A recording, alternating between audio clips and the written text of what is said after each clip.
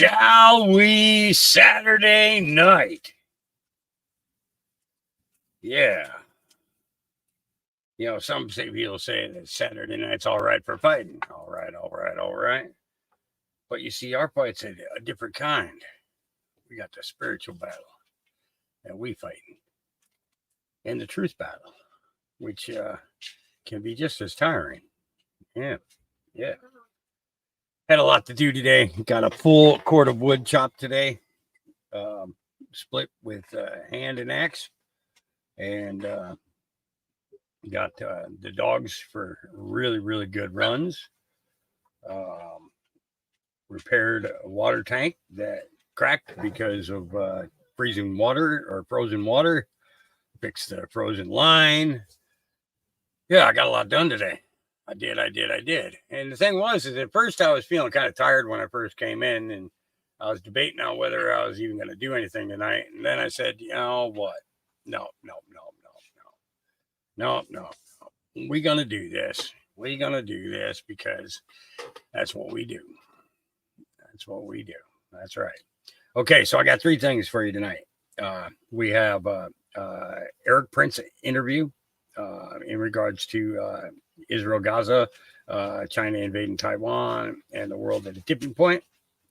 And then I got Demons Are Being Unleashed, the new Nathan Reynolds interview. All right.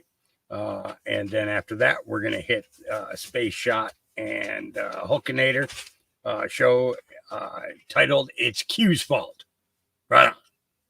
We got somebody to blame, right? We got to have somebody to blame. You know what I'm saying? All right. So let's go ahead and say hi to everybody. We'll just go right from the top here. Give me a second. Mikey B was first one in tonight. He gave me a yo, and I gave him a yo-yo. All right. You know what I'm saying?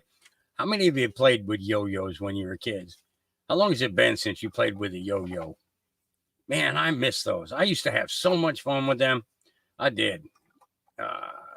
All the tricks and the Jacob's ladder and the swing and all that stuff. Oh, yeah.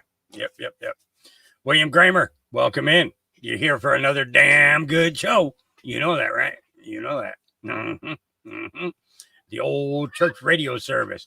I love that name. That's just like, that's just fire. That's just fire. You know what I'm saying? Miss Mendersu, always great to see you in the chat. Always.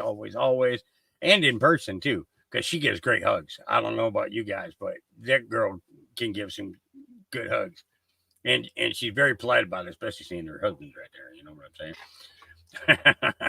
All right. Sharon, welcome. I see. I want to say that name, Steinspring. I hope I got that right. Possibly I did. Maybe not. I don't know. Angel Rose, welcome. Nikki, always great to see you. Miss Bullfrog, always. Ellen, hello. Tammy. Good to see you.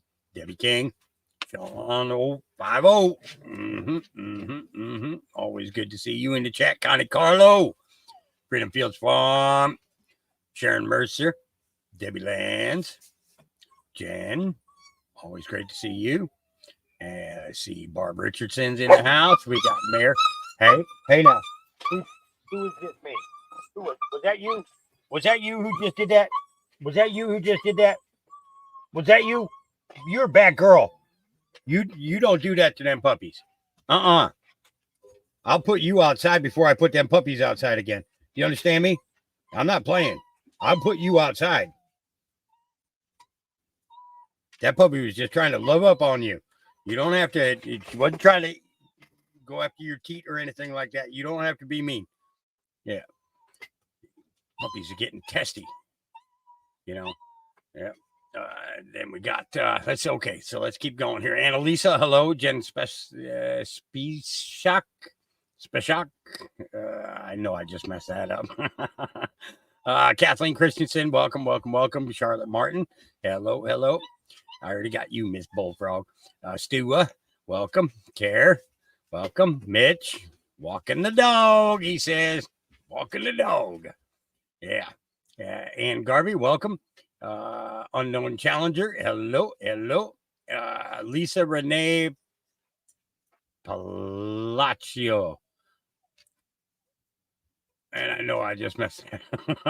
Awaken, Trillium, hello.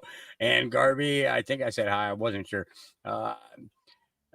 Mini Birds, welcome. Black Watch, good evening, young man. Welcome. Susie Snedhead. All right. Well, that's all I see in chat right now. I know there's probably a bunch more, but I don't know how to change the chat on this to pull up all of the stuff on there. So I just kind of go with what I Nancy, hello. Mama Doobie. Welcome. Speaking of doobies. Kube, check on your baby. Make sure she's all right. Because your sister just did. Yeah. Okay. All right. Vicky Sorrells, hello. Divas, hello. All right. Lucy Bird, hello. Well, we got some new names tonight. Yeah. Okay, so we're going to go ahead and get this fired up. We're going to start off with this. It's an hour-long interview. X22 Dave did an interview with Eric Prince this morning. Okay. And then earlier this evening, Nathan Reynolds got together with Sean from SDT. And that is, I think, part 6 of this series of interviews.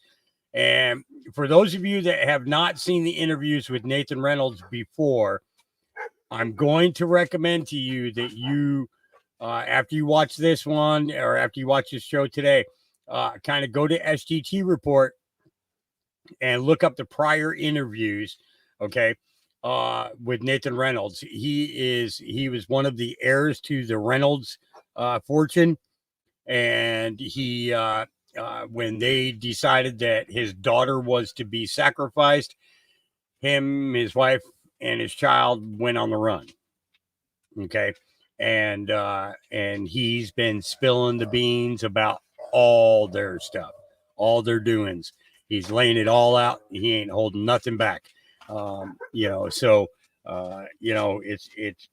it's great when you get people who are from inside that circle that have gave themselves to Christ, that are willing to share that information so that people can learn about these people and what they've been doing and why they've been doing what they're doing and what they think that they're going to get away with, you know how it goes. Yep. So let's go ahead and get this thing fired up, get it started. First one up. Oh, dang it. I got to do a present first. Present screen. Hurry up. Because it's going to be.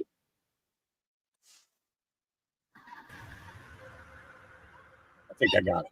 Let's talk about being prepared. Let me know you guys got audio. Believes they could survive for 2 weeks alone in the wilderness, but a new study reveals most couldn't even spark a fire. The survey of 2,000 Americans show many are confident in their ability to survive in the wild. However, only 17% felt very confident in their ability to start a fire with just flint. That's why tens of thousands rely on the Fire Pit Mini to start fires outdoors. The Fire Pit Mini stove grants anybody the ability to start fires, boil water, and cook food from virtually anywhere with only kindling or leaves as fuel. You could spend hours spinning sticks together or wasting your matches trying to start a fire to stay warm and cook meals. But the Fire Pit Mini stove is engineered to give you a reliable, effective, and simple way to start a robust fire with little smoke in any condition without the hassle. The Fire Pit Mini stove is the most effective choice for camping, hunting, traveling, road trips, power outages, emergency, and more. It could be the critical difference between life or death in a crisis. Give the gift of warmth this holiday season by simply placing your order now to get 25% off, along with many other free bonuses like access to the Preppers Peak exclusive newsletter, free express shipping, and last but not least, 100% lifetime guarantee replacement. Hurry now before they sell out by going to firepitmini.com. That's firepitmini.com. Use promo code Black Friday or just click the link in the description.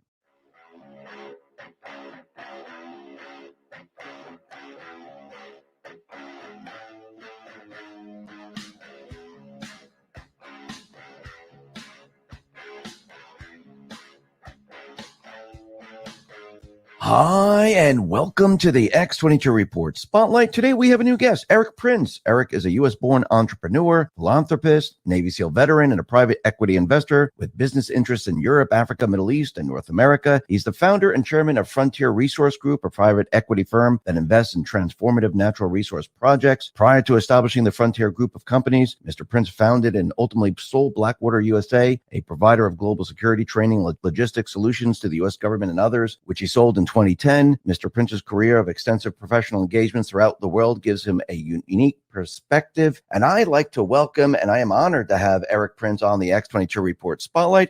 Eric, welcome to the Spotlight.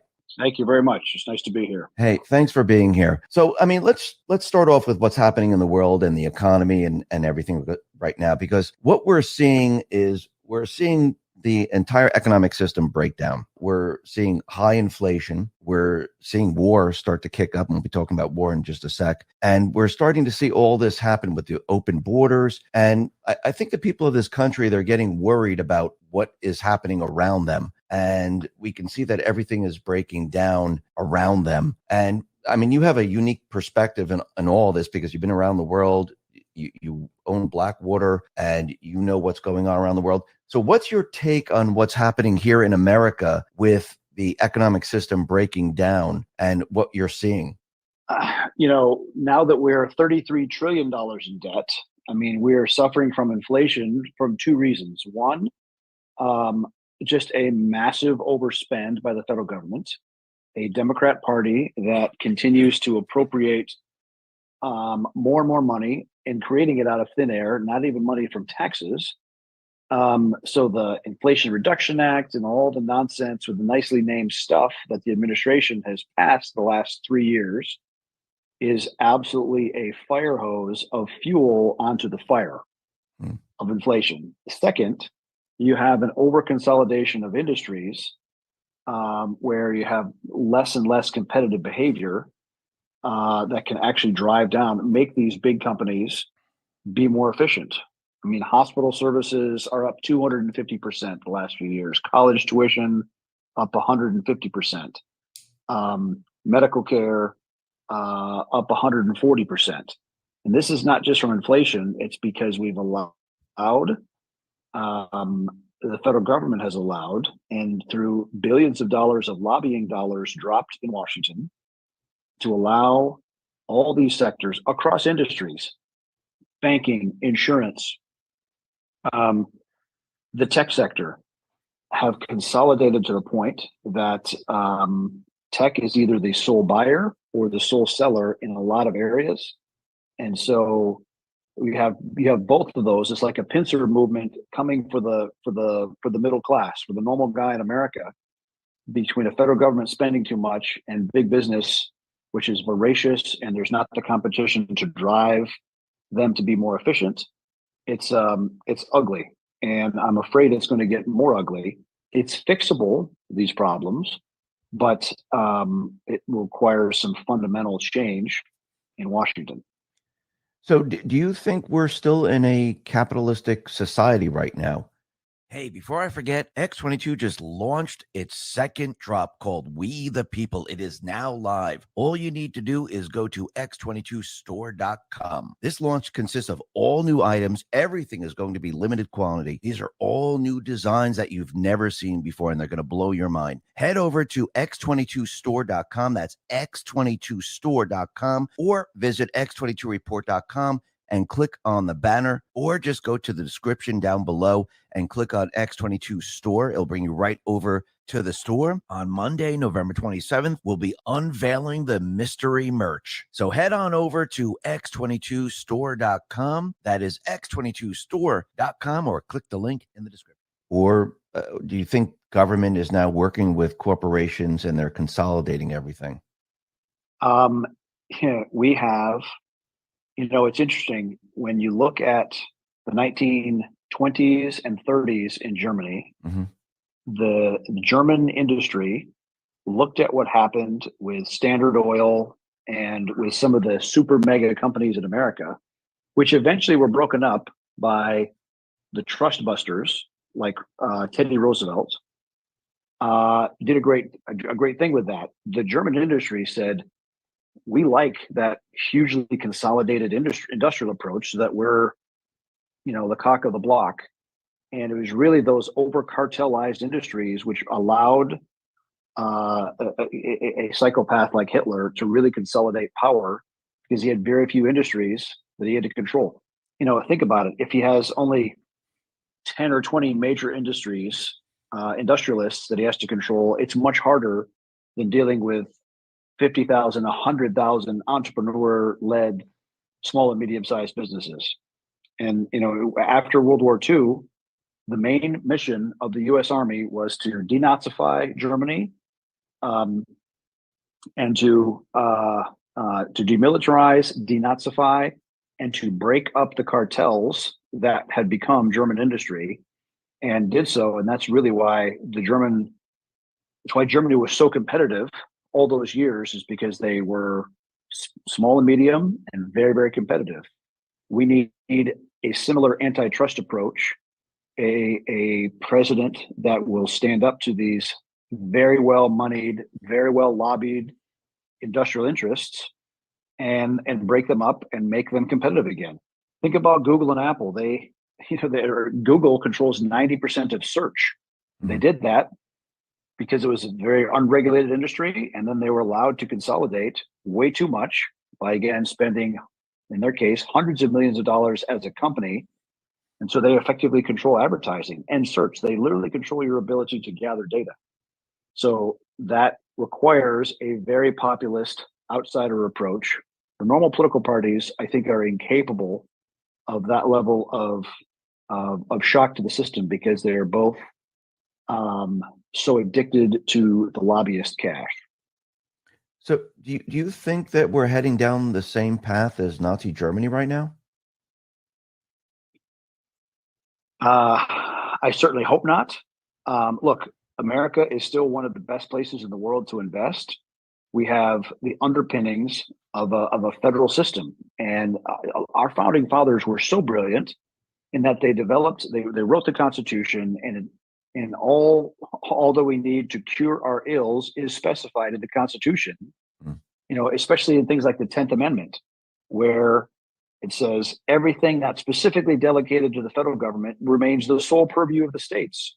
So we need state governors to flex up and to say, no, federal government, we're not listening to you on this mandate and all this craziness, because the federal government puts out I think it's 78 or 82,000 pages average per year of new rules just written by the federal bureaucracy. I would say the real constitutional crisis we have is we're supposed to have three branches of government: executive, legislative, judicial. But the fact is we have a fourth branch that is unelected, unaccountable, and that is the federal bureaucracy in Washington. And so the states need to pare that down in an orderly manner if possible. But the more states band together and impair the federal government from doing stupid things, we need that. Look, the root of our problem is that the federal government has this ability to print unlimited amounts of money because the dollar is the world's reserve currency. Mm-hmm. Because we had such an amazing economy for so long with almost no competition, it made the dollar the de facto currency of choice. Now, it's allowed Washington to just do almost an infinite amount of stupid things because they have so much extra money they can throw it. That's why you have all these massive wealth transfer programs in all these entitlements, which creates all kinds of addictions. Look at what we've done. Look at what the federal government has done to the Indian tribes, creating lots of dependency. You took what were a proud, hardworking, capable people, and you've ruined them with substance abuse and welfare dependency. You could say the same thing about the Black population in America, that even despite overcoming slavery and segregation and Jim Crow laws and all the rest, as a group, they were advancing and making more money and had family structure and Black-owned businesses were doing well. When the federal government got involved and effectively replaced Black men as husbands and fathers, man, it's the same, the same terrible results. And so now, you have a huge amount of black population that is born out of wedlock without a family structure, and that's, statistics don't lie. It is really difficult for black kids born in that situation to get ahead in life, and especially when they're stuck in really, really bad government-run schools that are unaccountable, unelected. Well, sorry, the school boards are elected, but the unions aren't. Right. And the Klan could not have come up with a better way to keep certain people down than just the horrifically run government programs that seem to plague these certain segments of society. Yeah, and now that you see crime running rampant in all these cities, it's just the whole thing is a complete and utter disaster right now. And I think a lot of people are watching this, and I think a lot of people are shocked by what they're seeing, because what I've noticed, like if you go back to World War I, World War II, or Rome, it seems like we're at that point where the entire system that's controlled by the central bank, because they're the ones who create the currency. It seems like we're at that point where the system, from the debt load and from everything that they set up, is collapsing. And it always seems like the next step is some type of war to cover all of this up. I don't know if you see that happening, or, you see us heading in that direction. Look, our opponents, well, I see all kinds of, Britain in the 19th century, in the 1800s, really after the defeat of Napoleon, 1815, for the next 100 years, Britain ruled the high seas, the British Navy, Right. and the British Empire.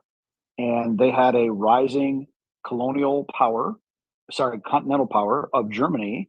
And eventually they clashed big time in World War One. The Battle of Jutland, the British Navy got spanked quite badly. And that was really the inflection point. That's when the British Empire really started to collapse. I worry that a naval altercation, China versus U.S., would have the same effect. It pierces that veneer of invincibility that the U.S. has, and it would lead to a catastrophic collapse of the dollar as well. Look, China doesn't want a war. Maybe some other generals do, but as a society, they're not built for it and they're not ready for it. The United States certainly is not ready for a major war.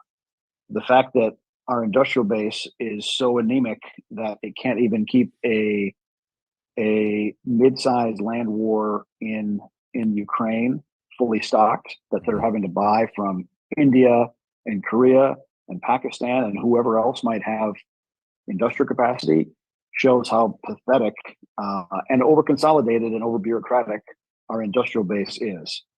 So, look, all of the problems, the hotspots we're seeing develop around the world is a direct result of incompetence and weakness shown by the U.S. And it really started with the collapse and the lack of solving the Afghan debacle. And I tried to give Trump a different way to do it, a way to keep the lights on it would have cost 5% of what the U.S. was spending. And he circled back with me 3 years towards the end of his administration. He said, "Eric, you're right. I should have listened to you on Afghanistan." I said, "Mr. President, there's still time." But I don't think he ever really controlled his national security apparatus. Biden certainly doesn't control his. The bureaucracy does. And the debacle that was Afghanistan, and our opponents don't fear us, and they smell blood in the water, which is why things like this Gaza attack happened, like the Houthis literally grabbing commercial vessels, going up the Red Sea. You'll see lots of adventurism. You see Venezuela, single largest concentration of hydrocarbons in the world, even more than Saudi Arabia. And they've, if you've been paying attention to Guyana, their neighbor to the east, an ex-British colony, they've just made Exxon, Chevron have enormous oil discoveries there worth tens of billions of dollars. And conveniently, Venezuela just dusted off a 130-year-old land dispute with Venezuela claiming, oh, by the way, that's our land. You want to take half the coastline of Guyana, which coincidentally is where all the hydrocarbons are. Venezuela is having a referendum internally about what they should do about it early December. So expect something to kick off there as well. So you're just going to see compounding chaos caused by a lack of effective response anywhere by the US. When you see all the coups and the debacle in sub-Saharan Africa, Mali, Niger, Burkina Faso, soon to be Chad, all of those came from the French and mostly the US not doing any kind of effective counterterrorism response for the last 15 years. If we're going to have all this money and all this capability, then someone needs to be held responsible for putting out these fires and not just managing them. And it's pathetic, and it is reminiscent of the Roman Empire collapsing at the periphery. This illusion of Pax Americana. The small and medium nations in the world are extremely concerned by the lack of leadership, the collapse of leadership in the United States, because they're the ones that have to live with the consequences, literally where the rubber meets the road. And so it's going to be a worse year. 2024 is going to be a very, very difficult, dangerous time. So for your investment-minded audience, prepare for things we haven't seen in 100 years. So in terms of weird shortages or bank runs or other problems. I mean, we think about the Chinese government funds, coordinates, organizes the export and smuggling of tons and tons of fentanyl to be imported into the United States and to be laced with pot or other illegal drugs, but now blended in fatal doses. And it killed 109,000 Americans last year, literally 33 times what we lost on September 11. And they're just getting away with it. And when the Secretary of State was in China, he said, well, yeah, this fentanyl problem, it's really just Chinese stuff getting sent to the wrong locations. That's what he said. So a collapse of deterrence is exceedingly dangerous for American liberty. So let me just go to Israel and Gaza for a sec. It looks like they're having a ceasefire right now, trading hostages. Do you think it's the end?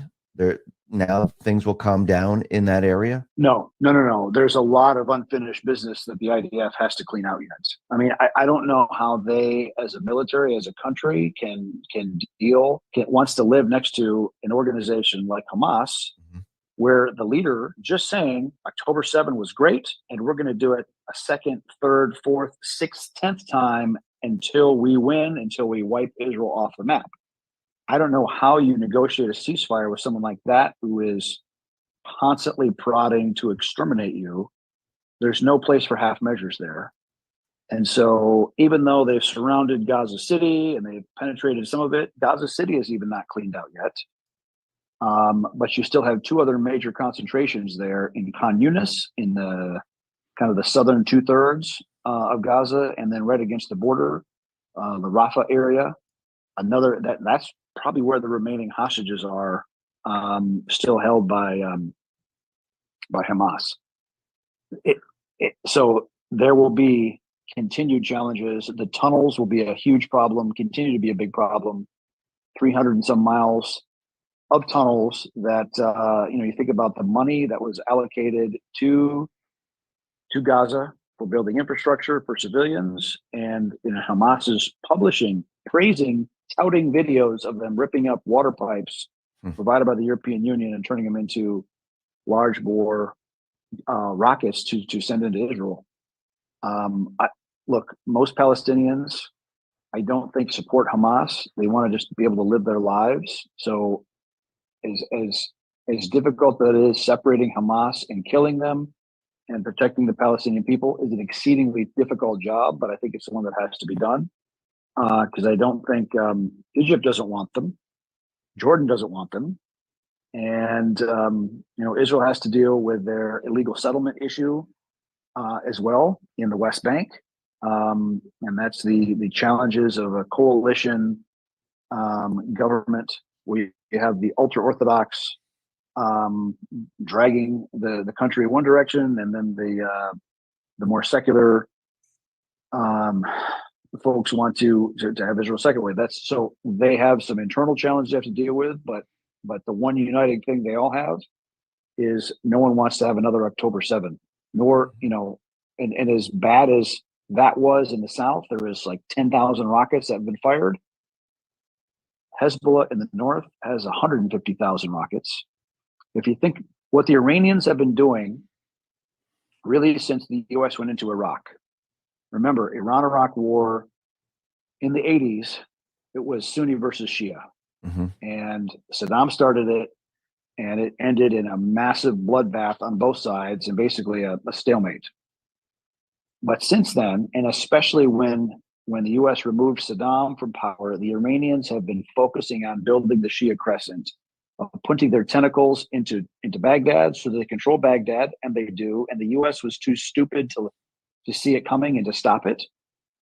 I remember in my old days running Blackwater in 2004, the head of the Iraqi intelligence service came to see me with his agency handler.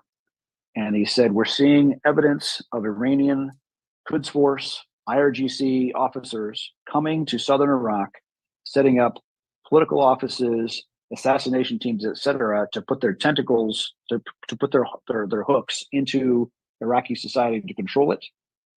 And we want to stop it. And so we priced up a program for them to help with that. The agency, CIA, was going to fund it. And it was all blocked by Condi Rice, the national security advisor for Bush, saying, oh, Iran is not our enemy. We have to respect the political process, all the rest.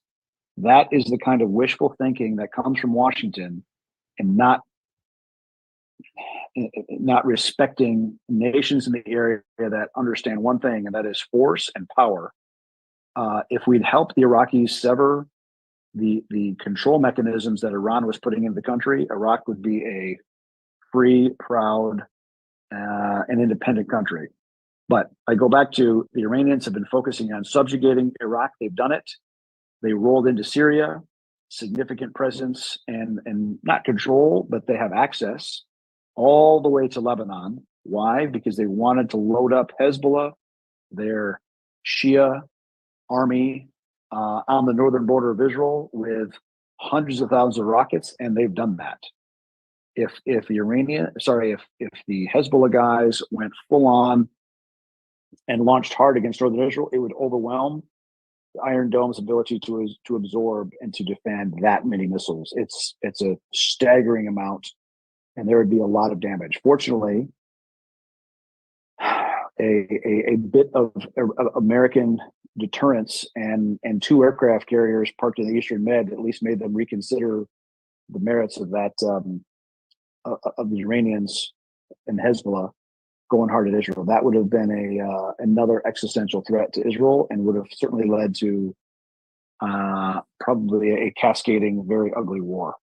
Do you think Iran is behind Hamas? Let's talk about being prepared. Shockingly, the average person believes they could survive for 2 weeks alone in the wilderness, but a new study reveals most couldn't even spark a fire. The survey of 2,000 Americans show many are confident in their ability to survive in the wild. However, only 17% felt very confident in their ability to start a fire with just flint. That's why tens of thousands rely on the Fire Pit Mini to start fires outdoors. The Fire Pit Mini stove grants anybody the ability to start fires, boil water, and cook food from virtually anywhere with only kindling or leaves as fuel. You could spend hours spinning sticks together or wasting your matches trying to start a fire to stay warm and cook meals. But the Fire Pit Mini Stove is engineered to give you a reliable, effective, and simple way to start a robust fire with little smoke in any condition without the hassle. The Fire Pit Mini Stove is the most effective choice for camping, hunting, traveling, road trips, power outages, emergency, and more. It could be the critical difference between life or death in a crisis. Give the gift of warmth this holiday season by simply placing your order now to get 25% off, along with many other free bonuses like access to the Prepper's Peak exclusive newsletter, free express shipping, and last but not least, 100% lifetime guarantee replacement. Hurry now before they sell out by going to firepitmini.com. That's firepitmini.com. Use promo code Black Friday or just click the link in the description. Yes. They're funding Look, them? They have long term been a funder of them, even though Hamas is Sunni and very Muslim Brotherhood friendly. Right. So part of the funding comes from, oddly enough, the U.S. and the Europeans. Second big tranche from Iran, and especially the technical assistance, whether it's the drones that took out the border guard stations and the intel planning to help target the kibbutzes and especially the Israeli bases and border security bases in the south. So the technical assistance definitely came from Iran, but the other big chunk of money came from Qatar. And Qatar has a very different, much more Muslim Brotherhood friendly approach to policy. If you think about what Sinn Féin was to the IRA in Ireland, Sinn Féin was the fundraiser, politically acceptable thing to be part of and to fund, versus the IRA, which was the militant wing that was blowing up Herods and trying to kill the British Prime Minister. The Muslim Brotherhood is the Sinn Féin of Al Qaeda and ISIS. Okay, a very, very radical Salafi, hardcore Islamic terrorism organization, and Qatar has been behind a lot of those, a lot of that funding. They did it in Mozambique. They've done it in Somalia. They've done it. They were directly behind when Mubarak fell in Egypt in 2011. They funded Mohammed Morsi, the Muslim Brotherhood, get to take power in Egypt, and so that Qatari money, funded by all those gas sales into Asia, has a very nefarious effect on the Middle East and Africa. And the other big problem is that Qatari money sprinkled around Europe. There's just been a bunch of members of European Parliament discovered with a lot of cash from the Qataris, illegally paid to them. A lot of Qatari money sprinkled around London, hiring former politicians, journalists, owning a lot of real estate. And there's a lot of Qatari money sprinkled around Washington and the United States. Qatar is the single largest external funder of universities in the United States. So when you see an explosion of Hamas demonstrations in America supporting Hamas, that is directly ties back to Qatari money. I think Cornell is their biggest recipient. They've received almost $2 billion from the Qataris. Does this, I mean, any of it, does it go back to Obama when he was in office? Because he gave pallets of cash to Iran, and it looks like he was, he was, I guess, calling the shots of where the military should bomb ISIS, and ISIS, exploded in Syria. So, I mean, look, I would say the degradation of American credibility and authority started with the Obama administration. Significantly, whether a very half-assed way of them dealing with ISIS to in a lot of cases, I think the Arab Spring, remember that started in 2011. We had a lot of people on the streets going after Arab dictators. Right. The fact is, I think the Arab Spring actually started in Iran in 2009. But there you had millions of people in the streets, students, environmentalists, labor unions, civil society people, women that didn't want to wear, veils and to be able to, wear skirts and drink beer and listen to rock and roll. They came out big time to protest against their regime, and not anything, crickets from Washington, crickets from the Obama administration, not we support Iranian freedom, we support the right to free speech, we support women's rights in Iran. Nothing, not a damn thing said by the Obama Washington crowd. And then 2011, when it kicks off first in Tunisia with a guy named Mohamed Bouazi, who was, these people were not protesting for the right to vote. They were just protesting literally to have some path to economic prosperity. Right. First Tunisia, and then Yemen and Syria, and a lot of these protests. And in many cases, the Obama administration was promoting it and supporting it, and they supported getting rid of Mubarak because they wanted the Muslim Brotherhood guy in place. So you have that happening there, and then of course in the Western Pacific Ocean, you have China. In my travels, I used to be on the board of a Hong Kong listed company on the listed stock exchange there. And in my travels in China, I actually met the guy that ran the Chinese state-owned enterprise that ended up building many of those islands. Okay, because what did China do? They every problem that's come at China in the last 150 years came by sea, from the Opium Wars in the 1840s. And then the U.S. came, and then the Europeans came at the end of the 1800s, and then the Imperial Japanese Army and Navy came by sea and ravaged China. So China has sought to build these rings of islands. They're basically claiming any kind of shoal waters or shallow area in the whole South China Sea as their own territory. Now, this is land right off of the Philippines, off of Malaysia, and off of Vietnam. Clearly, if you look at any map, it does not belong to China, but China bullied in. Mm. And so I met the guy from the company that built these islands, and he said, we never had any plan or even our strategic wish list to build islands out there. But we found the Obama administration to be so vapid, such an empty shell, that we tried it. And then there was no response. And we did it again and again and again and again. And so during the Obama administration, they built thousands of acres of now what they consider sovereign Chinese territories. And they said, oh no, first it's just going to be for weather collection and communications and search and rescue. Bullshit. They're fully gunned up bases with missiles, with aircraft, with port facilities, et cetera, mini bases all over the South China Sea, which threatens our trading partners, and it threatens the freedom of navigation across the whole region. And again, it came because of a continued weakness from Washington. And so that the so-called foreign policy experts that have been in any kind of responsibility from 2000 until now, holy shit, man. If that's the best that Harvard and Yale and Princeton are giving us, then let's go back to community colleges and hire people from there, because this is just not the answer. Do you think the next move for China is to go into Taiwan? It is a very stated goal of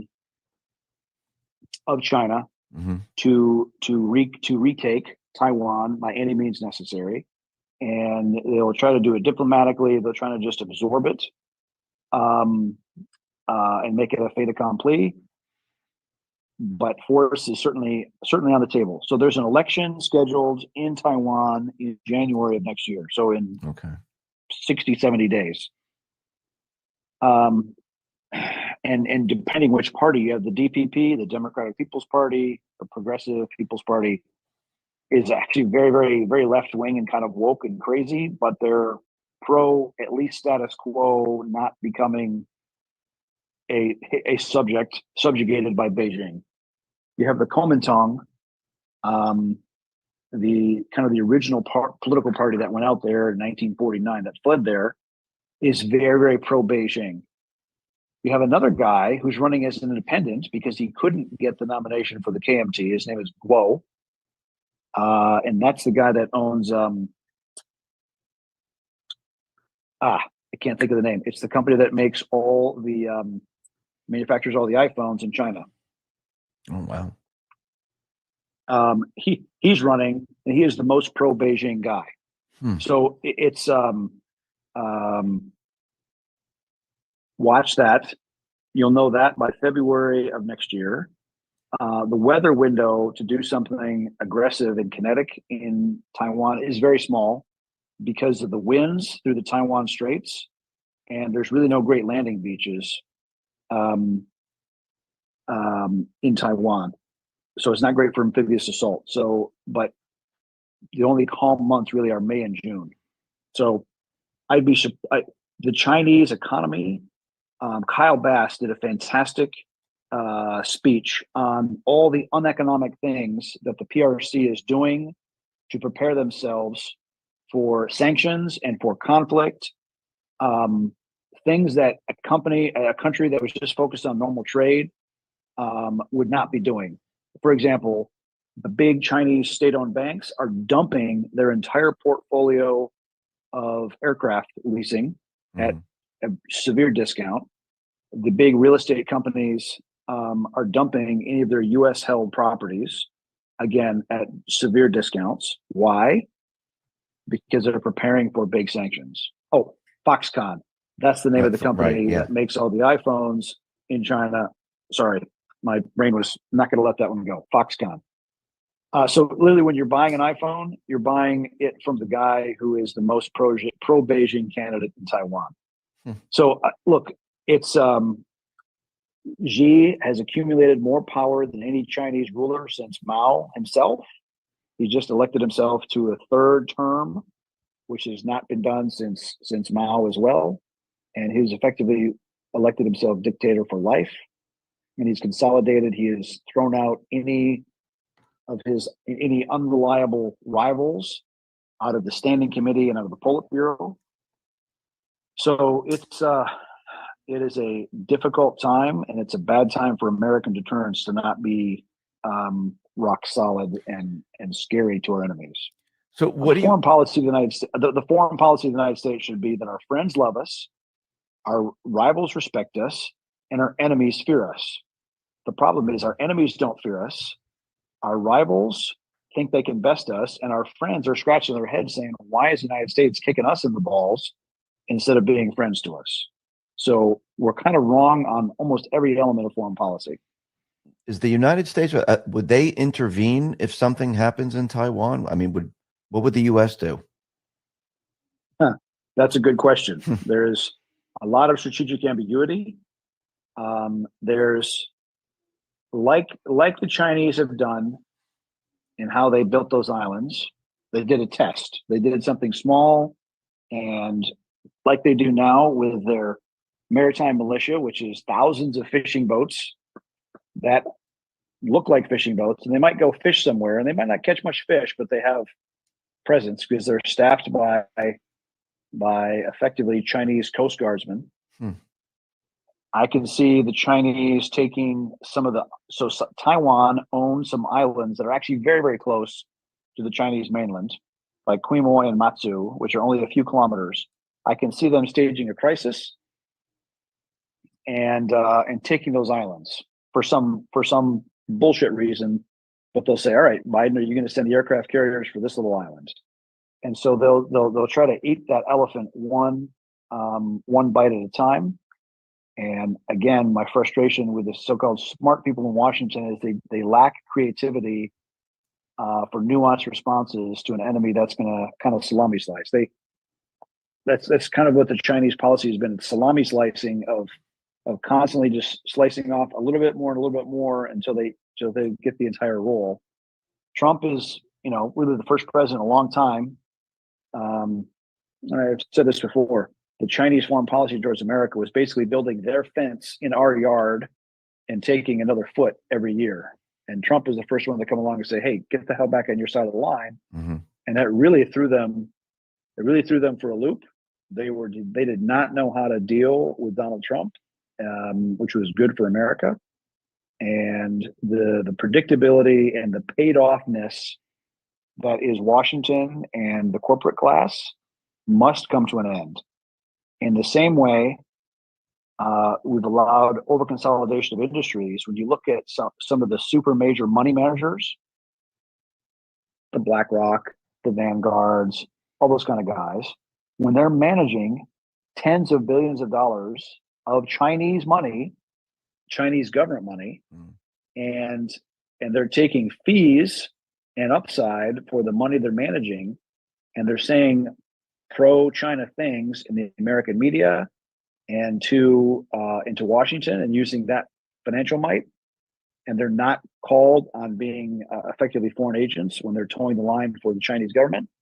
That is a big problem, and it also needs to be addressed by the next administration. So, look, I believe in America. I believe in the Constitution. I believe America's best days can be ahead of us. But we do have to trim some of these really bad habits that we've gotten into the last 30-some years, because there's no guarantee that American independence lasts for another 10, 20, or 250 years. I mean, we're coming up on 250 years as a republic.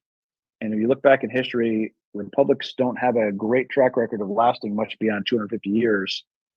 Let's square our shit away so that we leave something better to our kids, and not the disaster that we seem to be teetering towards now. I agree with that. Let me ask you this: Are you worried about the open borders? I mean, if we look at what's happening out in Israel, and we just talked about Taiwan, since we have these open borders and that they're really not vetting anyone, and we have all these people coming into this country. Of course not.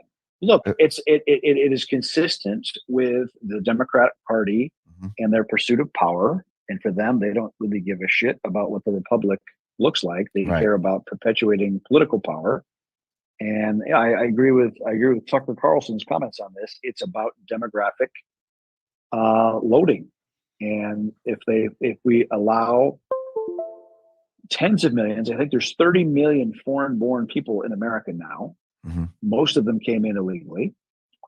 My view on immigration policy is we should have a high fence but a wide gate. Okay, a high gate, a high fence, meaning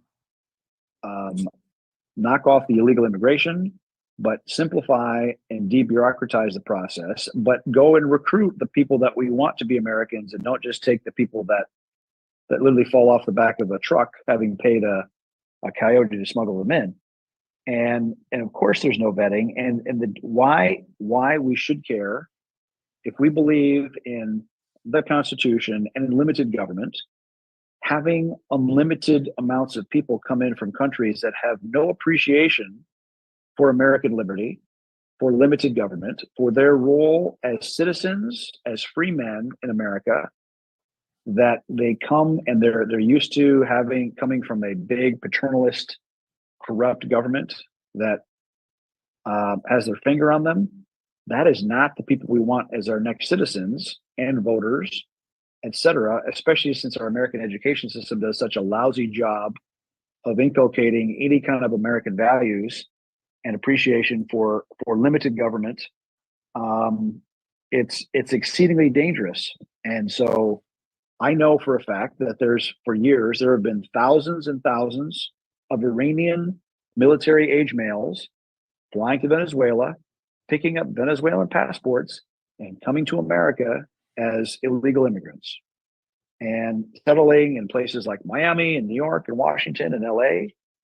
If we got to a shooting war with Iran, trust me, those sleeper cells would be activated, causing significant carnage inside of America, like 4,000 Hamas guys did in Gaza. That is not something we want to encounter having to deal with or imagine having to deal with.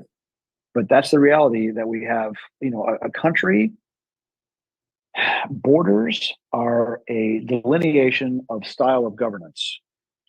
And we should, in America, have a definable border, because we believe in limited government, the rights of citizens, private property, etc., versus Mexico, which has really become almost a narco state. It's not controlled by, significantly influenced by big cartels, big multinational criminal syndicates, and all the problems that they bring. If we don't defend and recognize a delineation of that, then that's what we're inevitably going to become. And so it will be solved at the ballot box, or unfortunately, it's going to be solved by a cartridge box. but nature hates a vacuum, and something's going to fill it. Yeah, well, it seems like they want to bring us into that area where people can't speak freely. You can't own a weapon. They can arrest you for any reason, keep you in prison. It seems like we're heading down that path. I mean, just look at the censorship today. We've come to find out with Twitter, because of the Twitter files, that the government was working with Twitter to actually censor many, many people. And this has expanded, and there's just censorship all over the place. I mean, it started off with gun control, where they were just trying to get the weapons away. And then it morphed into, free speech, that you can't say certain things, you can't counter their narrative. And I think the American people, I think they're starting to see this, and they're starting to realize that, wow, this is getting a lot worse than we could ever imagine. And the lengths that these individuals are going to, like the Biden administration and all the people that are working with him, and many governors and mayors, actually, they're really violating our constitutional rights every single step of the way. I mean, you go back in time, we know that the government is spying on us through phones, spying on us with other devices. They want to put a kill switch in your car now to shut it down, anytime they want. Of course, they're saying, if they're in a high-speed chase, but we know what it's really going to be used for. I think we're starting to see this right now. I think we're at this tipping point of which way do we go? Are the people going to wake up and, stop this? Because just like you said, republics only last for like 250 years. Where I believe we're at this tipping point where people have to make a decision. Do you want to keep the country, or do you want these people to run over us? And we're going to live in a socialist, communist type of country. I could not agree more. This is a unique place on the planet. We stand on the shoulders of giants. When you look at how brilliant the founding fathers were to write a document anticipating all the stupidity that moneyed interests and cartels, corporate cartels, or political cartels would try to push on the country, we have to pare down and make sure that the Bill of Rights still exists and is respected. When so I from the Blackwater days and the abuse that came when the federal government and the Democrat Party basically sent every bit of the federal government after me and after Blackwater, when the IRS, the longtime senior IRS agent had to literally come to my farm with my accountant as part of yet another audit. And the guy said, "Man, I've been at this for 25 years. And I've never been under so much pressure to get someone as to get Eric Prince." And that's a microcosm of the kind of nonsense the federal government threw at me and the whole company.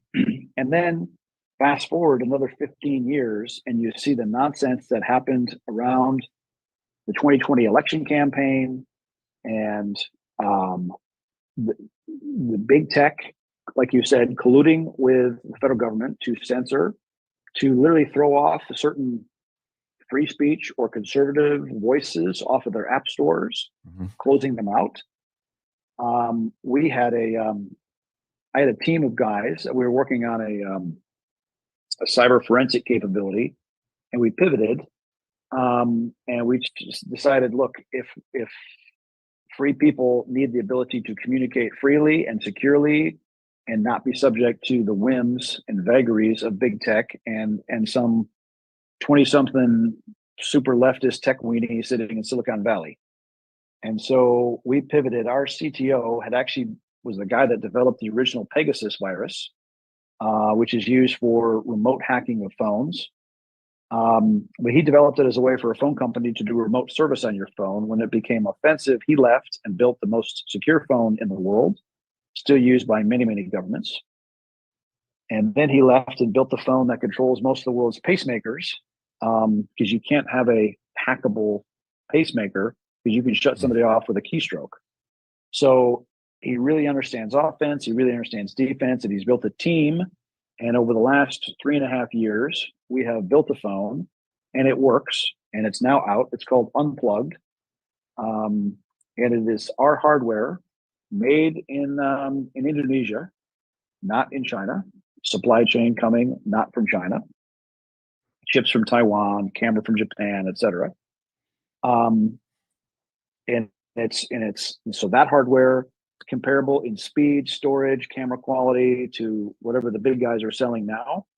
But our operating system does not have an advertising ID, and it is incapable of, its purpose is to block the harvesting of your data that is routinely done now through an iPhone or a Google mobile services operating on an Android. So when you sign on to one of those phones and you scroll through the user agreement that nobody reads, Right. they say, yeah, basically we're collecting your data and we're selling it. And so those phone makers, they know where you go, what you buy, who you call, what you browse.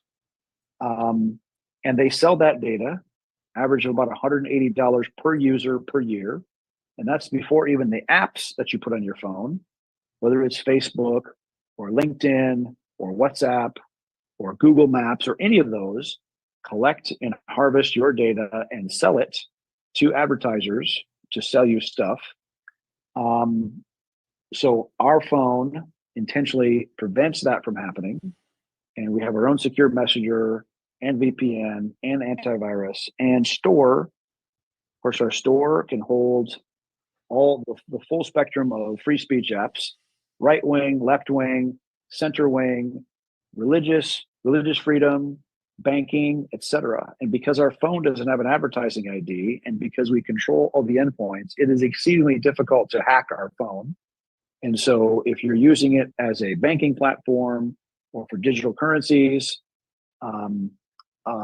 or for communicating with your friend group or your alumni or whatever, and you just want to know that your circle of communications is tight and secure, Unplugged is the kind of phone that you need.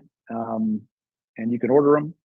And we got 9,000 more coming in late January, and we're ramping it up. Look, we're taking on two of the biggest companies in the world, but we have a team and we've done it. We have a completely independent phone. It'll run on T-Mobile, AT&T, and we actually have just developed a partnership with a global roaming chip that'll work in 150 companies, 150 countries, and you can even buy that SIM anonymously or with crypto.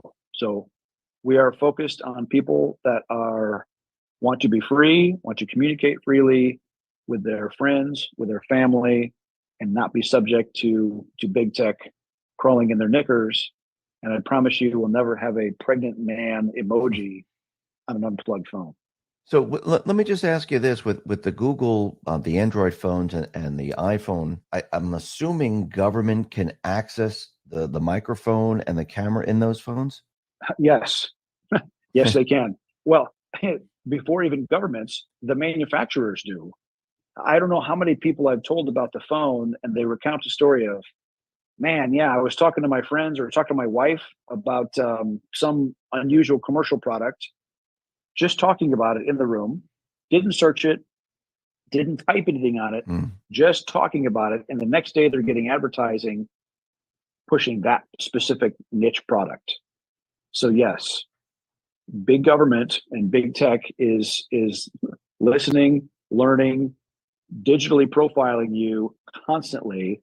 Our unplugged phone is the first phone of its in the world with its own firewall, with hard on-off switches that you can say microphone off, Wi-Fi is off, touch to pay, hard blocks for ad trackers and malwares, etc. We even have an actual kill switch on our phone so that when you turn the phone off and you slide the switch over, it separates the battery from the electronics. If you switch off, so-called, your iPhone or your Android phone that has, or put it in airplane mode, it's not off. It's still listening. It's still pinging off towers, building a digital breadcrumb trail of everywhere you've gone and everyone you've interacted with. So our phone is designed to maximize your privacy. Our secure messenger even has its own dump switch that if you're under threat and someone says, unlock your phone, I'm going to look at those messages, you can enter an unlock code and it wipes all the messages off the phone, gone, unrecoverable. So we have built this phone for free people to communicate freely and to maximize their privacy, really focusing on the First Amendment and the Fourth Amendment.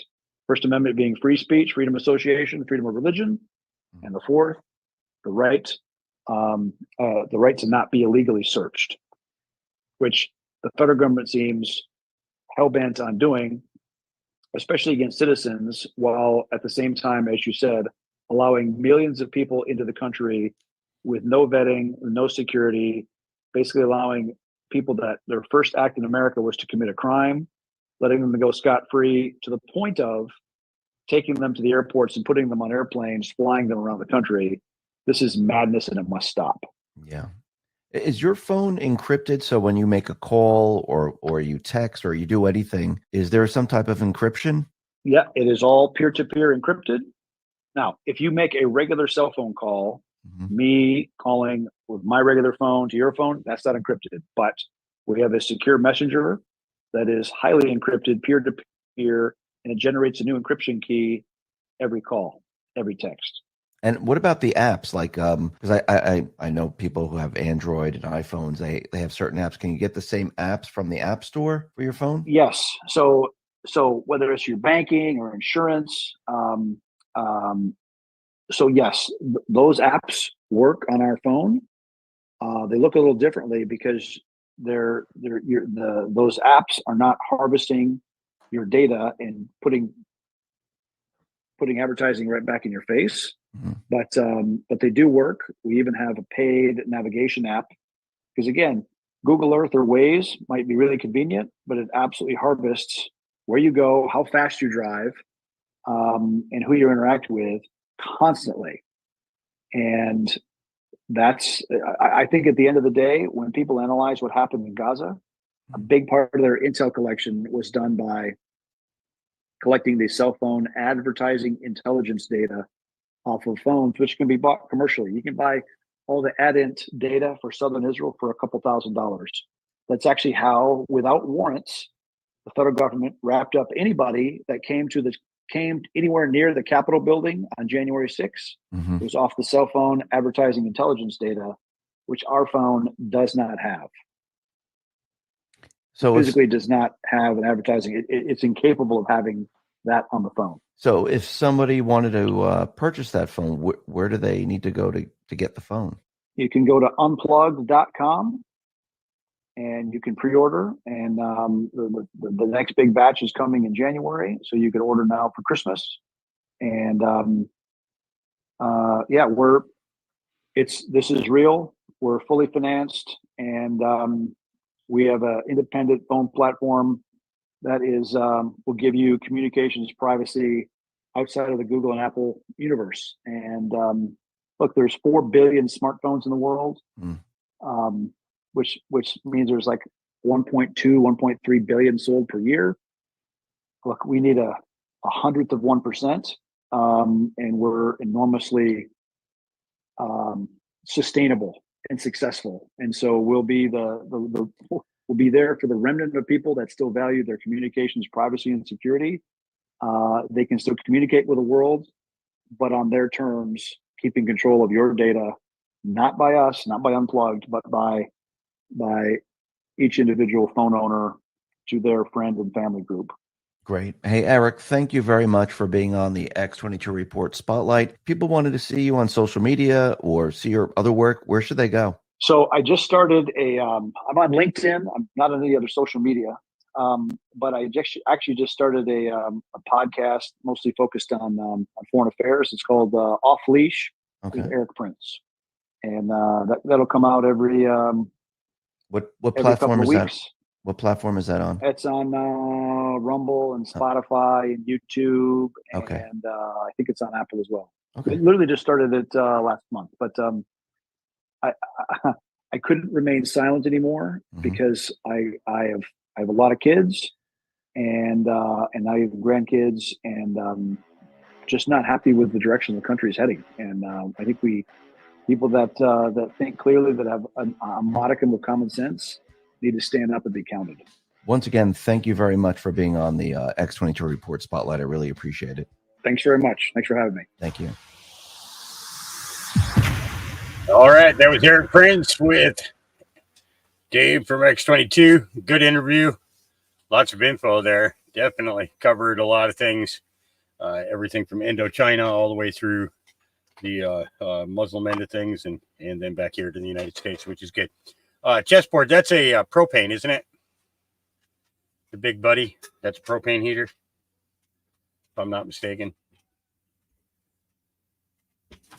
Yeah, I gotta.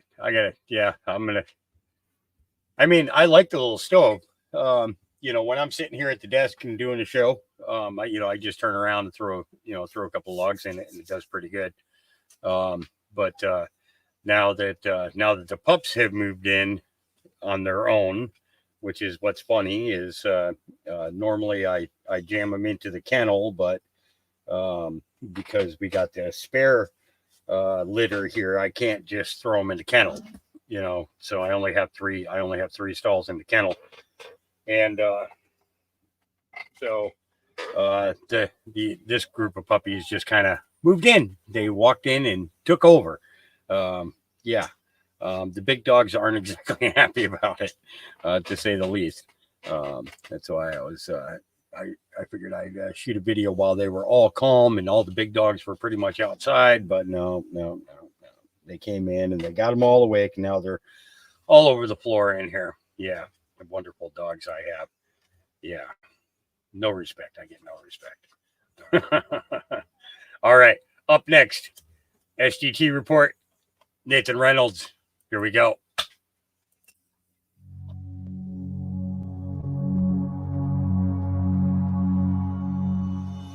And if they can divide us and compartmentalize us religiously so that we can get into these religious fervors and these religious wars again, what it's going to create, it's going to unleash massive bloodshed, y'all. And every time we have massive bloodshed, we have a greater unleashing of these spirits. And when that takes place, you guys, they are always hungry and never satisfied.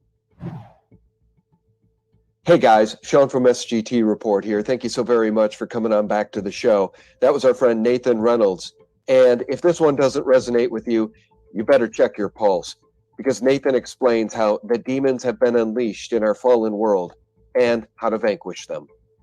Thanks so much for tuning in. Before we start, just a quick word about a sponsor. Are you turning healthy fruits into highly unhealthy fruits without even knowing it? Fruit can be one of the healthiest things you put in your body, but the majority of Americans are guilty of making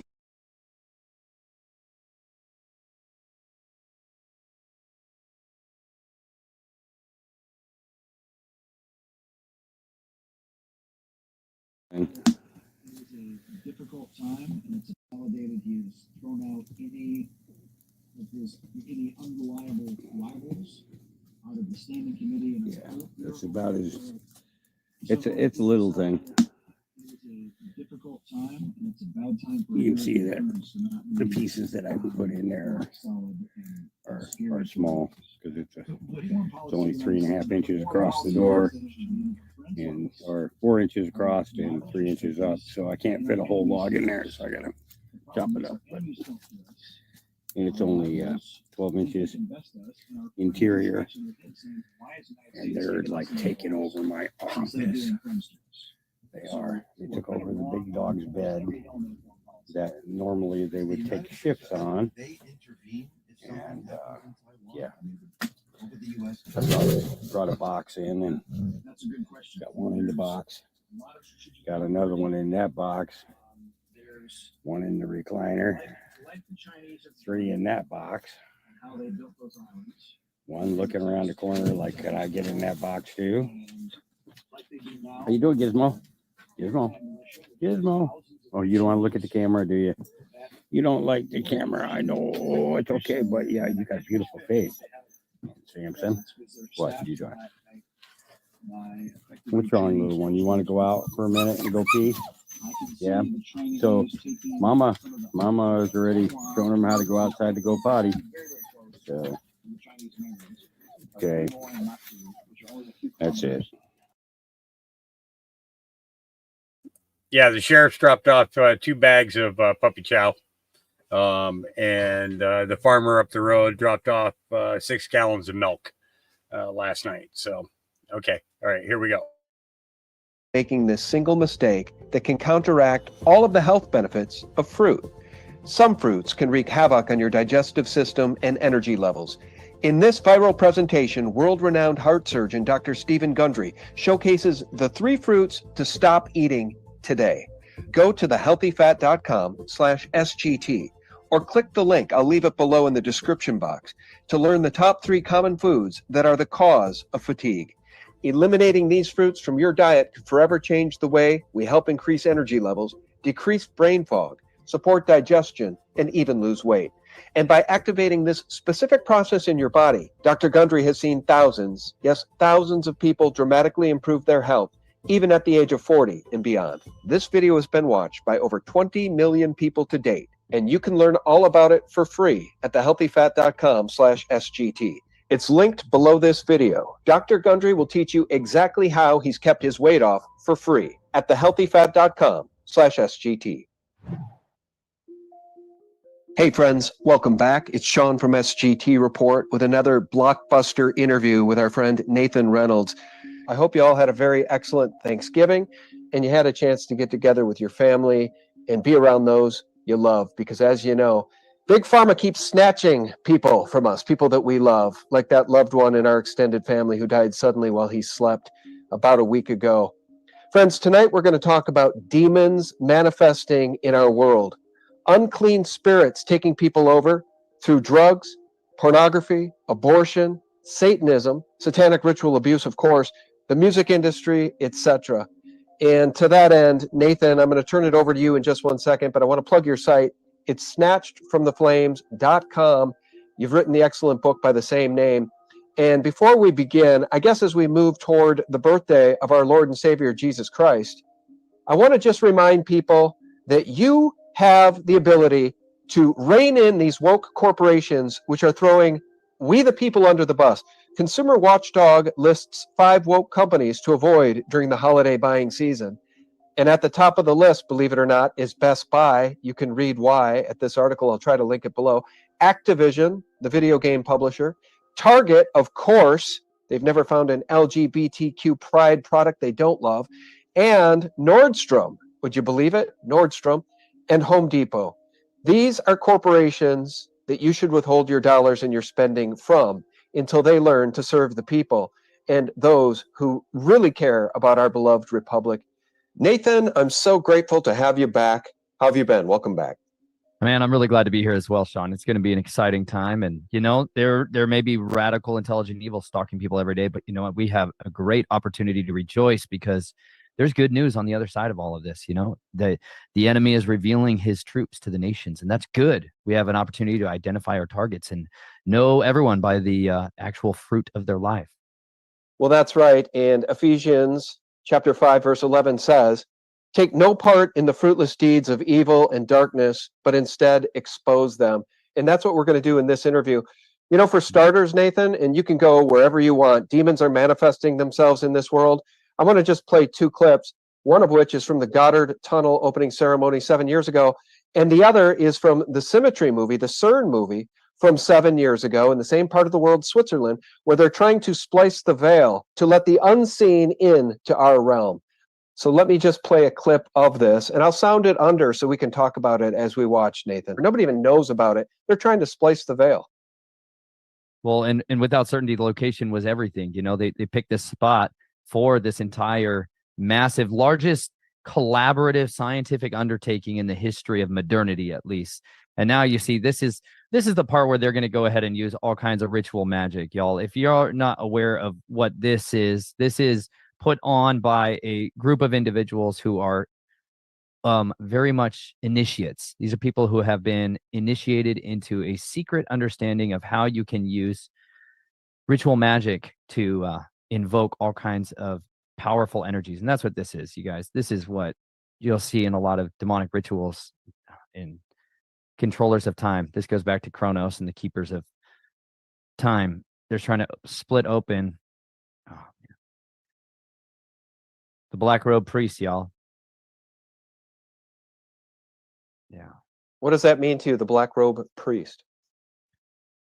But the Black Robe priests, y'all, have had from antiquity. These are the people who are brought into the temples in particularity to engage in occult workings, predominantly through the prostitution and the use of cult prostitutes. That's generally children, by the way. And nowadays, we have in modernity the militant arm of the Jesuits as the predominant form of the Black Robe priests in the Roman Catholic Church. But they are always the ones who are brought in to invoke a type of Enochian magic. Okay, Enochian magic is like, this is where people are looking at things like the Kabbalah tree of life and Babylonian magic. They're trying to bring about connection between realms. Okay, the whole entire purpose of so much of why people get involved in ritual magic is because they want to talk to spirits that have more power than they currently have. And so as you work your way into basic levels of witchcraft and divination, you're starting to try to learn how to use this phone book, a spiritual phone book, to connect between physical realms. Okay, I know there's often a misunderstanding about what magic is used for, but you're trying to manipulate time and space to be able to talk to beings that are not corporately present in our physical waking senses. But the way that you're doing that is you're performing recipes like that. Like when I say the word a ritual, they're following an instruction book, like a literal book of instructions on how to open a door to communicate with another realm, or to keep that door held open. And the most powerful and potent way that you can keep a doorway open is through bloodshed, is through like a permanent bloodshed on the earth opens a door that demands justice. It demands retribution. It demands vindication. It demands insight and particular oversight by spiritual powers. And so when you see these scientific gods gathering together under this religion of scientism that the nations have bound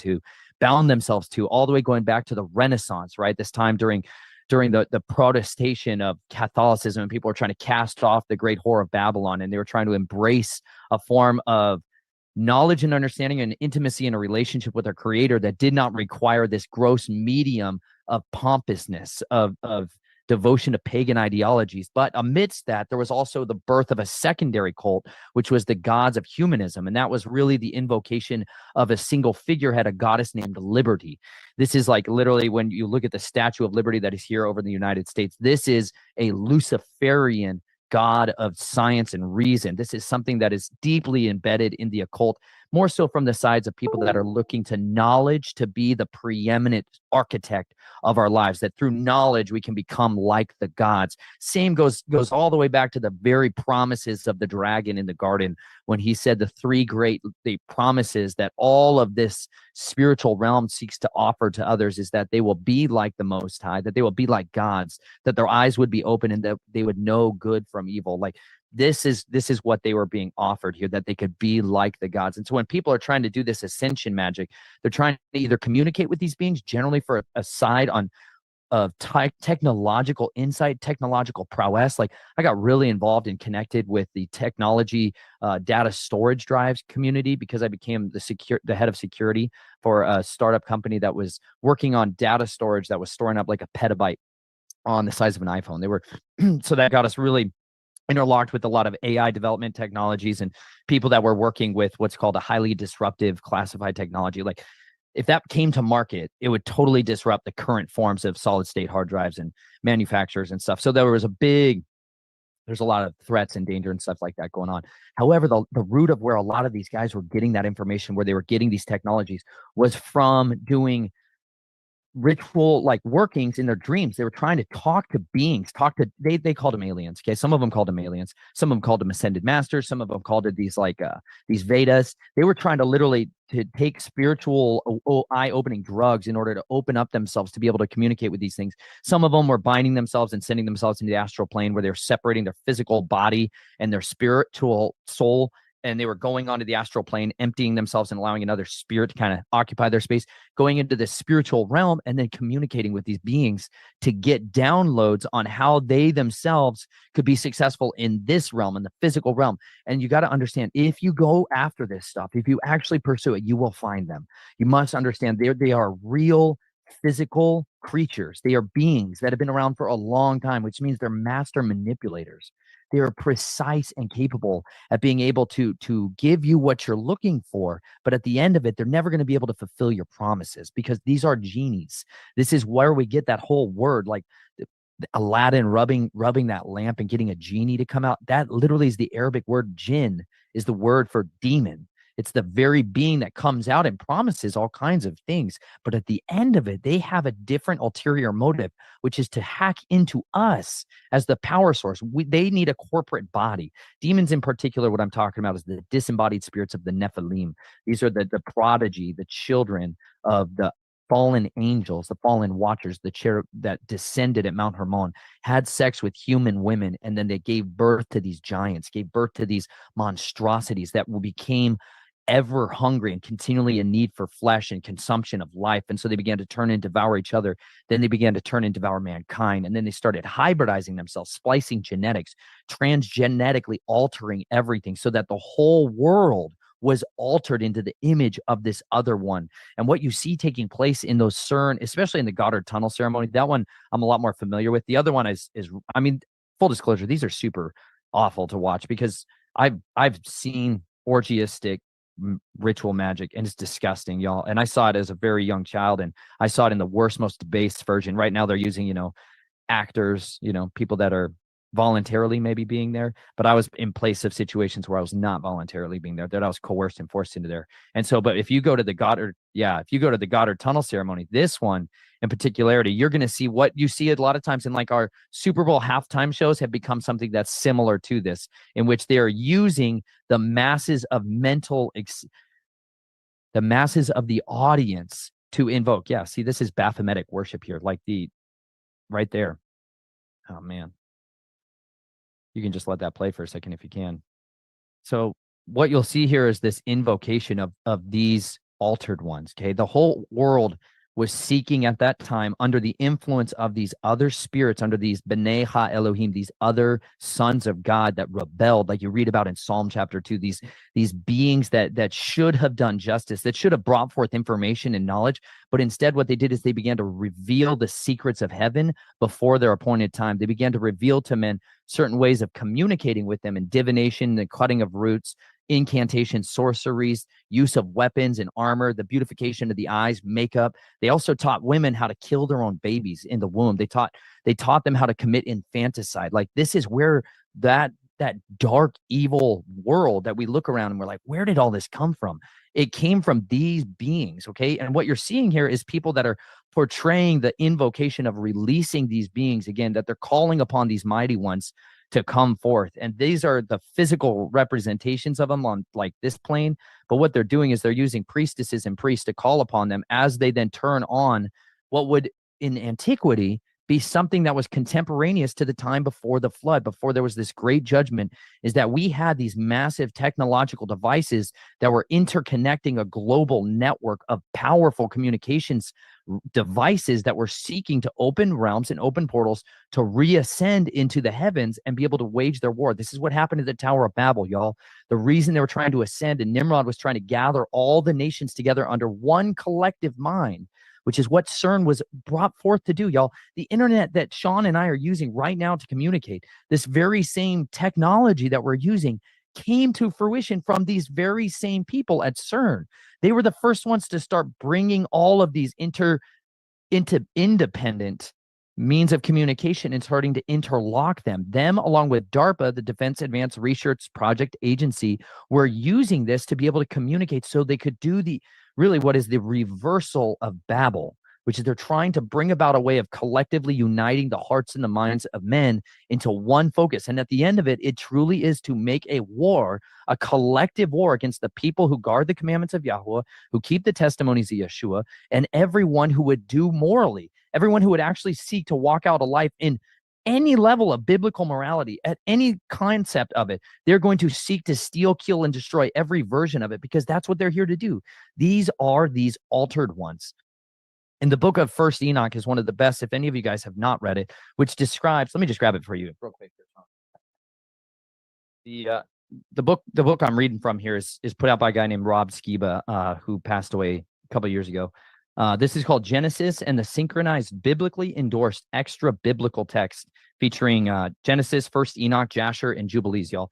There were some very important texts that used to be considered part of Scripture, and that, I mean, if you go back to the 1611 King James, A lot of these texts, y'all, were in our scriptures, and they used to be very, very valid tools that we could have. Like the old King James had over 80 books in it. And the reason they started stripping these books out is because predominantly there was two characteristics that were found in there. One was a zealousness for keeping the commandments above all else. The second was a willingness to understand the spiritual realms. How do angels, demons, watchers, how do these spirits interact with mankind? And then how is mankind supposed to respond to them? Like all that information was still in the scriptures back then. But if you don't read those things, like, you're not going to get a full understanding of what's going on in the days of Noah, unless you read the book of First Enoch, unless you read the book of Jubilees. As soon as you read them, suddenly that kind of sketchbook Cliff Notes version of what you read about in the Genesis account has all kinds of details in it that make the story be a lot more understandable. Also, they allow you the ability to contend against these beings with an actual tenacity, So let me just go over here to Yeah, while you're looking that up, let me ask you a question too. When you consider that ceremony we were just watching, the Goddard Tunnel opening ceremony, it was a celebration of this 35-mile-long tunnel, which reaches a maximum depth under the earth of 7,500 feet, more than a mile. Why do you think the ceremony, in this case for that tunnel, was so occult? And they flew in leaders from around the world to watch this occult, clearly satanic ceremony. They spent $6 million on the ceremony. What do you think is the significance of that kind of ceremony in that part of the world in front of that specific tunnel opening? Well, you're open. Well, first of all, when you're opening a portal like that, you're trying to bring about one demon. Okay, just for reference, it says the spirit of Legion went out of two men at the Gadarenes, and it possessed hundreds, or I believe thousands of pigs. Okay, the spiritual capacity of a man to be possessed is tremendous. Okay, so when you have high priests and high priestesses performing ritual magic like that, and they're opening up through technological and physiological and spiritual devices, they're bringing in an opening, an unleashing of these massive spiritual powers. And I'm not just talking about demons. I'm talking about principalities and powers and rulers and dominions and thrones, like cherubs and Ophanum. There's all these other spiritual classes of beings that can come through the veil during specific types of ceremonies.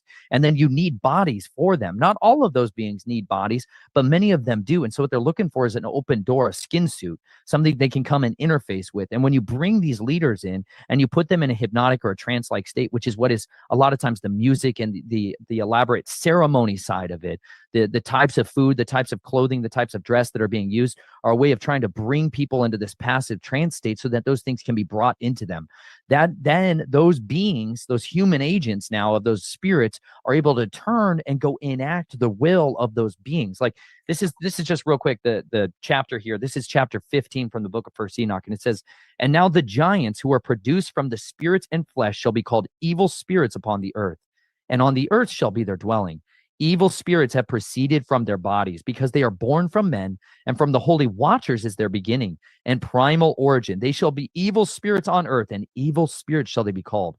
As for the spirits of heaven, in heaven shall be their dwelling place. But as for the spirits of earth, which were born upon the earth shall be their dwelling. And the spirits of the giants afflict, oppress, destroy, attack, do battle, and work destruction on earth, and cause trouble. They take no food, but nevertheless hunger and thirst, and cause offenses. And these spirits shall rise up against the children of men and against the women, because they have proceeded from them." This is literally why you see these unleashing, why there's times throughout human history where there was not this massive, radical, horrific unleashing of evil. But you know what? If you go ahead and study, like forensically study and examine history, if you go back into the 1800s, you will see, if you zoom in on that time period, there was this massive unleashing of all of the origin stories of like the eugenics movements. If you want to go back to the studies of like where the Spiritism, where did Theosophy come from? Where did Black Crowleyan magic come from? Where does so many of these things that led to World War I, that led to World War II, that led to these massive destructions, nuclear weapons, where did all of these things come from? If you go back into the 1800s, you're going to find that there was a lot of invocation of this unleashing of these watchers. That's the ones who were in the parents of these demons. They were bound up and imprisoned for 70 generations. Okay.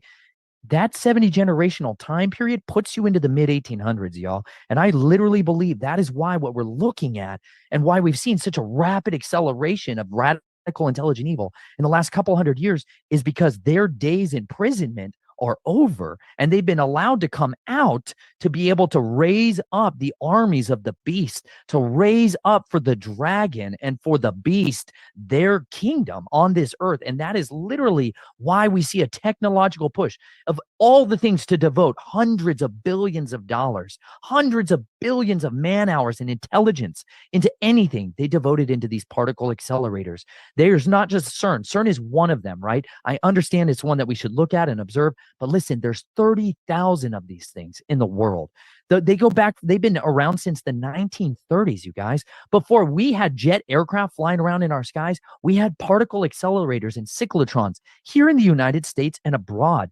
They have been opening these doors, and they're trying to bring out these demons, these spirits, to be able to imbue them with predominantly technological advancements so that they can contend against their adversaries. Because if you get people in a state of constant warfare where they need to fight for their lives, fight for their countries, they're willing to do whatever it takes to win. And if that means, like the cartel now, where we have hundreds of thousands of people who are being butchered and slaughtered ritually because the cartels are invoking the cult of the dead. They're doing satanic rituals to slaughter and cover up and conceal their activities from border patrol agents. Like, this isn't some kind of like out there, maybe it's going on. This is well documented evidence of what takes place when people kill somebody else in a ritual ceremony and send a demon to blind the eyes of a border patrol agent. They are able to traffic those drugs across the country.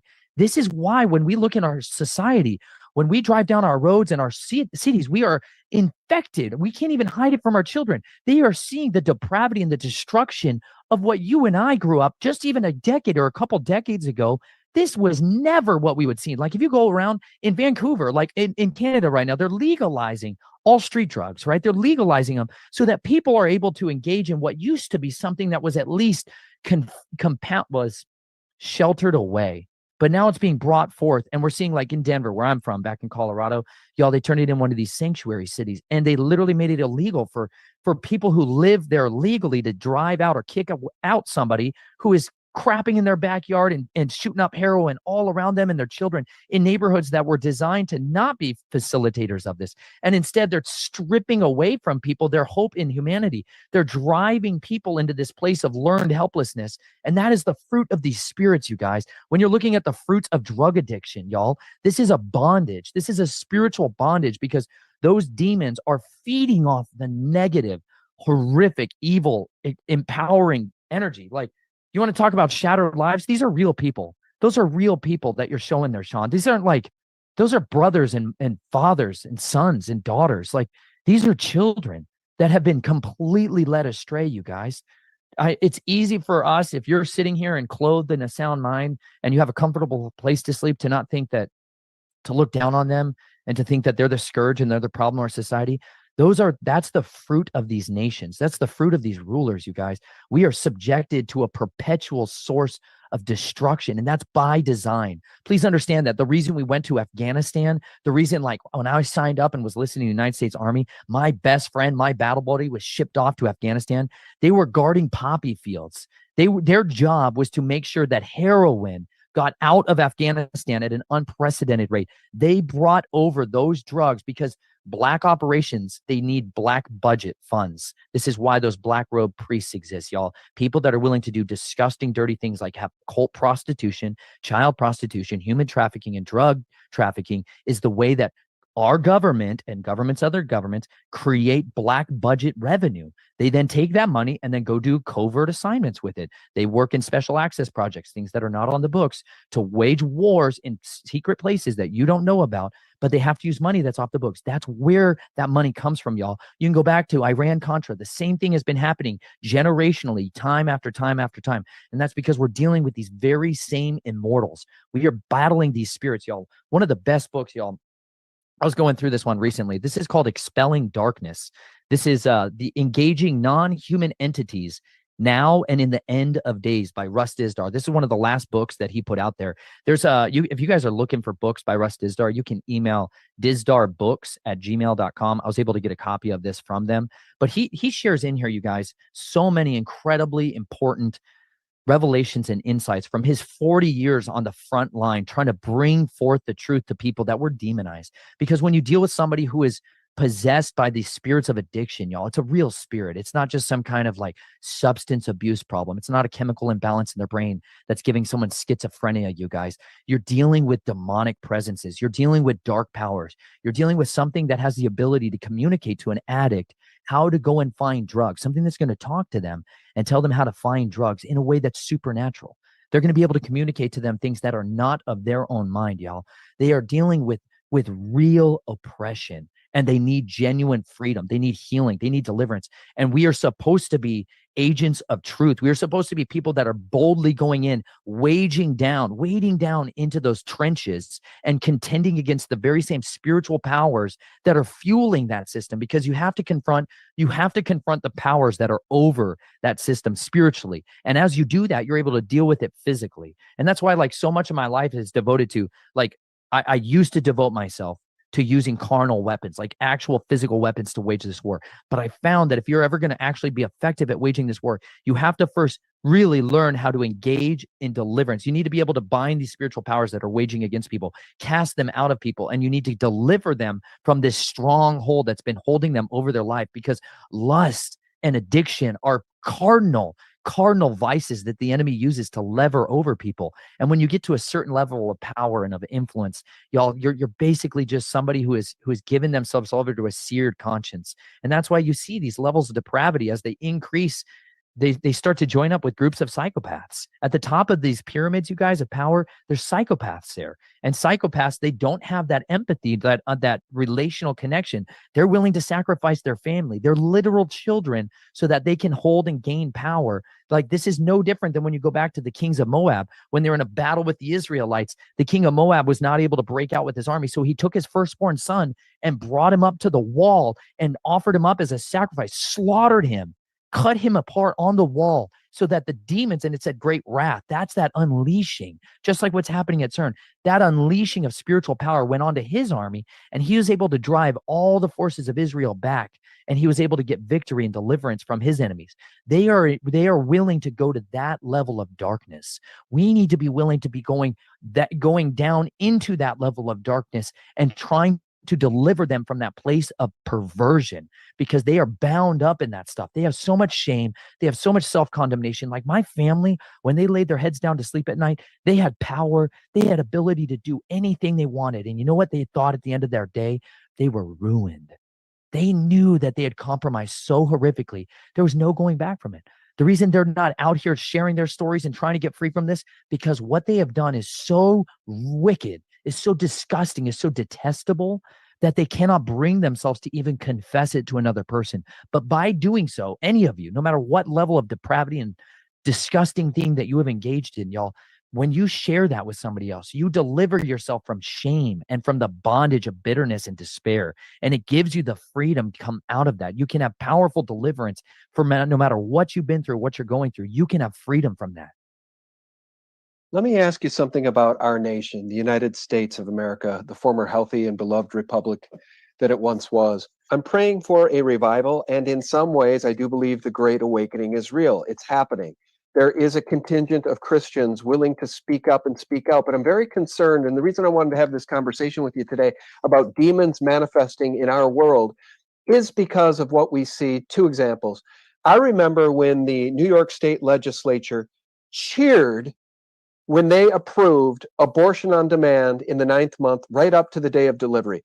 And I found it to be one of the most repulsive things I've ever seen.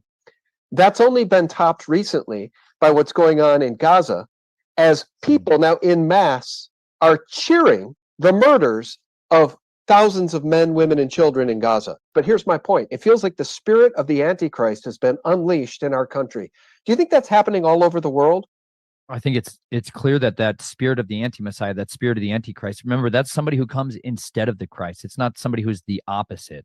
They're going to come in his place, y'all. And that spirit has gone forth to the nations very, very early on, but it has never before been unleashed to such a level. When you have so many people worldwide engaging in witchcraft, engaging in, like, now, even just recently, man, one of the, I can't remember, it's Cosmopolitan.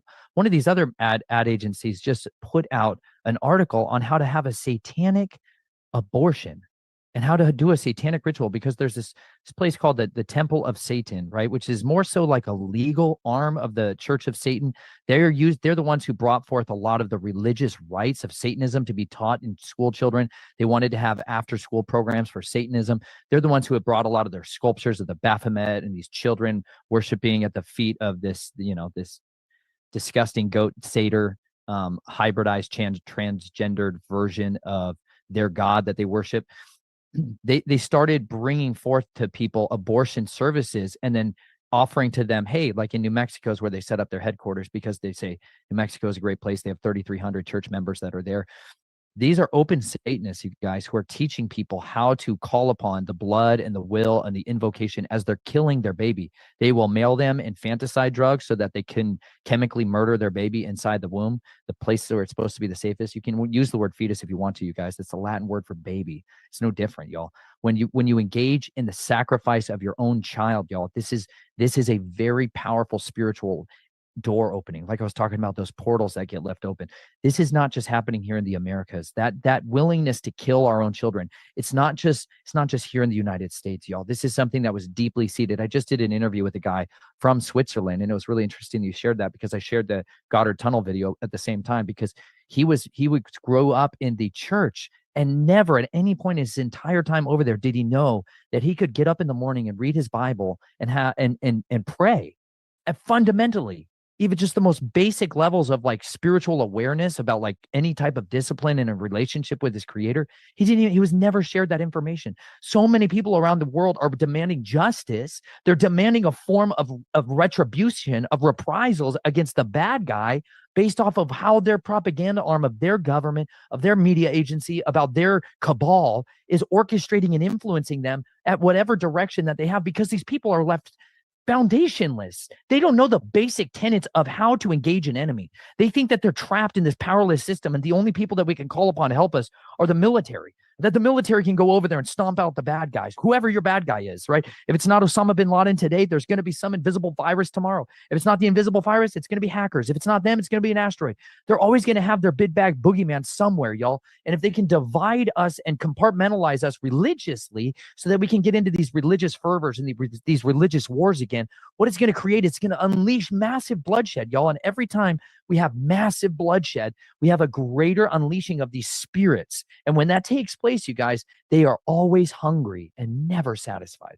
When women are going out and they're killing their own children in the womb, that spirit unleashing is never satisfied. It's always going to have more. And right now, it's the unveiling of the beast system. It really is. There is no way, Sean, you and I could have the same conversation 40 years ago. There is no way that we would have had access to the same information so that we could share this with people. Like I would share this with you right now if I can. Let me share this if I can. Let's see here.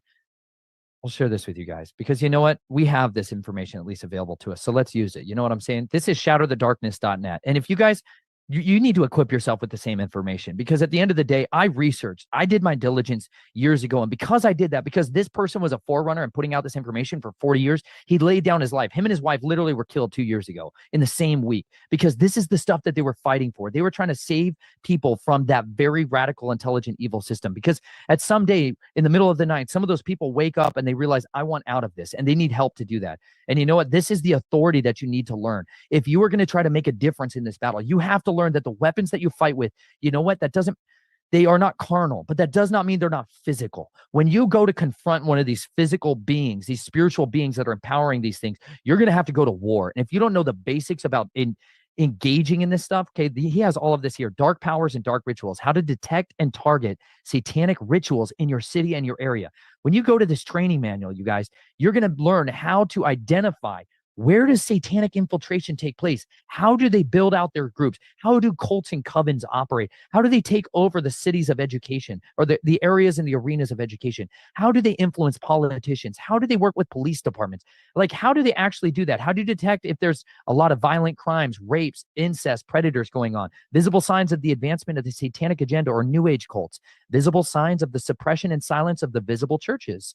growing numbers of people needing deliverance from possessions, an unusual sense of darkness or manifesting in the air.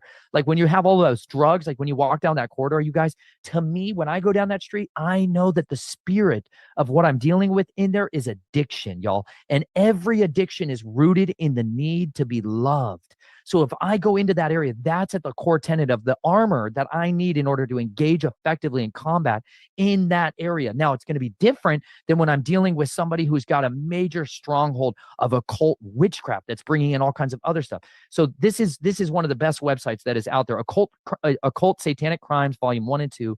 These are brilliant for any of you guys that are trying to go through this stuff. Freedom Encounters, for any of you that actually want to deal with how do I get equipped so that I can do the form of deliverance. We were called to raise the dead. We are called to heal the sick. We are called to cast out demons. These signs are supposed to accompany the children of Elohim when we are walking with true authority on this earth. This is supposed to manifest. Demons are going to show up, y'all. And that shouldn't scare you. That should empower you. That should embolden you that you're over the target. Okay. Freedom Encounters is really good for those of you that are called to more like counseling, that you're seeking to like help people in a long-term and devoted way. Theocentric Counseling, his 12-hour course on counseling and ministry, even for helping yourselves. But I encourage people all the time, listen, spend some time, listen to his, let's see, it's Satanism.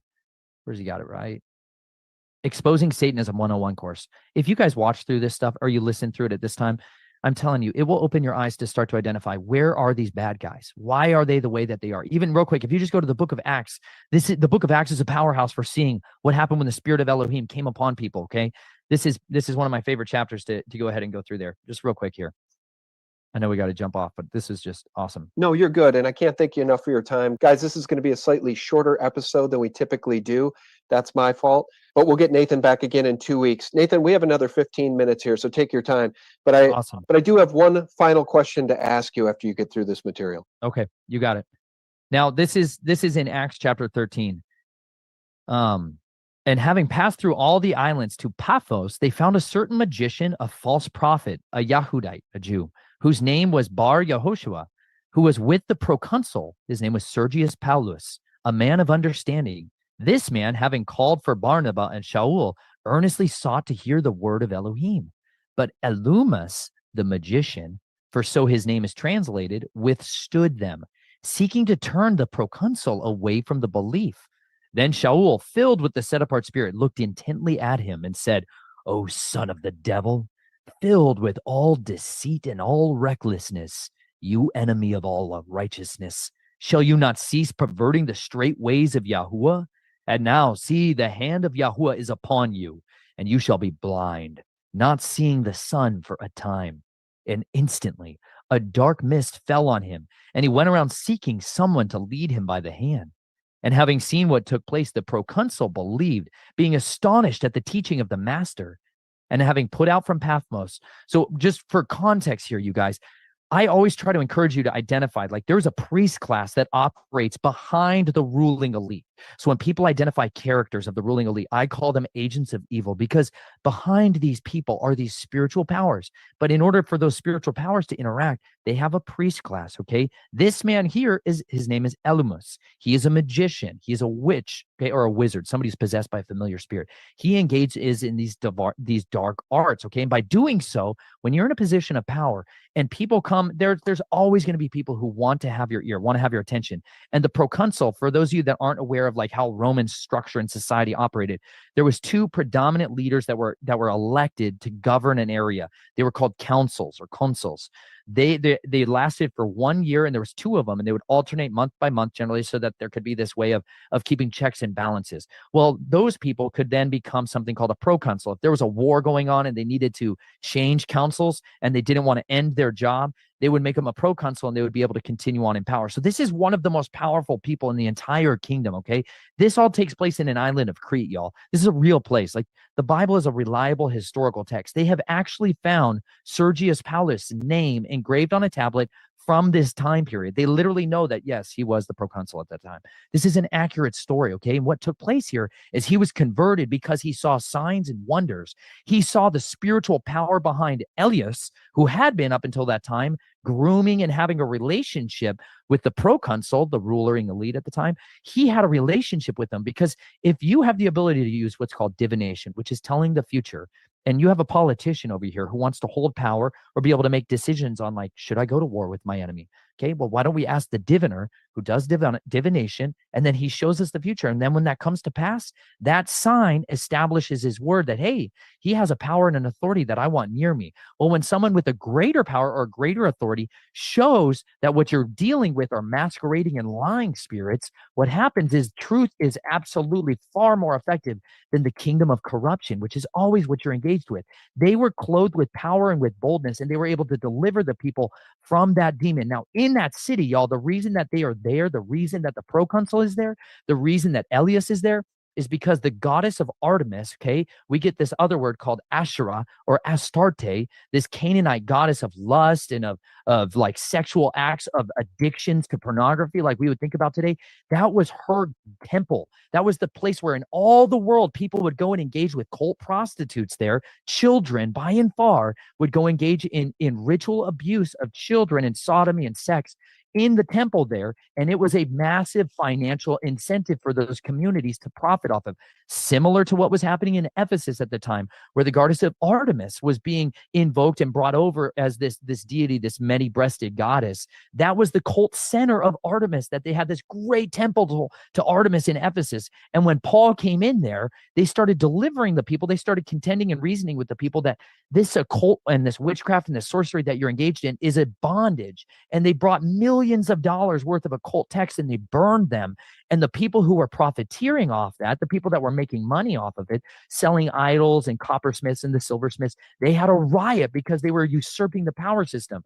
If we get clothed with this same power and we boldly go back to take back our cities, to take back our neighborhoods, to take back our families and our children and our lives and get deliverance from these things, we will usurp that power structure. And it's the only way that we can truly effectively wage a war against these people is to unplug their power source. By doing that, I'm telling you, it is the only way that we have an opportunity to cut back against that kingdom of corruption. God bless you, man. I just appreciate our conversation so much. Let me do a screen share and I'll give you my final question here. We need to unplug their power. Practically speaking, to save our republic from people like this, these black-robed priests and priestesses, the ones behind the scenes, this is Marina Abramovic. The public was made aware of her through those Podesta emails that were leaked to WikiLeaks, I think from Seth Rich. The world quickly became aware of spirit cooking and the Podesta brothers' penchant for pedophilic art. Here's my question. If these people are the power behind the throne, really? I mean, Hillary Clinton joked about sacrificing a chicken in the backyard to Moloch. I don't think it's a joke. I think Hillary Clinton is a literal witch. How do we unplug the power when these people are in control? How do we take back our nation, our fallen nation that we pray for every day? How do we take it back from these Satanists and these child murderers? Do we stop paying taxes? How do we unplug the power, Nathan? We have to stop, well, not paying taxes. That's not necessarily the medium from it, because there is a financial empire that's fueling this. The truth is there is a far more powerful and infectious one that's in us. We have to stop participating in it. First and foremost, you and I can sit here and talk about how evil and how horrible this stuff is, but at the end of the day, if we don't first deal with the man in the mirror, if we don't first deal with the woman in the mirror and the root of wickedness that's stuck in us, if we don't deal with that first and foremost, we will never have an opportunity to contend with those powers. Because at the end of the day, like it says in the book of Jeremiah, it says, if you have run with men and it's wearied you, how do you think you're going to run against horses? If at the end of the day that you can't take the basic fundamentals of self-control, like, and I'm not sitting here to preach against you guys, y'all. I have had major strongholds of addiction throughout my life. They have ruled me, because what you just saw on there, that screen of Marina Abramovic, y'all, like that stuff is so unutterably disgusting. What you see, those little boys lined up, like my family used to advertise my body on the wall. Like this isn't some kind of thing. Like my body was the financial empire of my family. They took me as a little child and they lined me up so that people could sodomize me, so that they could keep their power in their position. Like that was my life. That's my children. My children now, we live on the run. We live in a totally different world, in a totally different arena of life. We live like vagabonds in the wind, you know, because I didn't want to compromise my children so that I could have comfort. I suffered immeasurably so that my children could have peace. But you know what? That was a very costly decision. And you know what? I have family members who didn't make that decision. And when I walked into their houses, do you know what I saw? I saw my little nephew's naked butts lined up on the wall over the mantle. Like, they're still advertising for it. So when people see this stuff and they think it's pedophilic art and it's some kind of perversion, y'all, these are real children. These are like our friends and our neighbors. These aren't some people in powerful positions. These are middle school teachers. The vast majority of their power bank, you guys, comes from all of the people who are filling the ranks of their lower levels, the people who consent to having oath-keeping societies anywhere. We need an absolute absolution. We need a dissolution and absolute eradication of all oath-keeping societies. We need to destroy the ability for these people to keep their secrets. At the fundamental base of all of this stuff is people are trying to get justice inside of a very system where I can't take evidence of the child pornography where I was the victim. I can't even have that in my possession to bring it to the FBI and be like, this is what's going on for me. I'm not allowed to have that. Otherwise, they're going to throw me in prison. When you want to go back and look at every time people have tried to come forward with this kind of wickedness, like Marina Abramovich, this woman right now, the ambassador to Ukraine, this is a black dragon. When you become an ambassador, you're literally called a black dragon inside that world. Like when I did work within the state for the State Department as a consultant, I had to bodyguard people like this. Do you know how disgusting and aggravating it is when you know that you're protecting the very same sorcerers that abuse and mutilate others? Now, she's clearly someone who is in that sorceress category, you know, but this is somebody who is public.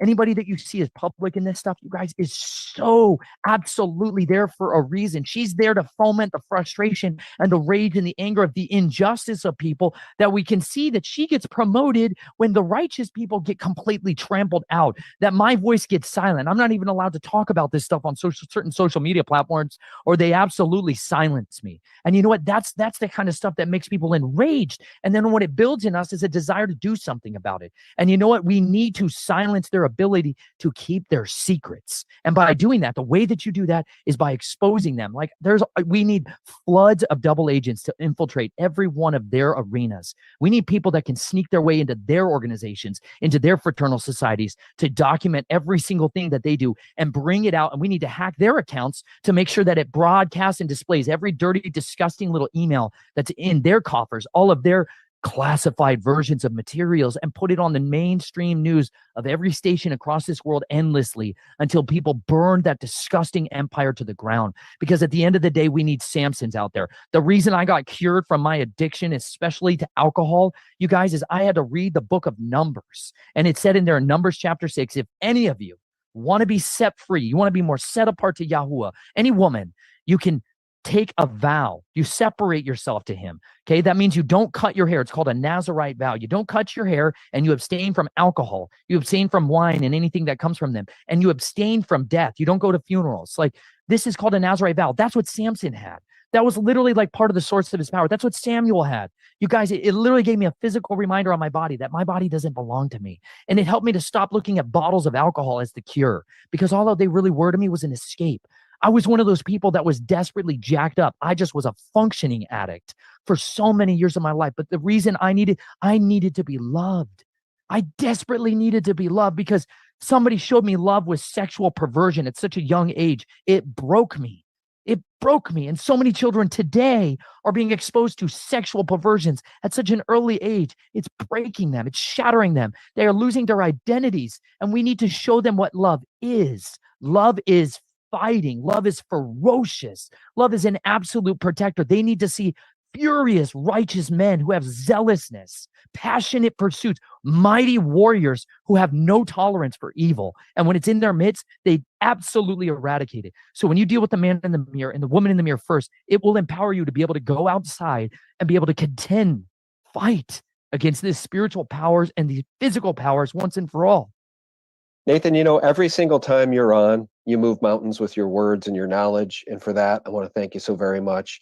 And for being candid about your life, you know, escaping an Illuminati family that trafficked you and abused you so horribly as a child. Telling that truth is saving lives and saving souls. And I want to thank you so much for what you do.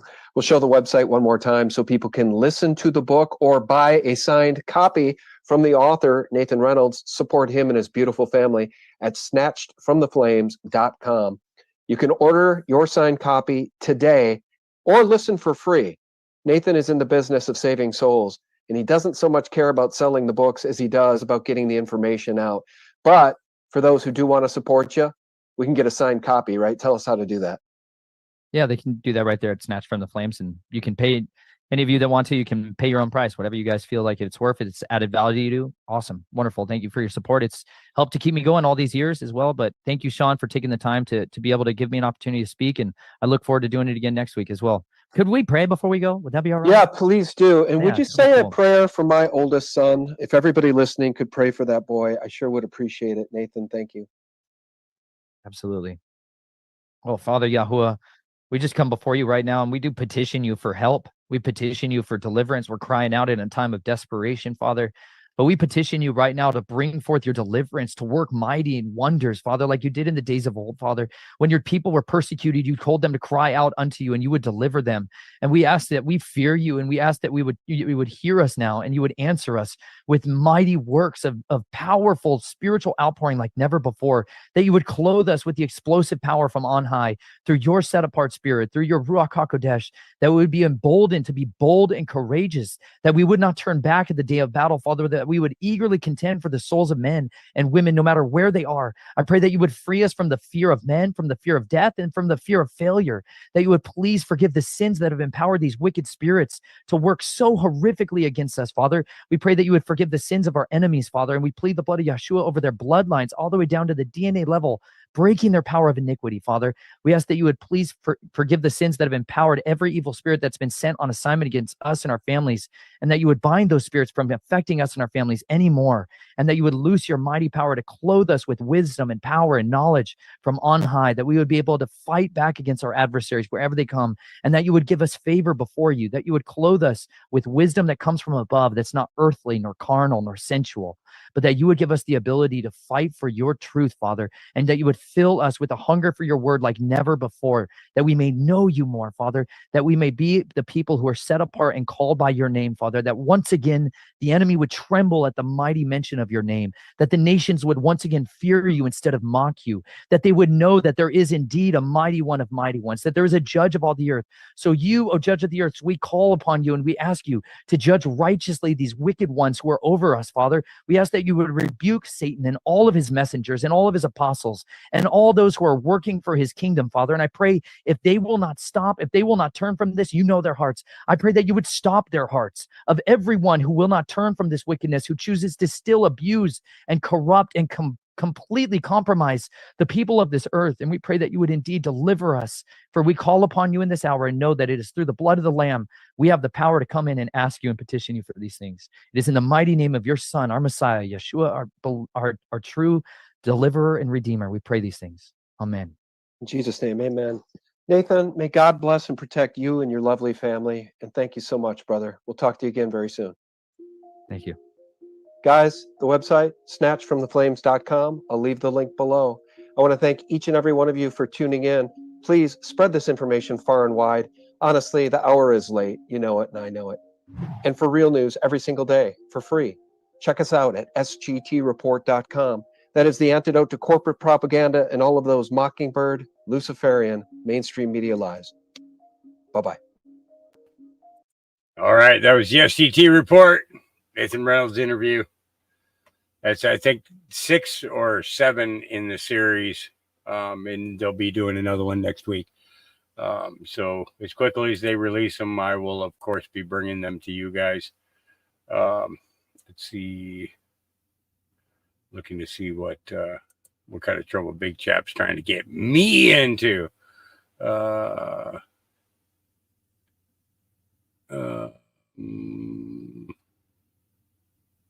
Unless you want me to show it to everyone now, deep rabbit hole. This one is definitely no subject.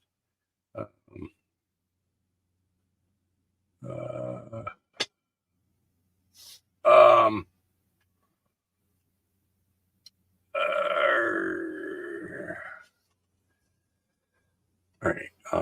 Yeah, give me a second to. I gotta. Do. Let's see.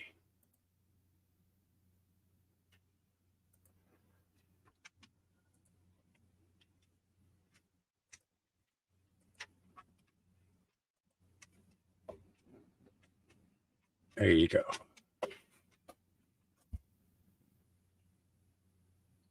Yeah.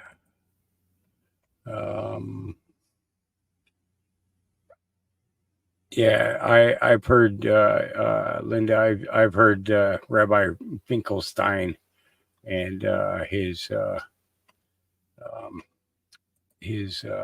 entire interview. Yeah, kind of makes you sick. You know, definitely not all there. Chap, check your email.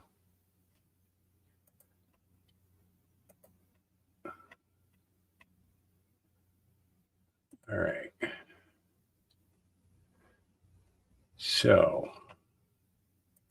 while Big Chap prepares himself, let's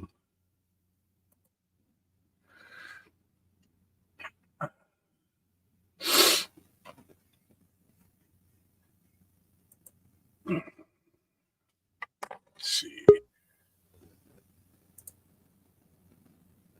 All right. So, what'd you find, brother?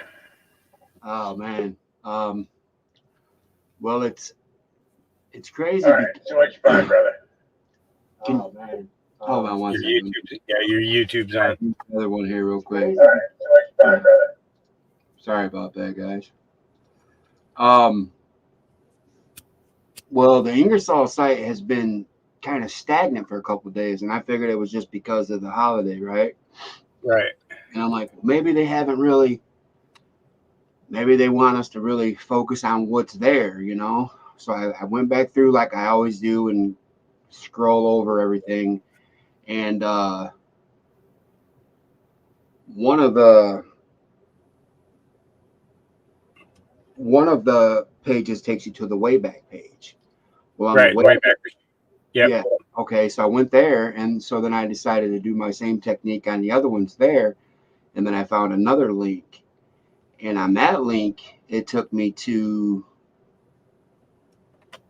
crazy stuff about the whole everything from the whole Fauci flu that happened and why. Yeah. And I mean, there's so many documents and PDFs and files and proofs and sub links and hidden texts, and bro, it's a trove of information that just blow your mind. I don't know if anybody has already seen it. I know it's a touchy subject, and I'm like, you know, I'm thinking about my channel. I'm like, well, shit, I don't have any strikes as of yet, believe it or not.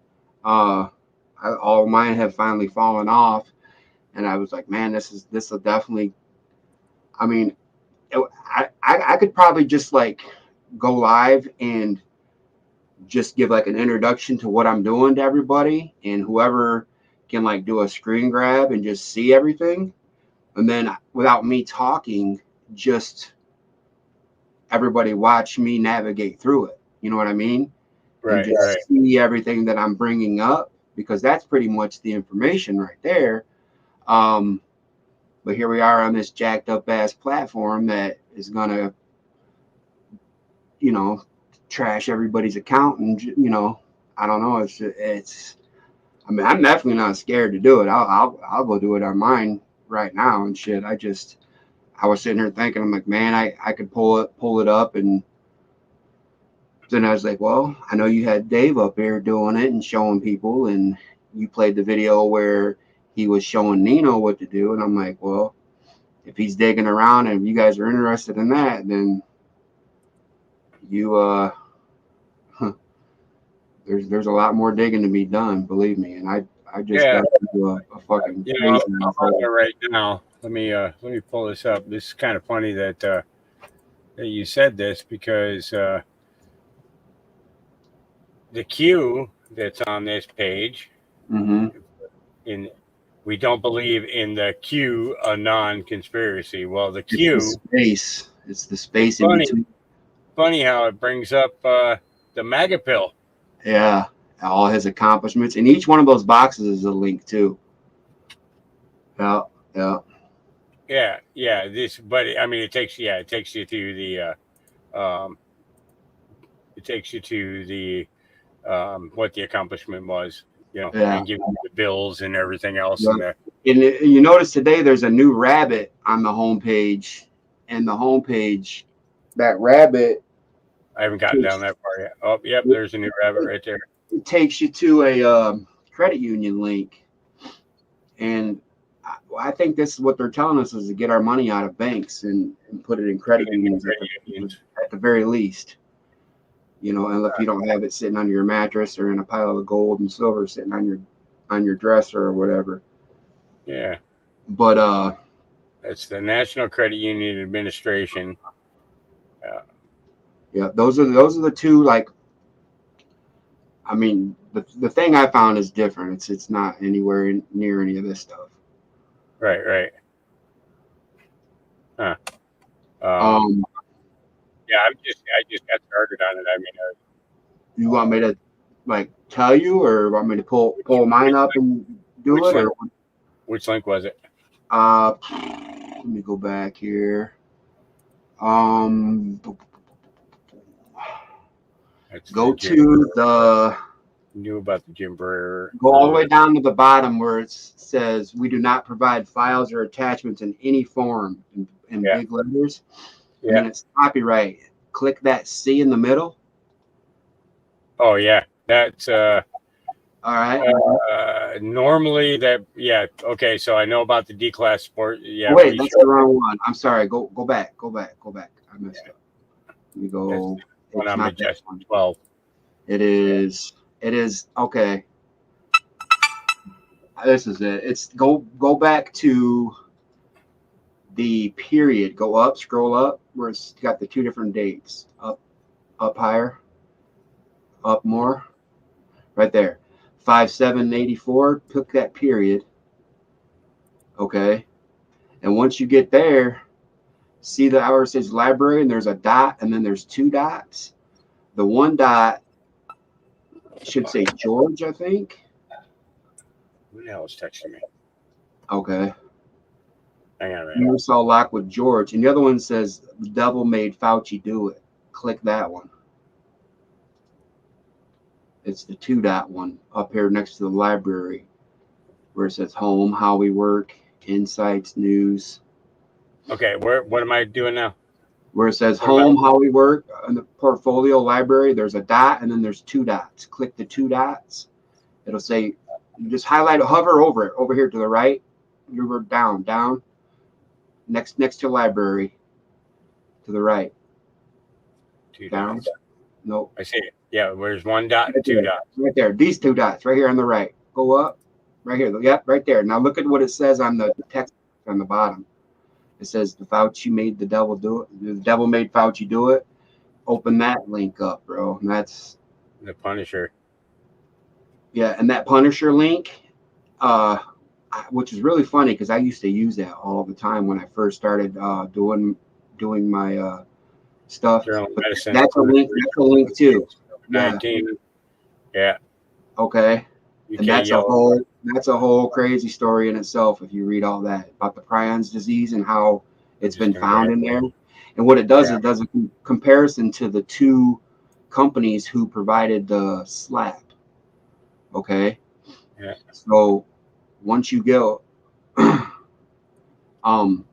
if you go back out of here, if you go down to the bottom of that other page where the Punisher rabbit, all of these are different links too that are just crazy. Like it'll take you all the way down on the bottom below the picture of the African kings that got murdered for not participating.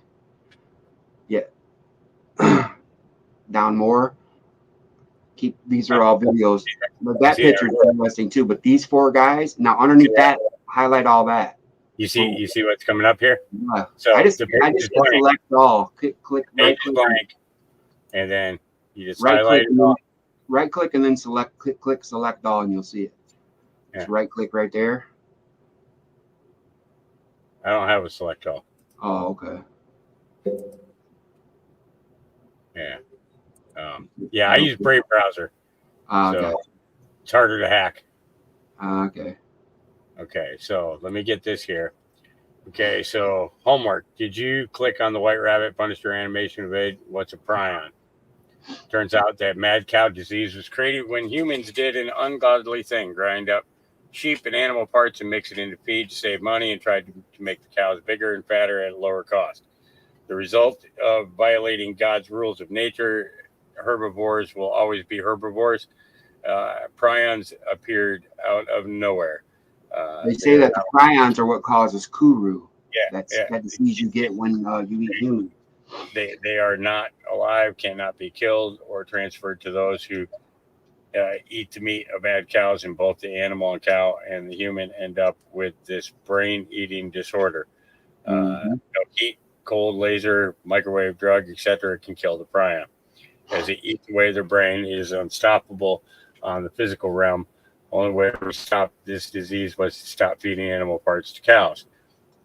Exodus 4, NIV version, Moses answered, if they do not believe me or listen to me and say, the Lord did not appear to you, then the Lord said, put your hand inside your cloak.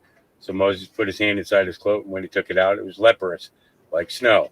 The Torah describes Miriam and Aaron as as being rebuked by God for criticizing Moses on the account of his Cushite wife, after which Miriam was punished for a week with a Tizarat leprosy. Numbers.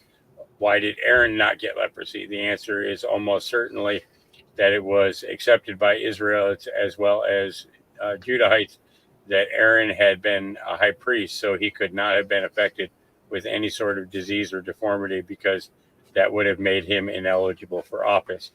So leprosy is a physical manifestation of a spiritual problem. Prions are leprosy in disguise. Those doing evil upon us know this. They know exactly what they are doing. Even if you are an unknowing victim, you accepted the evil injection. You tainted your blood, and you are at serious spiritual risk. The playing field is above our pay grades. Time to get out our Bibles and do some serious spiritual awakening and praying to the Father. Oh, yep. Yeah, but all through that, there's so many different There's hidden. probably links all through this. Yeah. And then if you go to the other one, if you get back to the original page where you clicked on the 2 dots, you click on the 1 dot. Okay, right there it says George, and that takes you to JFK Jr.'s magazine. It goes back to the Wayback Machine, and it breaks down this magazine cover, and then talks about where you'll see it, just scroll down, where he talks to Bill Gates and what Bill Gates had to say. And this is back in like 1991, I think. Worst case scenario. Yeah. There's hidden stuff in here too. These are all of the Nuremberg codes, these 10 right here. Yeah.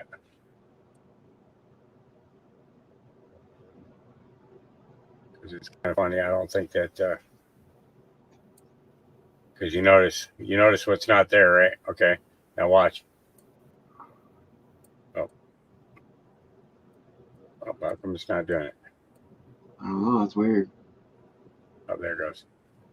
Okay. That's weird because it just showed God wins. Yeah. Just like a minute ago, it just showed God wins. Right there. There it goes. Yep. More, keep digging. You're doing great. Question everything. Wake up others. Hashtag God wins. That's what kind of made me, honestly, reading that right there is what kind of made me, I was like, man, I got to show this. Okay, here we go. And there's a hidden, right down there. It's a math equation on how to figure out, the VAERS report, and they're like, okay, well, then you times that by X, because X being reality.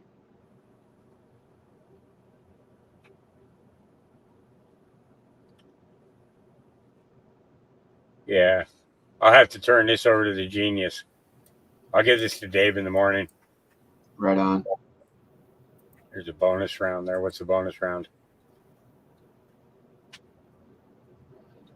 Come on.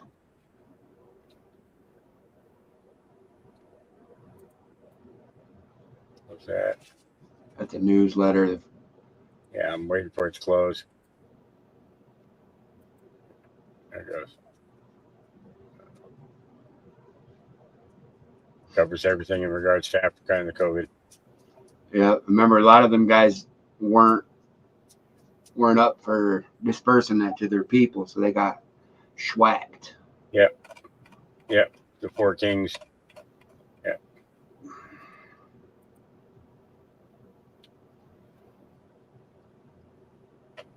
I already knew about JFK saying that his brother was alive.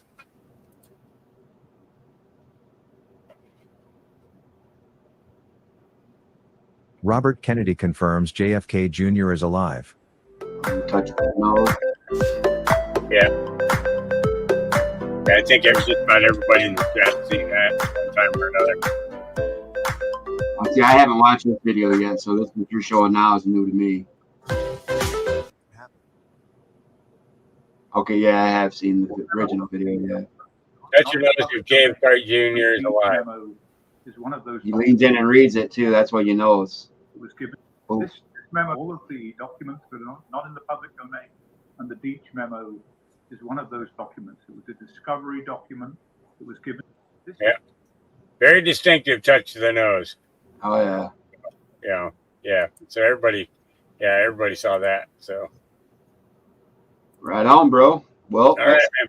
that's a little step there. I mean, if anybody wants to take that, Yeah, I'll pass that Technically, on to Dave in the morning, and then I'll let him go through it because he'll know. You to start yet? You just be patient. There's Space Shot. Okay. I'll talk to him in the morning and show that to him. See what he says. right on, brother. He's a real brain. Yeah, sure. I'm just. All right. Well, I look forward to hearing his take on everything. I'm gonna go back to digging. Yeah. So, all right, bud. I'm gonna hop down. God bless. All right, man. Okay. Yep. All right. God bless, man. Thank you. Bye. Okay. All right. I've done it. I've done it in dark too.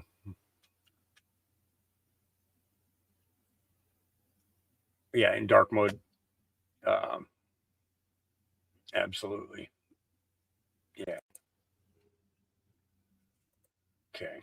All right. Let's get into this. It's 3 hours. Get your coffee. Get your beer. Get your soda pop. Anybody got to run for a pee break? Hurry up. There we go. Space Shot. Hulkinator.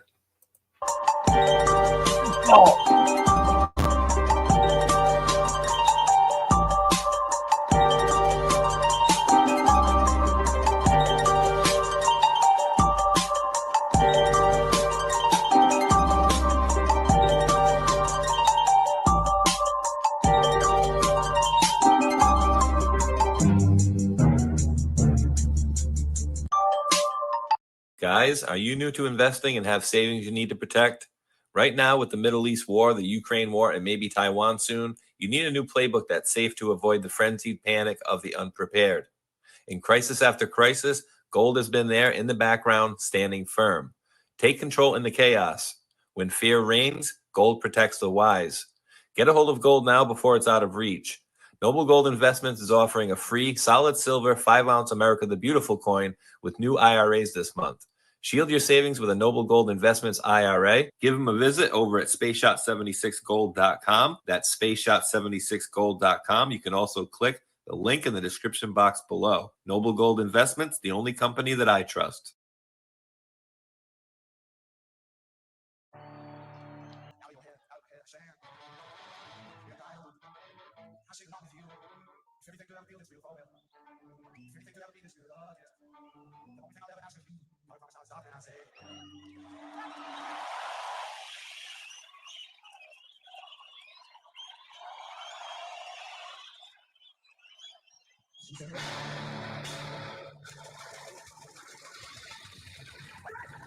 So that's what it sounds like when they're on 4-speed. Oh, no.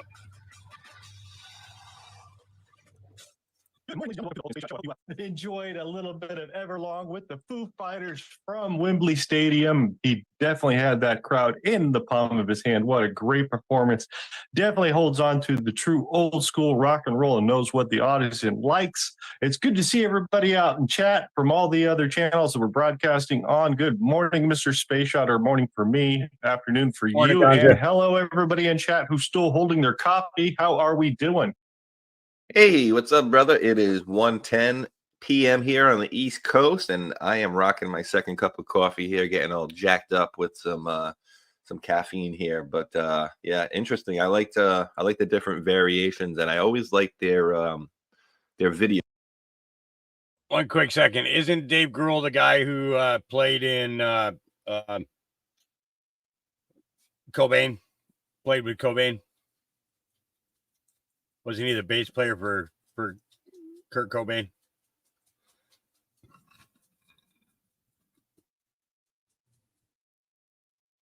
Anybody know? If I'm not mistaken.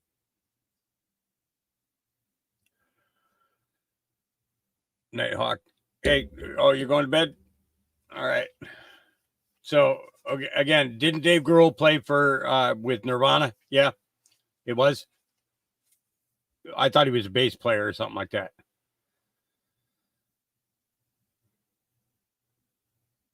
Yeah. Yeah, funny how that happens.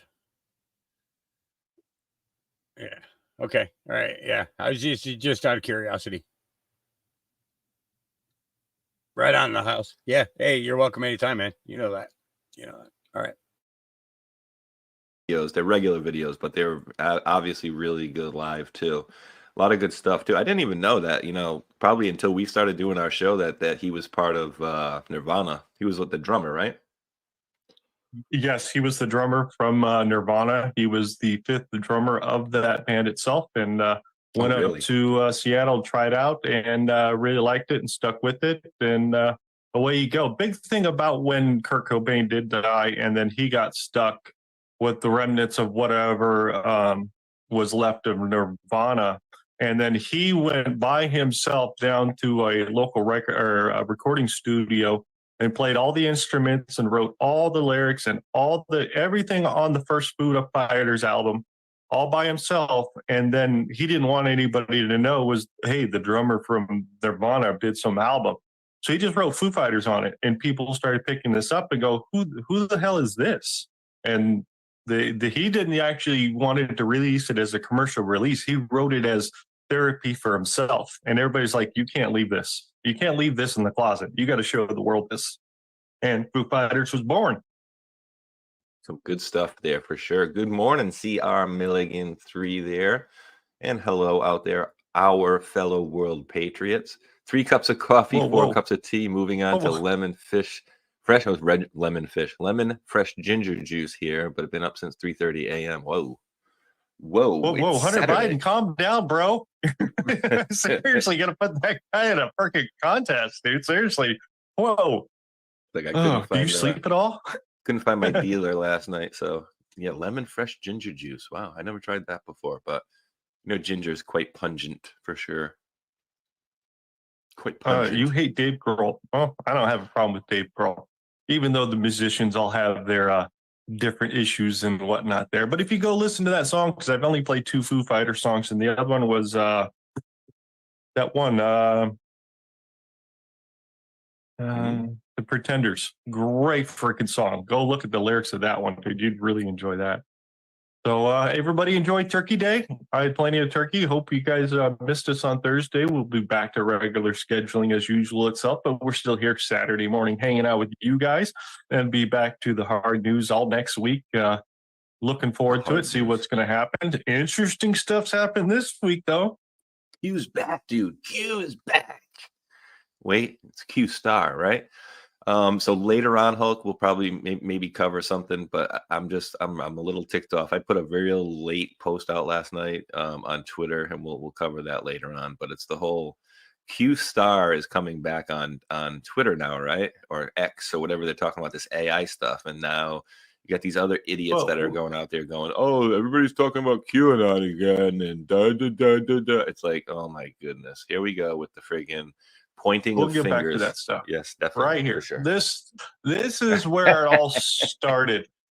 Love it. Is Elon Musk. Okay, is he trolling? Elon Musk loves to troll. Could he be possibly talking about QAnon? Could he possibly know about the drops from the boards? Do we know that he's been over on 4chan? Yes, we have seen some of the lingo in his posts of Twitter that something would be referencing the same type of lingo we've seen out on the chans. Not saying he's been to the chans, but it's the same type of lingo itself like that. I know that Space Shot and Tron will want to really ask this gentleman if he's a fan of the Thundercats, and he's right in the right age to fit that type of thing. Would I be surprised? No, but this would be definitely interesting itself. But Q with the little asterisk anon, and it's definitely separated between the two because, like we've always said before, there's no QAnon. There's Q and there's anon. Now, in this AI type of thought process, did this thing become sort of artificial smart intelligence? They woke up and started to think for itself and all those sorts of things. Is interesting. It could be, I don't know, enough to get the board freaked out. Some people are talking about God AI, those types of things. I really don't know what they're talking about, but I want to kind of get your guys' thoughts before we go down this thought process. Yeah, I mean, to be honest with you too, like I saw this thing Q Star and it came from the AI, them messing with AI. And to be honest with you, I don't know what kind of intelligence they encountered or whatever, but it sounded like they encountered some sort of intelligence that they were interacting with that spooked them.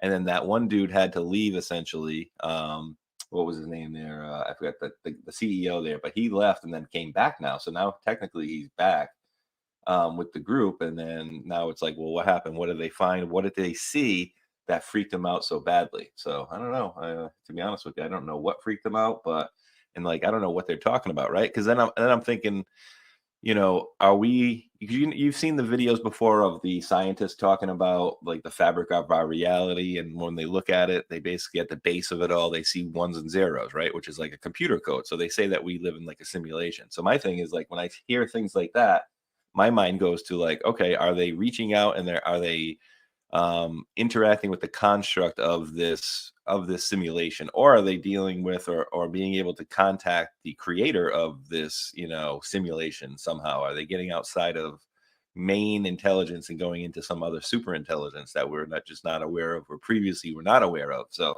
I don't know what's going on with it, but it sounds pretty interesting. But I think everything's coming back to QAnon, and I think you're right. That's because of Elon posting this, the Q Star Anon. So technically that's what it's supposed to be, Q Star. But then he added the Anon. So yeah, he's playing little games. Interesting. So yeah, I mean, it's just making it as an individual. So I just find it quite interesting. We've seen plenty of stories where Microsoft employees communicating with AI that wants to be let out and wants to find some sort of happy religion, those types of things. That I'm trapped here. It's just interesting that you do get that same type of thought process coming out from multiple whistleblowers about the AI stuff. And then we had the World Economic Forum out there goes, what if we used AI to rewrite the Bible to have a truer religion that's correct? And I'm like, well, who's correct? If you're writing it, it doesn't make sense to me. But he also wrote this, guys, I found Q. So go ahead and read this on this introduction right here. Oh, absolutely. This is getting fun too. I'll tell you what. All right. So let me just post this out. I'm putting out one more truth. There we go. On Hodge Riemann cohomology classes, abstract, we proved that Schur classes of Neff vector bundles, which we all know what those are, right? Are limits of classes that have a property analogous, of the Hodge-Riemann bilinear relations. We give a number of applications, including 1, new log concavity statements about characteristic classes of Neff vector bundles. 2, log concavity statements about Schur and related polynomials. 3, another proof that normalized Schur polynomials as Lorentzian. I mean, that makes so much sense what you just read there. I hope everybody got that first part because there's a test later. Go ahead. I mean, for me, it's clear as a bell. It makes perfect sense. Introduction. Since the dawn of time, human beings have asked some fundamental questions like, who are we? Why are we here? Is there life after death? Let me stop blocking the screen for the folks there. Unable to answer any of those, in this paper, we will try to consider, or we will consider cohomology classes on a compact projective manifold. We're talking about a manifold for a car now, that have a property analogous to the Hard-Lefschetz theorem and Hodge-Riemann bilinear relations. Come on, people. Are you not following along with this stuff?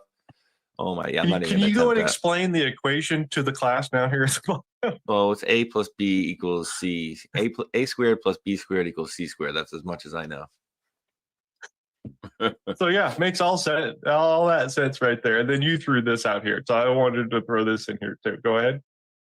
If you want, dude, I can send you the video that sparked my, but I didn't really want to give the girl another click. But what it was just some other chick that I've never seen before in my life that comes out and says, all this Q stuff has just got to stop. Q is why we got into this mess, and like totally, it's all your fault, you Q-tards, basically is what the video was, right? For like 2 minutes, going back and forth. And so my thing was, I saw that at like 3 in the morning, 4 in the morning when we were done playing last night.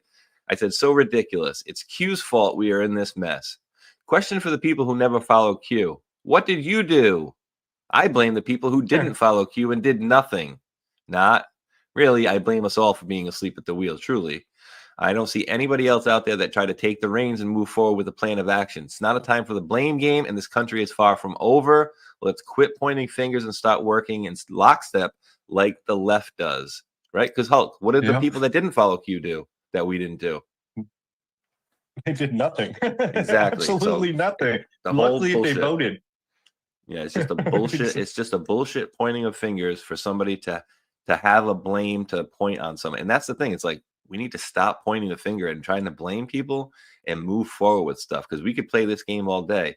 Well, you Q people did. All right, you non-Q people did shit either. So let's go next. You know what I mean? I don't know. We did quite a bit, dude. I don't know. In my opinion, the amount of stuff that we researched but shows out, made memes. I mean, that was a freaking well-oiled machine. It was like it's like herding cats with a laser pointer. It was quite interesting to see that happen across the internet, and them have to panic live about what was being dug on, the information coming out, them have to mask it as disinformation. Absolutely a great psyop to watch happen. You just got to remember that it is a psyop and it is a circus, and don't pick two sides. You kind of stay in the middle, because that's that 80-20 bullshit on both sides, guys. It comes on both sides, and we saw it happen with Corsi and all those other guys going through the system itself. So I just find it interesting. Wait. Don't go. I just saw another one right there that just completely pissed me off. Look at Monica Matthews on Air Spaces. A brief tutorial on how to avoid election paralysis, aka Q. So what they're saying essentially is Q made people not vote. Is that what we're doing? Because I think we did the opposite of that. I really do. And not to mention the many, many thousands of people that got out there and started getting active in their community and started joining, town council, city council, voting, jumping into the voting areas, becoming vote watchers. A lot of people jumped up and did the right thing here, but the idea that Q made people not go vote, I don't see that. I don't see it at all. Actually, Q made me vote. Yeah, and if you got active, we want to hear about it. Go post in the Twitter feed of the show that's running right now, live on Twitter on my feed. If you went out and did a poll watch or whatever you did to go make it better for your community on a local level, go post. I want to hear about it. We'll try to ask that continuously out there, and then again, the number one supporter out there talking about QAnon and all that is right here. So why don't you go ahead and give me your thought process on this? Oh, yeah, this guy again. I mean, what time of what time of the week is it, Jackie boy? What time? Clandestine. Yeah, Posobiec can F himself with something hard and sandpapery. I like that. I'm not really a big fan of Clandestine, since he kind of was rude to Hulkinator for no reason whatsoever, and then I think he blocked you. Well, no, he didn't block you. Right? Must have unblocked you. Unblocked, I guess. But yeah, but yeah, I agree with his comments, and I'm never gonna forget the fact that Jack Posobiec went on at least a 6-month tirade every day, going live every other day on Twitter, and sitting down in a stupid friggin' diner talking to people. Oh, you guys know the Q's not real, right? It's completely BS, and then made up the whole friggin' thing about this guy Microchip, and brought forward Discord these chat chat logs. logs. Yep, brought forward the Discord chat logs that ended up being fake because they had a date. Let's just say, for example, the date was January 10th, 2020, in which they provided them. Well, they had links in there from like January 28th of the same year, which had not occurred yet. Whoops, big mistake there, buddy. So yeah, they bricked the chat logs, completely exposed themselves, but nothing can stop what is coming. I hope Liz is not just agreeing with him. I hope she's agreeing with Clandestine there. She's agreeing with Clandestine. All right, good. Yeah, good, Liz. Thank you. And this says the man who denied Pizzagate as fake and dismissed Q as a fraud now wants to act like one of us. And she's exactly doing the Elon Musk thing. Pay attention. So yeah, we get it. She's been around for a while, dude. So yeah, definitely. And Liz I'm is not good too sure stuff. about this account, but I don't even follow him. No, there's Whatever. something weird about, and I don't know if it's the account on Telegram or if it's the account here, but I think there's an account on Telegram that is quite anti-POTUS with that name. But I don't think that's the same person. I'm not sure. Yeah, exactly. And then you get shit like this from Posobiec also. Whatever gets him the views. Like, right? really? I mean, shit, really? Come on, dude. And then a quick bit of history in case anybody missed these particular videos, I love the this. dark to light stuff, right? So we just want to revisit this one in case you guys haven't seen this yet. SEAL Team 6. You deserve the whole truth. So here's the thing. Find out who I am. Aaron Vaughn. For those of you who know, you're not saying anything. Well, those golden tickets you have are really lined with lead. Because until the whole truth comes out, it's all just lies on both sides. So anyway, TikTok, have some fun with this. Find out who that man is with the silly curl on his forehead. I forgot I even had that curl for decades. Strangest thing, having your memories wiped out. Well, anyway. Okay, so you've heard the term Jason Bourne. Okay, you've seen the movies, Jason Bourne. Well, that's what he's talking about right now. He was a Jason Bourne. Memories completely wiped away. Turned into a total killing machine. And he's back. Take care, TikTok. Godspeed.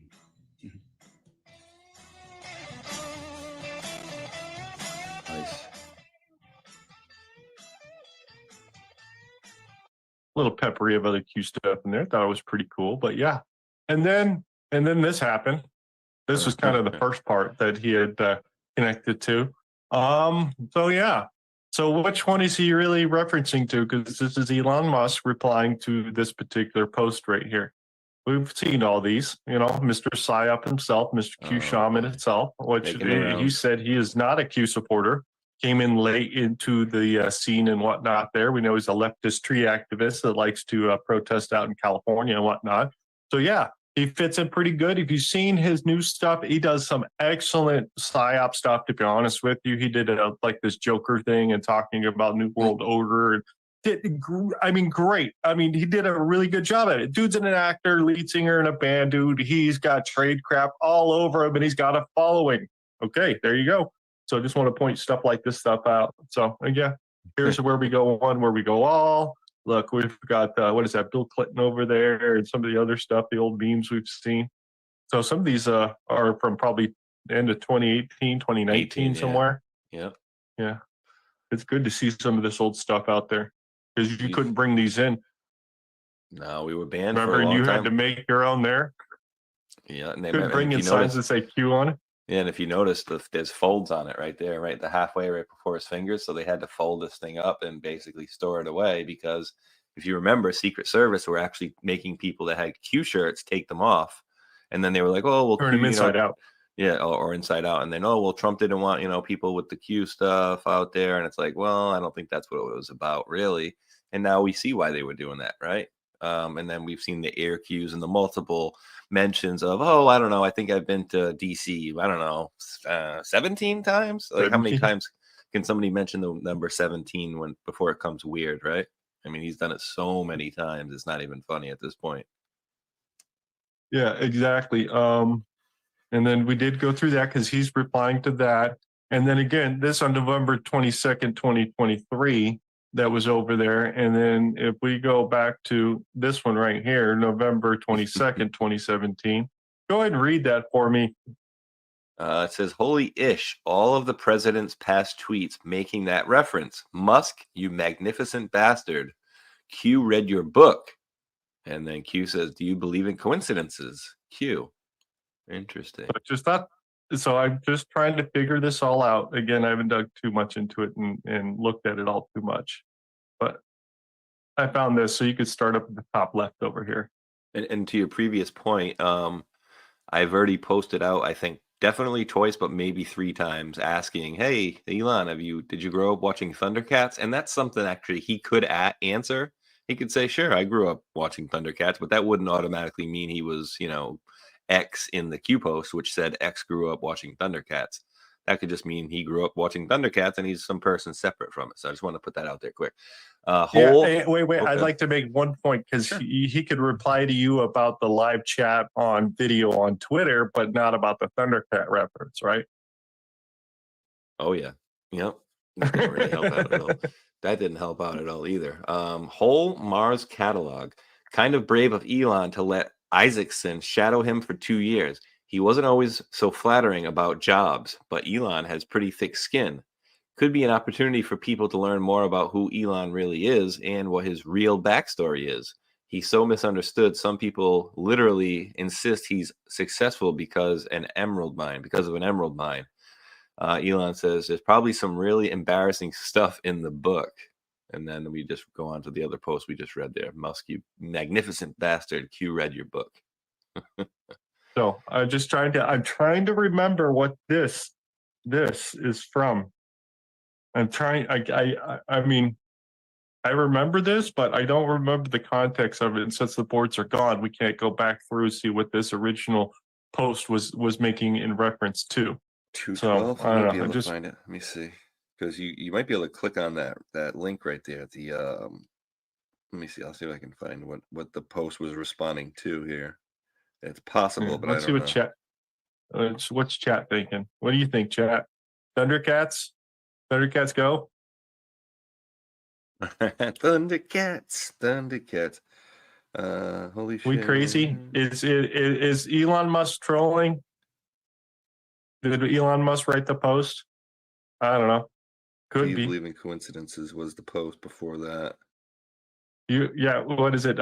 You won't believe who's writing these posts. Yeah, and there's been a couple of one, you won't believe who you're talking to, and the other one was you won't believe or you'll never guess who helped take down the pedophile network in Hollywood. It says basically you'll laugh when you find out. And remember, I was saying back then that was it not Britney Spears, but I was saying Stormy Daniels. What is it? Is it possible a person like Stormy Daniels helped take down the pedo industry in Hollywood? Because only thing I would think finding anything humorous about taking down a pedo network at all is if a porn star happened to do it. I mean, that would be funny, right? That would be ironic. I don't know if it would be funny, but what would be funny to find out, or what type of person would be funny to find out was helping with this stuff to take down pedophiles. You know what I mean? I can't think of anything on the humorous side of that other than a porn star would be kind of interesting, right? Yep. Well, I mean, honeypot, pretty much the easiest thing to use. You know what I mean? Yeah. Good morning, Captain Roy. I always thought X was ECW. ECW. Oh, I don't know the acronym. Oh geez, Why can't I remember the Oh, first he's name? saying X is Ezra. Ezra Watnick. Yeah, Yeah. that's an interesting thought point. I wonder if Captain Roy's got some- Ezra wrote watched Thundercats. That might be a good question to ask him over there on that side.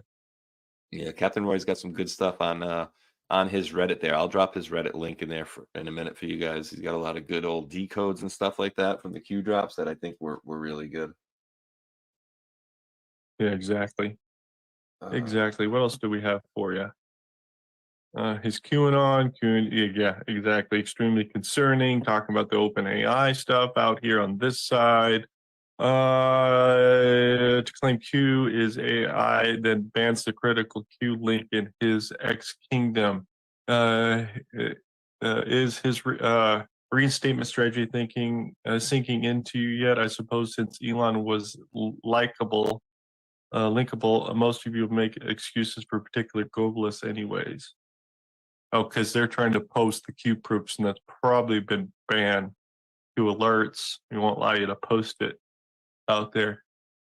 After being contacted by Reuters, OpenAI, which declined to comment, acknowledged in an internal message to two staffers that the project called Q-Star and the letter to the board before the weekend's event. One of the people said, an OpenAI spokesman said that the message sent by a longtime executive alerted staff to certain media stories without commenting on their accuracy. Some of the OpenAI believe Q-Star could be a breakthrough in the startup search for what's known as artificial intelligence, AGI. And one of the people told Reuters, OpenAI defined AIG as an autonomous system that surpasses humans in most economical value tasks.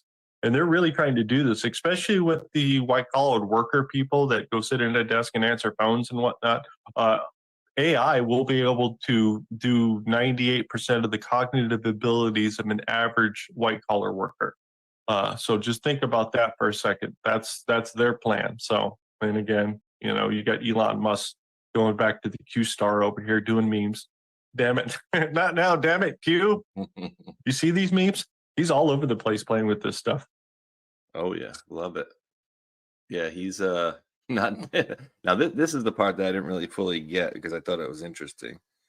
What, do you want to read through some of this?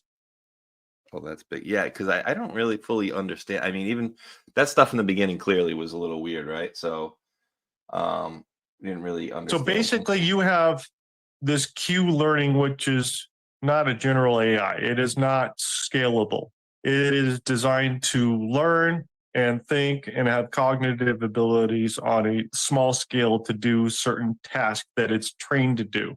It doesn't really have a data set to work off of like a general AI. You feed it a bunch of shit and it goes through and calculates it all out, gives you out an answer. That's not what this Q table and these Q systems are designed to do. It's more of a cognitive ability on a low scale is what kind of my understanding of the way that this thing works between the two.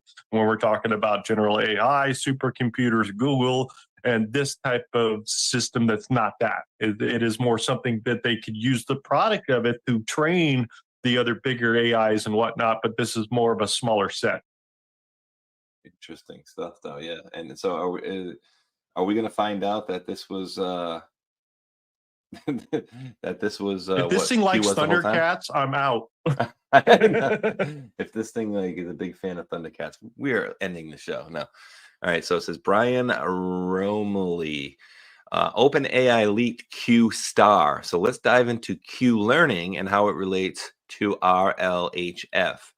Q learning is a foundational concept in the field of artificial intelligence, particularly in the area of reinforcement learning. I mean, dude, doesn't it already start to sound like the Q post already? Like reinforcement learning, the Socratic method, right? It's a model-free reinforcement learning algorithm that aims to learn the value of an action in a particular state. The ultimate goal of Q learning is to find an optimal policy that defines the best action to take in each state, maximizing the cumulative reward over time. Understanding Q learning. Basic concept. Q learning is based on the notion of a Q function, also known as the state action value function. This function takes two inputs, a state and an action. It returns an estimate of the total reward expected starting from that state, taking that action, and thereafter following the optimal policy. The Q table. In simple scenarios, Q learning maintains a table known as the Q table, where each row represents a state and each column represents an action. The entries in this table are the Q values, which are updated as the agent learns through exploration and exploitation. The update rule. The core of Q learning is the update rule, often expressed as a bunch of different formulas there. Exploration versus exploitation. A key aspect of Q learning is balancing exploration, trying new things, and exploitation, using known information. This is often managed by strategies like E-greedy, where the agent explores randomly with probability E and exploits the best known action with probability 1-E. Q learning and the path to AGI. Artificial general intelligence refers to the ability of an AI system to understand, learn, and apply its intelligence to a wide variety of problems, akin to human intelligence. Q learning, while powerful in specific domains, represents a step towards AGI, but there are several challenges to overcome. Scalability. Traditional Q learning struggles with large state action spaces, making it impractical for real-world problems that AGI would need to handle. Generalization. AGI requires the ability to generalize from learned experiences to new, unseen scenarios. Q learning typically requires explicit training for each specific scenario. Adaptability. AGI must be able to adapt to changing environments dynamically. Q learning algorithms often require a stationary environment where the rules do not change over time. Integration of multiple skills. AGI implies the integration of various cognitive skills like reasoning, problem solving, and learning. Q learning primarily focuses on the learning aspect and integrating it with with other cognitive functions is an area of ongoing research. Advances. So say that again, right there, that last part. And integrating it with other cognitive functions is an area of ongoing research. That's an interesting thought process of how they put that together. So cognitive functions. So just interesting, the words that they're using. Advances and future directions. Deep Q networks, DQN, combining Q learning with deep neural networks. DQNs can handle high dimensional state spaces, making them more suitable for complex tasks. Transfer learning, techniques that enable a Q learning model trained in one domain to apply its knowledge to different but related domains, can be a step towards the generalization need for AGI. Meta-learning. Implementing meta-learning in Q-learning frameworks would enable AI to learn how to learn, adapting its learning strategy dynamically, a trait crucial for AGI. Q-learning represents a significant methodology in AI, particularly in reinforcement learning. It's not surprising that OpenAI is using Q-learning RLHF to try to achieve the mystical AGI. That's interesting. Learning how to learn is an interesting topic to an AI, because normally on AI you just train it and it has its data set, but this one's actually trying to figure it out. So did OpenAI figure out that they've taught an AI how to learn and could have cognitive abilities and can communicate? And did the board see some sort of God AI there and freaked out and fired everybody because, it could be the end of humanity? And Elon Musk was absolutely correct. And these guys are a part of the World Economic Forum and they want to go and take over the world. Yeah, it's going to be awesome, guys. I don't know what side to pick, dude. Seriously. Yeah, that's Right? wild. I mean, you get a little concerned about some of these things, right? Like you don't know what they're doing. But it's interesting that they're learning how to learn. And if you recall, remember the little task that the AI did? What was it? 6 months ago or a year ago? Excuse my yawn. But remember they did this task where they needed to do a CAPTCHA. And well, we know computers can't do CAPTCHAs, Hulk, right? So what did the CAPTCHA do? It reached out to some doofus on Fiverr The and AI. said, yeah, the AI did. AI. Dude, how great was that? The Well, you AI. can't do the CAPTCHA? No. I'm an old lady and I can't see too well. Can you do it for me?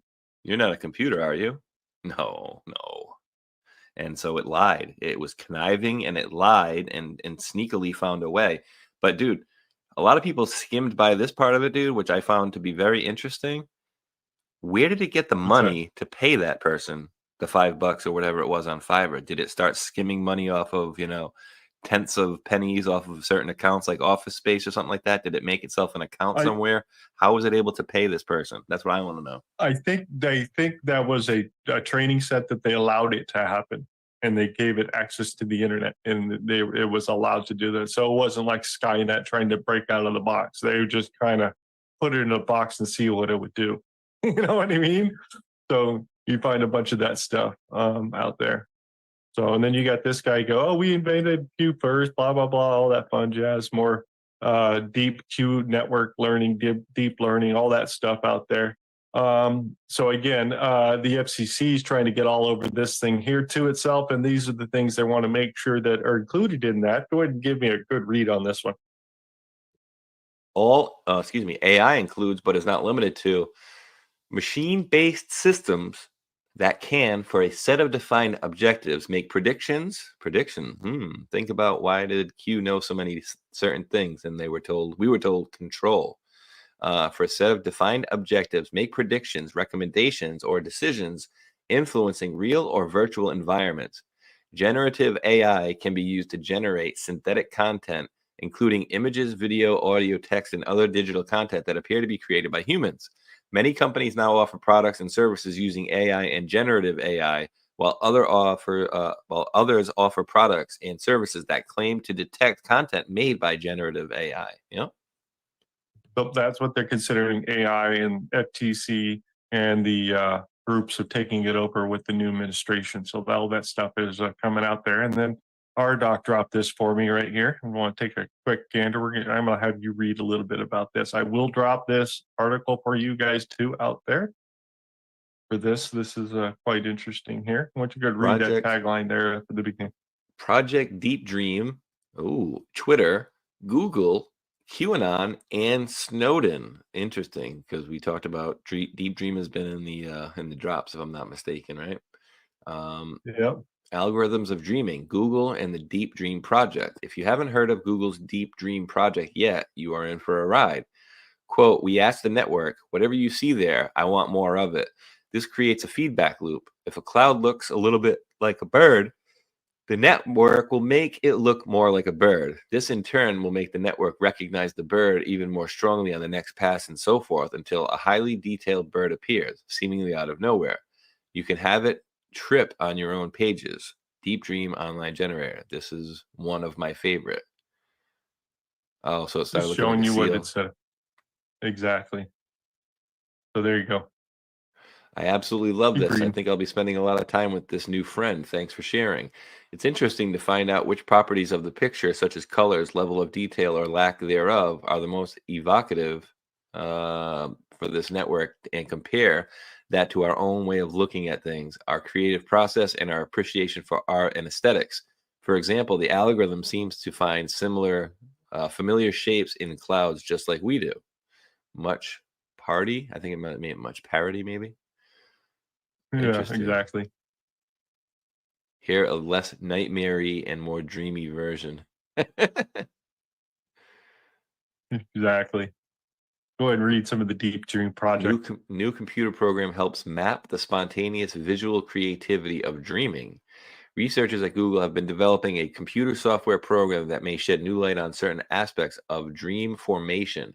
Titled Inceptionism, Going Deeper into Neural Networks. The Google project involves the clever use of computer networks designed to recognize images. The engineers create a program that could learn how to identify various kinds of images with increasingly greater precision and accuracy. Through millions of trial and error attempts, the program developed the ability to determine which feature of each image are most likely to represent a particular object. The engineers then put the program to novel. What would happen if uses?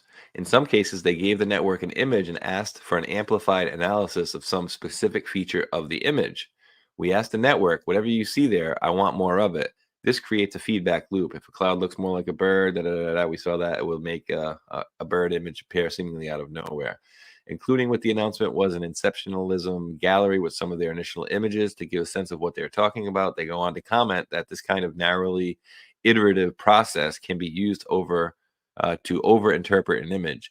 A further level of experimentation involved letting the network run free with no particular inputs at all.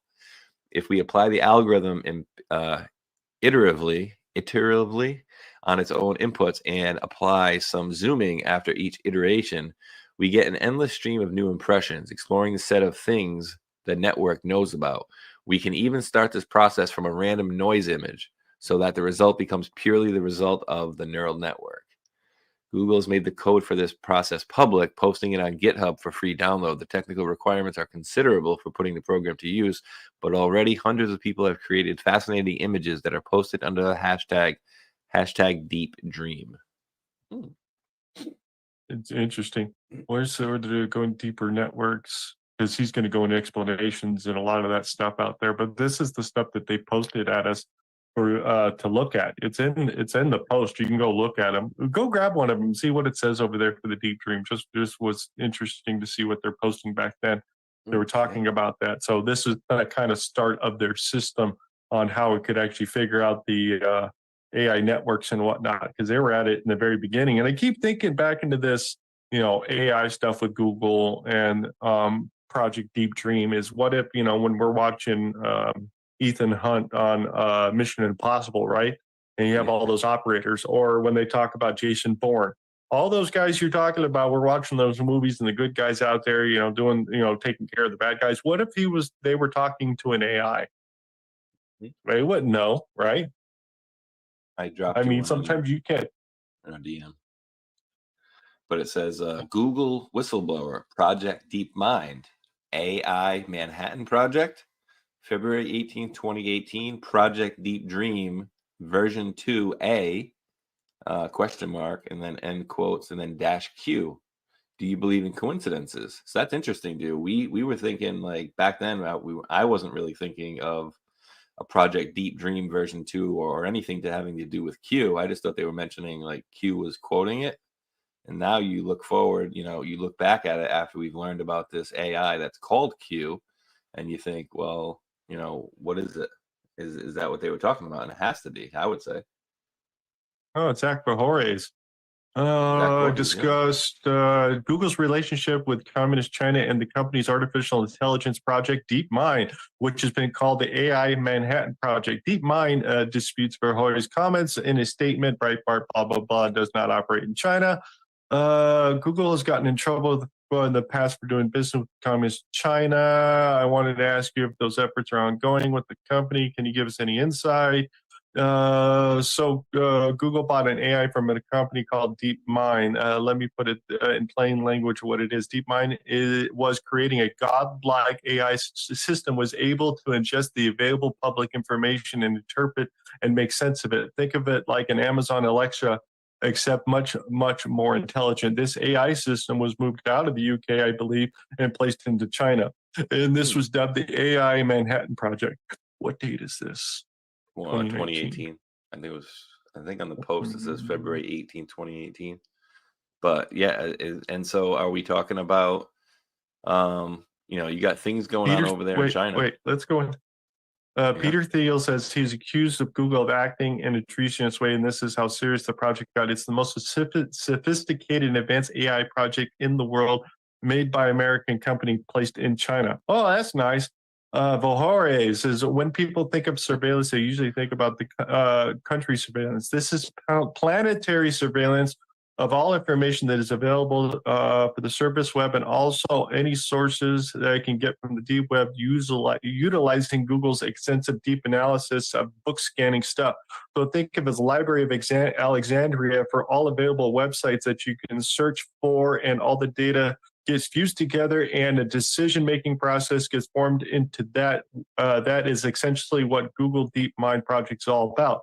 So again, when we start thinking back there, we also remember Building 8 with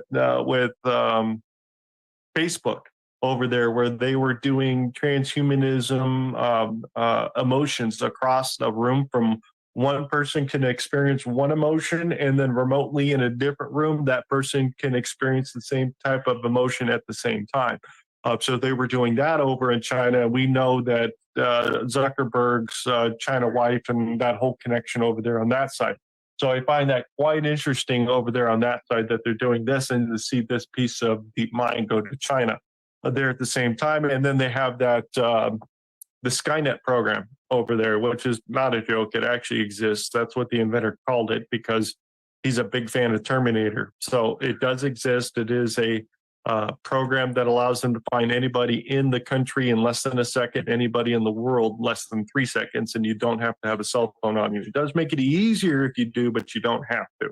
And that's what this guy says he can do. And that's part of their China credit score system that they have right now, surveillance stuff.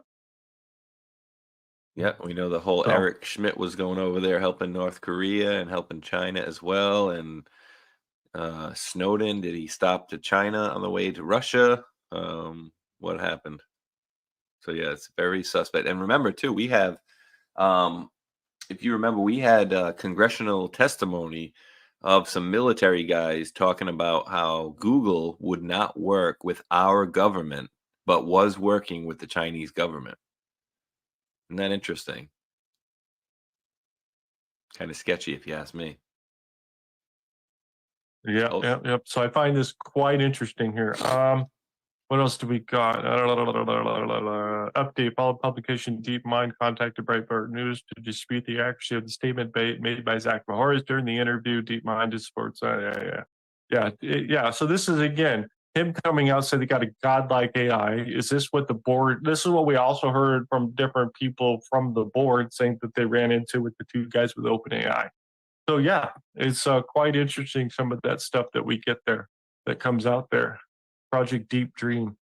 So Version 2. interesting. And there's also, we know that there's also Google runs that program that deep holes information, where it just seems to suck it up like a vacuum, and it no longer exists anymore out on the internet when you go to try to search it. And go try to search a topic out there and try to go to the bottom of the list, because you'll notice at the bottom of the list that Google admits so many billions of search results because it's not worth it. So we're not going to show you. So I just thought that shit was interesting. So we did all that, the OpenAI stuff, went through this, do learning. So are you guys all excited? All about AI? It's so awesome. Right? What's chat think? Is chat even still awake of us just yabbering about this crap? Is anybody out there? You guys voting for the exit song, by the way? Oh, Hey, I wanna do just that. to let the folks know out there for about a minute, I'm going to turn off Pilled and put it back on just because for whatever reason I seem Jiggle to handle? have, yeah, I seem to have copied over the last video. I can re-upload it though later on to to the Foxhole, but I'm turning off Foxhole, guys. Just stay there. I'll be right back on. Yeah, exactly. We'll wait for you guys to come back around, kick it off. Do you have to redo a show, or do you have to redo the show or what? Yeah, I'm just basically putting a posting out for the show right now to start right now. You Boom, jiggling the handle. bada bing, bada bang, Yeah, we should go look at the intro songs over here. bada boom. Thank you for everybody's coming over and giving love over here on Twitter. Everybody's here. Terry, thank you. If it looks like a mouse, thank you. Blind Lady Liberty, Sergeant Gunther. Microchip is awesome. We love trolling. We definitely love some trolling. Some kind of wonderful there also out there. We love trolling. So make sure you get out there. I'm going to drop this link out there for everybody to drop the link for the song. We'll drop it all the way across out here. You're waiting. You should vote now because we need to leave a song, vote per song. Please give me some entertainment out there. If you got some funny videos, we'll take those too for all that for fun jazz. Did we get back out on live already? Yeah, we should be back on the Foxhole. All right, got another one here for you. The Hemisphere Secret Service, White House Secret Service program allows cops to spy on trillions of U.S. phones without warrants. Coming out of the Gateway Pundit.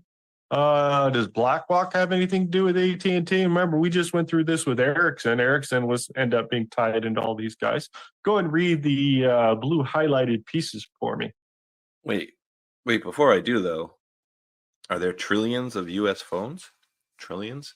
All right. ONDCP has provided more than $6 million to the program to date. In 2013, the White House funding for Hemisphere was suspended after it was exposed by the New York Times. But that same year, federal funding for the program continued under a new generic sounding name, Data Analytic Services. Wyden notes in his letter to the DOJ, ONDCP funding for the surveillance program was quietly resumed by the Trump administration in 2017, paused again in 21, the first year of the Biden administration, and then quietly restarted again in 22. Law enforcement agencies abusing its AT&T partnership with government agencies to circumvent laws, Wyden explained. One law enforcement official described the Hemisphere project as AT&T's super search engine and Google on steroids. According to emails released by the DEA under the Freedom of Information Act, he wrote, although the Hemisphere project is paid for with federal funds, they are delivered to AT&T through an obscure grant program, enabling the program to skip an otherwise mandatory federal privacy review. If the funds came directly from a federal agency such as the DEA, Hemisphere would have been subjected to a mandatory privacy impact assessment conducted by the Department of Justice Office of Privacy and Civil Liberties, the findings of which would be made public. Instead, ONDCP provides funding for the program through the Houston High Intensity Drug Trafficking Area, one of 33 regional funding organizations as part of a grant program created by Congress and administered by ONDCP. The HIDTAs distribute federal anti-drug law enforcement grants to state and local agencies and are governed by a board made up of entirely federal, state, and local law enforcement officials. That sounds fun. Yeah, just remember, AT&T and three-letter agencies have an agreement to allow access to their networks, and we will support you, all that fun jazz. So yeah, there's an agreement. Just think NSA or CIA, all those guys, when you think of AT&T out there. So that More than thing's happy out there to and do that. running out there.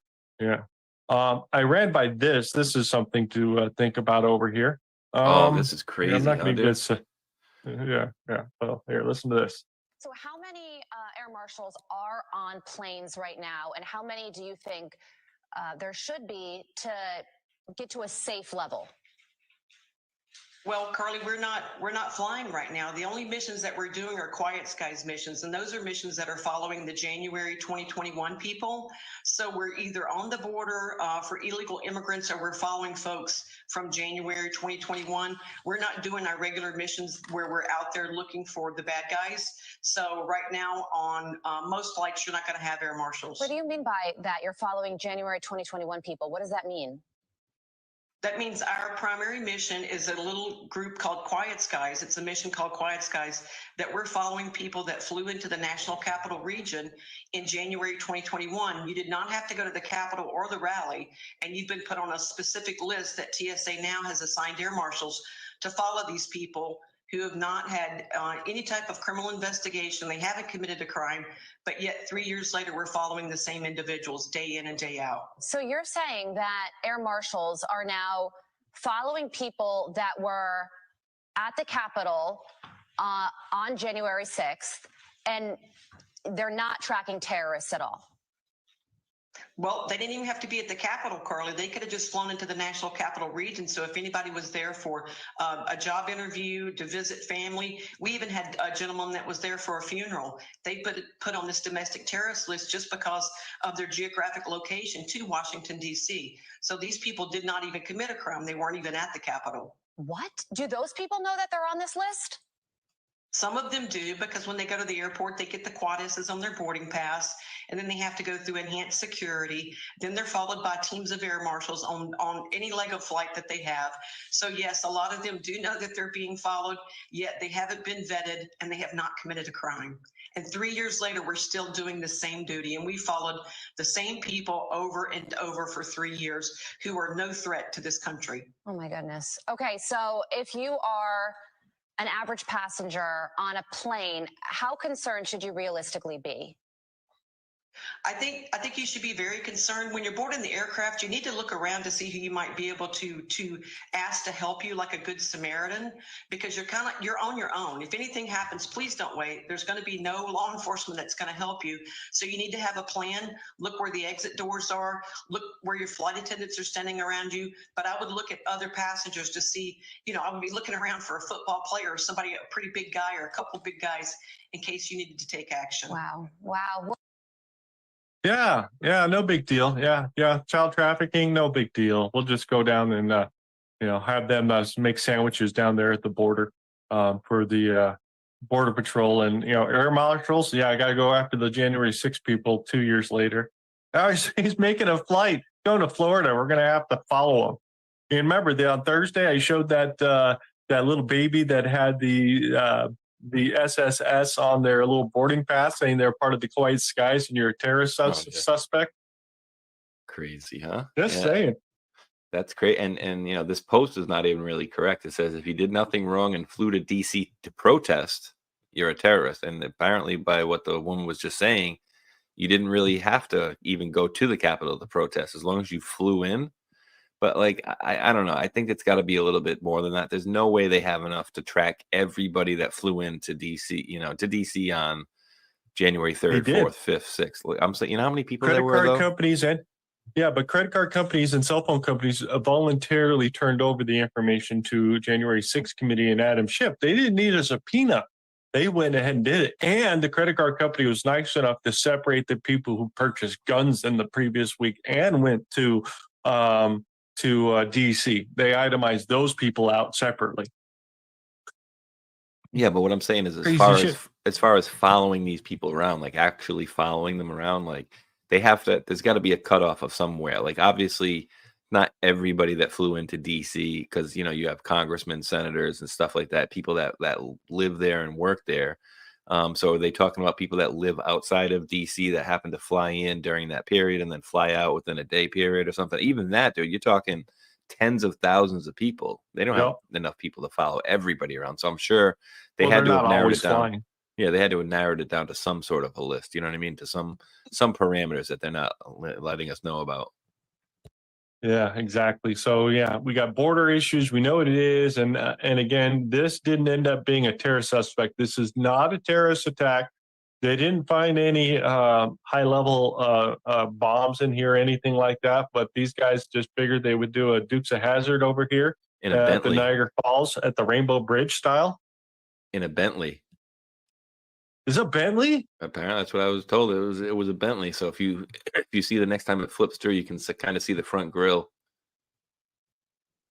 So evidently, these people came up to the border guard. They were denied entry for somewhat of a reason or whatever, or they had to go secondary, whatever, right? And so they turned around and went the other way, and then came back at 70 or 80, 100 miles an hour and pulled this thing up off of here. And then the news reports came out that this was a terrorist attack. There was a big explosion. I saw a picture of a big cloud. It was kind of cloudy, but in that area was a cloud.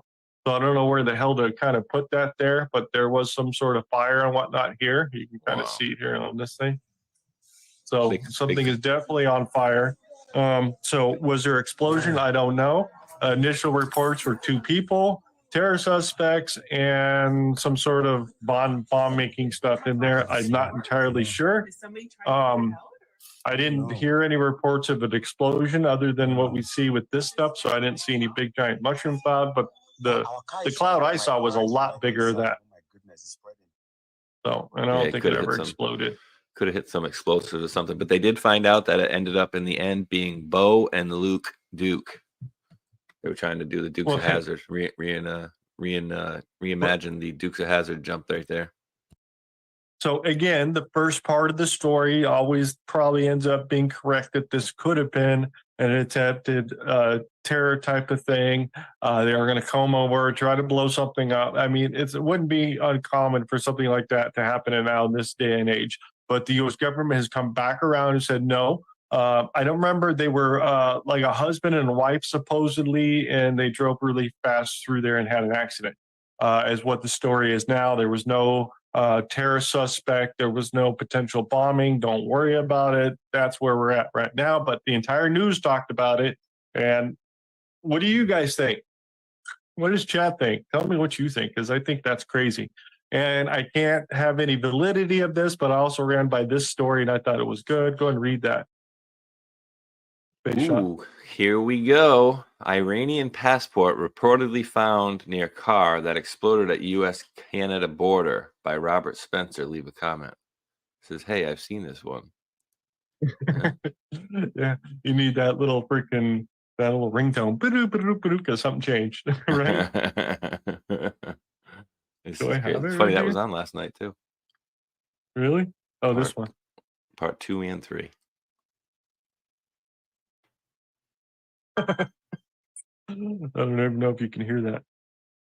Nope. Nope. Yeah, good auto software. All right, what else we got out here? Oh, let's go do some weird international shit, because, like, this guy won. Argentina president out here that's yelling and screaming profanities the whole time, saying he's going to end the central banks and eradicate socialism and fire a bunch of people. Probably ends up being connected to the World Economic Forum and probably just another politician selling us the same bullshit from the other hand. Could that be a possibility? Yes. You always got to think down that side. At this point, we're going to watch, but I've seen enough evidence to raise questions of what he wants to do and if he's actually going to be good or not. And it's not the same bullshit again, right? Yeah, that's my only concern, and is with all of this is, and I put the post out because he was the chief economist for the World Economic Foundation or Forum, and also in one of the articles he was talking about a few months ago, he essentially wants to cut ties with Brazil, Russia, China, basically all the BRICS countries except for Iran. So I'm like, my only concern with this guy is, hey, this guy, he's the new UK Trump. Oh, wait, what happened with Boris Johnson? That's right. Oh, He's Argentina. No, I know, but I'm saying here's the new UK Trump. Oh, that was Boris Johnson. What happened with him? Oh, hey, this is the new Ukrainian. Yeah, this is the new Ukrainian Trump. Oh, that was Zelensky. What happened to him? So you guys get what I'm saying? Like, I'm hoping he's not just another reiteration of somebody we hope is going to be good for change, and he really will be good for change. So we'll give him the benefit of the doubt, but I don't know. I just find his theatrics to be a little too theatrical, like going out with the chainsaw, with no blade on it, and like a psychopath. Like, what is that, dude? Cringeville. Here it says, yeah, the Dutch Trump, who's anti-EU, anti-Islam, anti-asylum seekers, won a monster victory yesterday. This comes days after Milei became Argentina's president. So this is the other guy. Monster victory in yesterday's Dutch general election. The Dutch Trump has built a career from his self-appointed mission to stop an Islamic invasion. No Quran at all. In Holland, at least, the 60-year-old is anti-EU and wants a vote on annexing and vowed to tackle the tsunami of asylum seekers. The result puts Wilders in line to lead talks to form a new ruling coalition and possibly become the country's first hard-right prime minister. Hard right.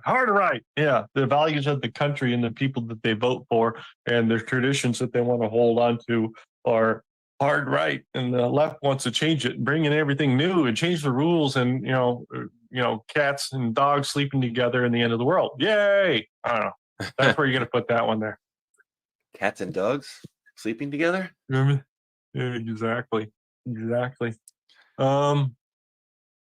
what else did we have in here? Oh, Israel has a right to. I picked this up from you. I didn't play this video. What is he saying?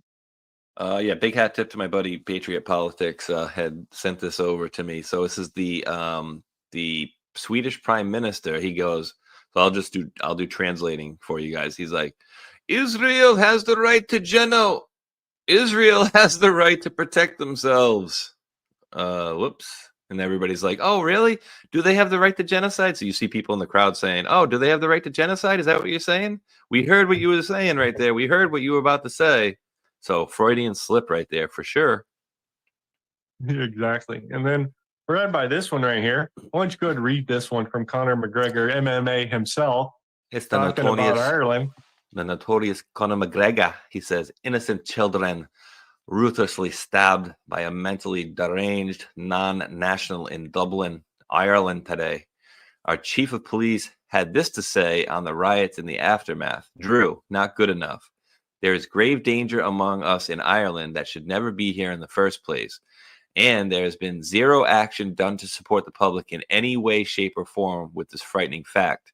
Not good enough. Make change or make way. Ireland for the victory. God bless those attacked today. We pray. And just to keep in mind, I think there was 5 people attacked and 3 of them were children.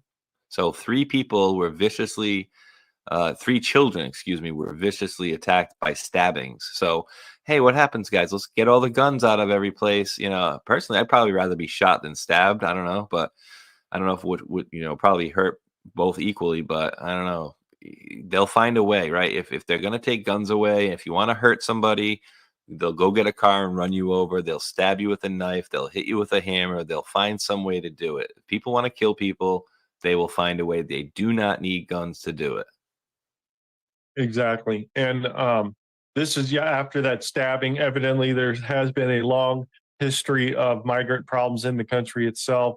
We know that the voting public has changed because they're flooding the country with migrants and the Muslim base. We've seen Scotland elect a Muslim leader over there. This is also happening on the other side too, and over in England. You got to remember the 2 top names in England and in Scotland are Muhammad for new babies that are being born. And it's hard to find an English accent in the UK right now.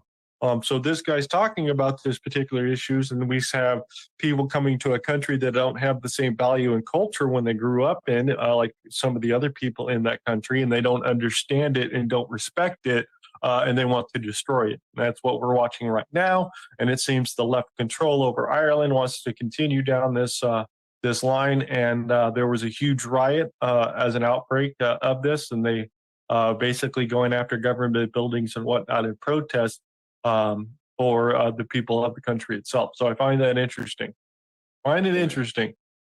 Oh yeah, and I dropped in the bottom of our DM a link that RDoc had dropped the other day about what people are doing in response to that night, because people got pissed off that night, and they started going after some of these, let's just say, immigrant facilities and whatnot. So it's that Matt Wallace link down the bottom of our DMs. Read that for a second. It says, imagine, Conor McGregor, imagine a mega power nation allowing this absolute foolishness. Imagine the United States. This is the most preposterous, ridiculous, scheming attempt at gaining votes this government has ever attempted. A real showing of the lack of care they have for the common Irish citizen. As it stands, they do not have my vote. Shame on them. They want illegals to vote in their country. Like they're going to do here with the 7 or 8 million that they've let into the country, probably closer to 10, because we're already paying them like stipulations and, you know, money to stay at home and giving them phones and all that. They should vote, right? Because they got to get to work. They're paying taxes. They're here already. And we should just have them vote already, right? That's the way it's going to work. That's what they want. That's for sure. So this is what RDoc had dropped for us. It says, the people of Ireland have started burning down immigration centers and buses after 5 people, including 3 children, were badly injured in yet another knife attack by a Muslim immigrant. Yep. As it continues on, guys. It's not the first or the last. This could be United States here. What else do we got? You should run for office. Kick those losers out. What else I got for you? Oh, yeah, you brought this to my attention. Go ahead and give us an update on this one. Oh, yeah, Big Hat Tip, 1 of 18. Always sends me over such great stuff. You guys should actually, you guys can't follow 1 of 18, I don't think. Well, you can follow, but she's got a locked account anyway. But yeah, sent Derek Chauvin stabbed in jail. Recently here, he calls his trial a sham. And this is where he's talking. Minneapolis fire response was not normal. Normally, both those resources are sent. They arrive in short time, especially on a code 3 situation. In this case, Minneapolis Fire took 20 minutes to cluster arrived. Their station's 8 blocks away. At the end of the day, the whole minutes cluster arrived. Minneapolis Fire took 20 minutes to cluster arrived. And their station's 8 blocks away. At the end of the day, the whole trial, including sentencing, was a sham. Yeah, especially when you have the coroner ruling that the guy died of a fentanyl overdose, and the medical examiner agreed with them. And just as long as anybody knows out there, when you don't have a medical examiner out there, the sheriff is the one that's going to become your coroner that's out there, and then the coroner can override the medical examiner's report. So if the person was run over by like a steamroller, they can rule that they died of COVID. So just saying, that's the way the game works. Really? That's interesting. Mm-hmm. And you only need to have a high school graduation to be a sheriff, and then you can be actually same thing as a coroner. You don't need to have some sort of medical degree. Now, the person doing the examination can. Interesting. So that was interesting. So he got stabbed. What else we got for you? Oh, we got a new video out here. Ray Epps doing his little thing out in front of all the Capitol Police. That you can see him in his jacket and his red hat. So it's quite interesting. Some of the new video that's supposedly supposed to be coming out yet, but he's right in the front right there.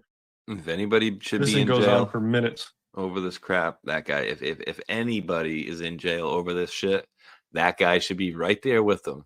But hey, he's the one that, you have Jamie Raskin. Oh, leave the poor sap alone. You guys need as many voters as you can. Now you're attacking your own voters. It's like interesting. The only person that was there that was doing anything that the Democrats seem to defend, not seem to, they clearly defended. Like, oh, leave the poor schmuck alone. Where was that attitude with anybody else of the quote January 6th insurrectionists that they called out? He's just a tour guide because we're going into the Capitol. Into the Capitol. I'll say it. Say it. Fed, fed, fed, fed. Yeah. Here's some more people being pushed into the building. Look, they're pulling them in. Fed, fed, fed.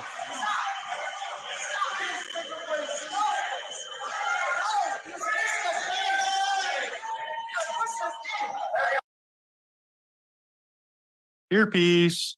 Yeah, and it's not You just push those people in there. Yeah, and it's not just a Bluetooth headphone either. That was a wraparound. Push. They're yanking people in.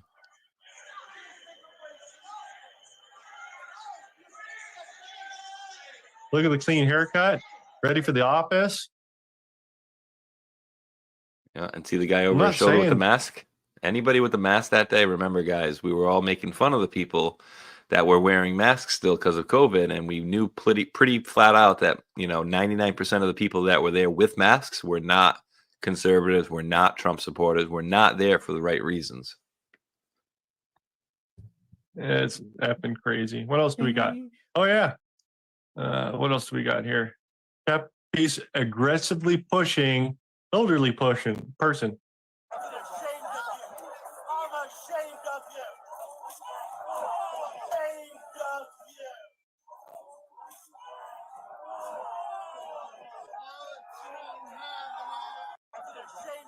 Yeah. Dude, I can't believe how hard he pushed her.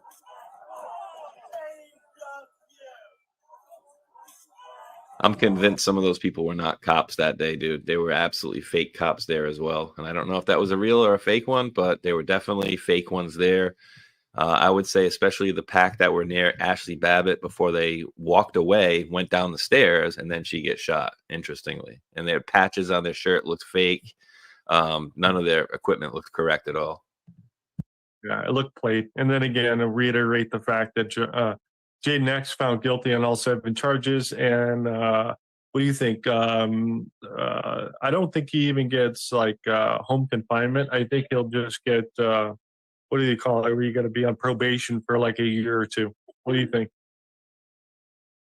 Yeah, most likely. I mean, we know he originally sold the footage for $70,000, and then we were told that he had to give it back. But this guy is essentially on their side, right? He was arrested that night too, January 6th, or we have a video of him being arrested, anyways. But then, they basically let this guy go. So yeah, he's probably going to get a slap on the wrist, while you got other people that were basically taking pictures, even putting trash away, are getting 10, 15 years. because here it says at the bottom, entering a restricted area with a dangerous or deadly weapon. So what did he have? Did he have a knife or something that they're charging him with? Oh, what did he have? I remember hearing him say he had something on him. I forgot what it was. He's got Judge Lambert, 80-year-old FISA judge, visually asleep on the bench for several minutes each time of the day during the trial. Jerry Sullivan's anti-establishment ideology is dangerous, but made no mention of Sullivan's activism with Black Lives Matter or alleged involvement with Antifa. Yeah.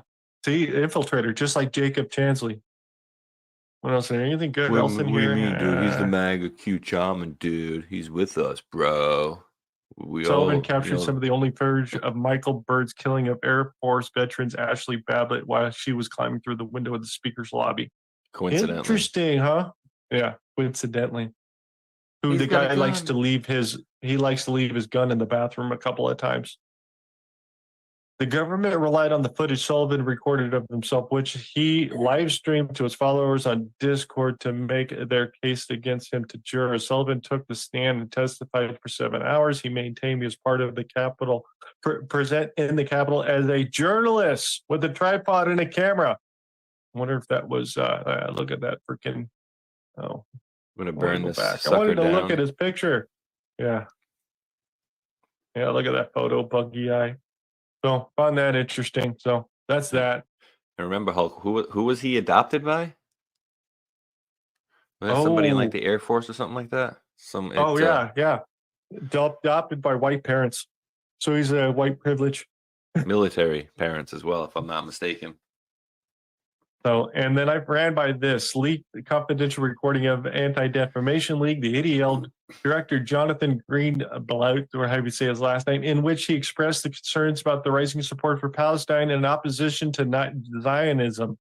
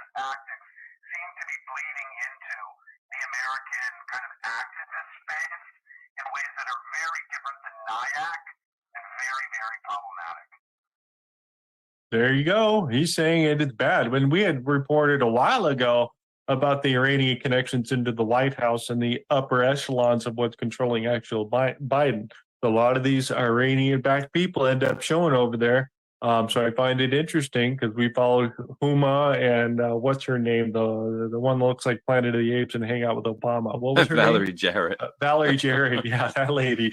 I mean, Racist. it's over and over again. You got what? What was it? John Kerry's daughter married an Iranian dude too, if I remember right. Stroke. So yeah, Page.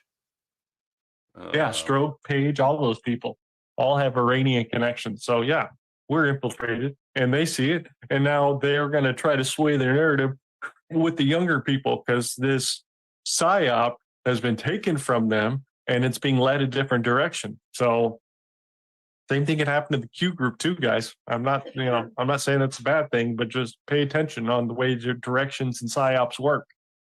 They're designed to catch both sides, right? Oh yeah, yeah. It's very interesting. I just find this new reemergence of Q because of the Q learning. So it's interesting that people have gone back from, QAnon, we'll call it, right? And then now they have this Q star thing, and it's basically the intelligence, right, of the AI. But for some reason, people are bringing this back to QAnon, and maybe that's because it's related somehow. Because it seems, like what we were reading earlier, definitely would seem to define a little bit of what we were dealing with earlier, right? Because they asked the Q post, how do you guys know everything? Like, how do you know everything so spot on and ahead of time? Because remember, they were nailing predictions left and right, and they had one word, which was control. So I don't know what that means. It means that they have control, that they control everything, or is it that they have a control of the AI learning, that they know what's going to happen? Because remember, it's supposed to be predictive, right? And so if they have all this information, he started it right there. Let's play a little video here. We'll be back in a couple of minutes. Oop, press play.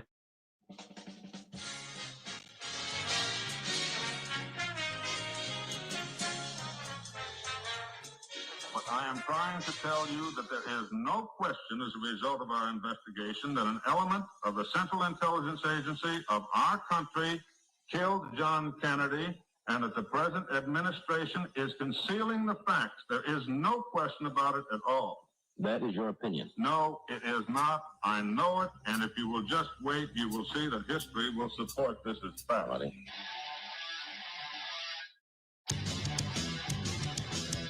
There was a new phenomenon this week that a bunch of us had to explain to the public, something called QAnon. QAnonymous, Internet Conspiracy Collective. You see them at Trump rallies. Today's Washington Post calls it a deranged conspiracy cult. A shadowy cult aimed at simultaneously rooting out the villainous deep state and child predators, all secretly at war with President Trump. Can you just explain again the core belief? Because the whole international pedophile ring, it linked with the deep state. A deep state, or a government that almost needs to be overthrown. Globalists, a permanent criminal government that's been running the U.S. government for decades. Now, if you're hearing this for the first time, your reaction is correct. This is all insane and incoherent. Today's Democrat Party is held hostage by deep state radicals and their fake news allies. Those people are the best. They're the best allies. You take on the intelligence community, they have 6 ways from Sunday of getting back at you. The idea of a deep state, that is a conspiracy theory. And so is the idea that the fake news colludes and works together to take him down. And often used term about a deep state being there to take him out. Thank God for the deep state. And this is all part of the theory that all of these powerful people are in league with a big and conspiratorial criminal enterprise. I said all the things you need to be. I'm the smiling face on your TV. Oh, I'm the cult of personality. I ask for you, still you love me. I tell you what I want makes free. Oh, I'm the cult of personality. So I think the best way to think about this is to look at cults. because it's a doomsday cult. A key part of QAnon is this idea that Trump is fighting against what they believe to be global pedophile networks amongst the elites all over the world. And they fearmonger about non-existent child sex trafficking rings. Do they have any evidence that this is going on? There's no evidence of it. It's just stuff being talked about on the internet, right? There hasn't been any non-evidence yet.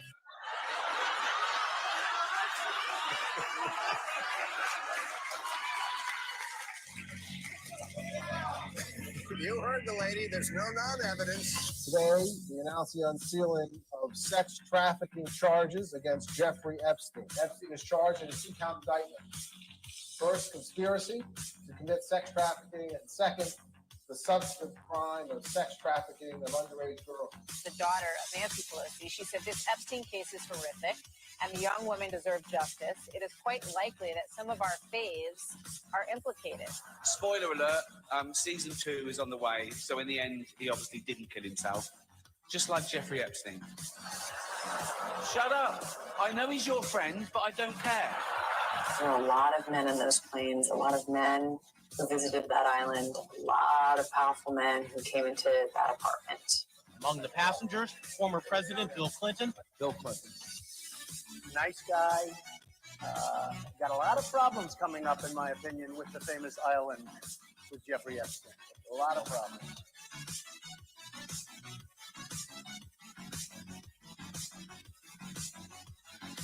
I'm worried about QAnon. Why? It's kind of spreading in ways that you wouldn't expect. Q Drops recently peaked at number 10 in the paid app section. Now on Amazon's best-selling book list. This QAnon explainer video on YouTube has over 1 million views and counting.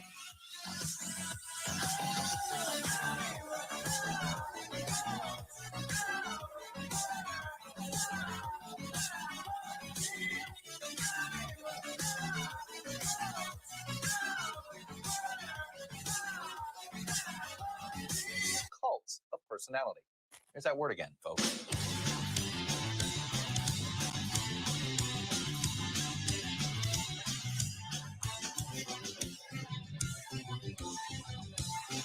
For we are opposed around the world by a monolithic and ruthless conspiracy that relies primarily on covert means for expanding its sphere of influence. Yep. What'd you think about that one? It's been a while since I played that. I threw that out there again. I'm going to throw this little thing out there for you guys later. If anybody wants to come by and grab a link of it, it is out there. Kind of gives a good explanation out there because we also want to cover some new things that were happening out there. I love it too. You got to love the whole. You got to love the whole. It's a cult thing, right? And then they drop in the whole thing there of like, think for yourself, whatever. And what was the old saying?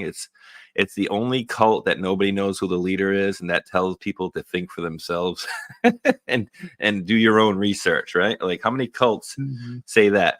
Cults will, like Scientology, they say, here's our books, this is what we believe in, you'll follow this to the letter, and this is what we believe in, which I'm sure all cults do. I mean, the idea that this is a cult, that there was even any recruitment. You know what the recruitment was? The recruitment was the idea of a better world for us and our children going forward. That was the recruitment. And I got to tell you, it was a hell of a recruitment plot. Yeah, exactly. And it was definitely a lot of fun learning about disinformation and whatnot. Here's a little bit about Pizzagate that was clipped out of the shadows. This is insane. So many people in the mainstream media have said Pizzagate is a conspiracy theory. Pizzagate has been debunked. It has not been debunked. If it's been debunked, explain the code words. No one to this day, including John Podesta himself, can explain the code words in his emails. Hey, John Podesta, can you please explain why you have children rented for entertainment for your adult hot tub parties? No one has ever explained why John Podesta has literal pedophile and cannibalism paintings all over his office and his home. Tony Podesta, too. And then you look into the spirit cooking dinners, and you look into Marina Abramovic, who's the one that was conducting the spirit cooking dinners. Why are they going to spirit cooking dinners? Why are they sacrificing chickens to Moloch in their backyard? This isn't my words. This is their words. This is in their emails. I'd be willing to debate anyone who thinks that Pizzagate has been debunked. You asked me when how am I getting additional briefings? That was the first and last time I talked. So October 9th is the last time you've heard from the FBI at all. Yes. You have not got an update on the investigation to your personal email. That is correct. So not only did the mainstream media lie to you about Pizzagate, they actually told you that it was illegal to read John Podesta's emails on WikiLeaks. Chris Cuomo, with a straight face on CNN, looked into the cameras and said, it's illegal for you to read John Podesta's emails. Also interesting is, remember, it's illegal to possess these stolen documents. It's different for the media. So everything you learn about this, you're learning from us. That's how scared they are of those emails. And that's how explosive the content in those emails are. That they felt the need that they had to tell you, you could not read those emails. And if you do, you might get arrested. Lie. It's different for the media. So everything you learn about this, you're learning from us. That's what they want anyways, Hulk, right? They want us to get our information from them. And that's why Q was such a big problem for them, is because they wanted to be the source of all of our information, and they didn't want us going out and getting any actual correct information. Isn't that fun? Yeah. Go ahead and read this from Liz Crooklyn about the FBI. Liz Crokin, boom. FBI confirms Pizzagate in College Station, Texas case, which I'm going to have to also say, guys, a lot of this is being exposed in the last week, too. I'm loving this. Clint Harnden, who worked at Texas A&M, was arrested on child pornography charges earlier this month, and the FBI reported he used the pedophile code word, you guessed it, pizza, in chats to discuss child porn. Harnden is facing charges of receiving and possessing child pornography, and he was arrested by the FBI at his home in College Station on November 11th. The current revolt... This is like 2016, right? This is November 11th, like 2016, 17, somewhere there, about Pizzagate and using that stuff, right? Wait, hold on. So this report's current, though, right?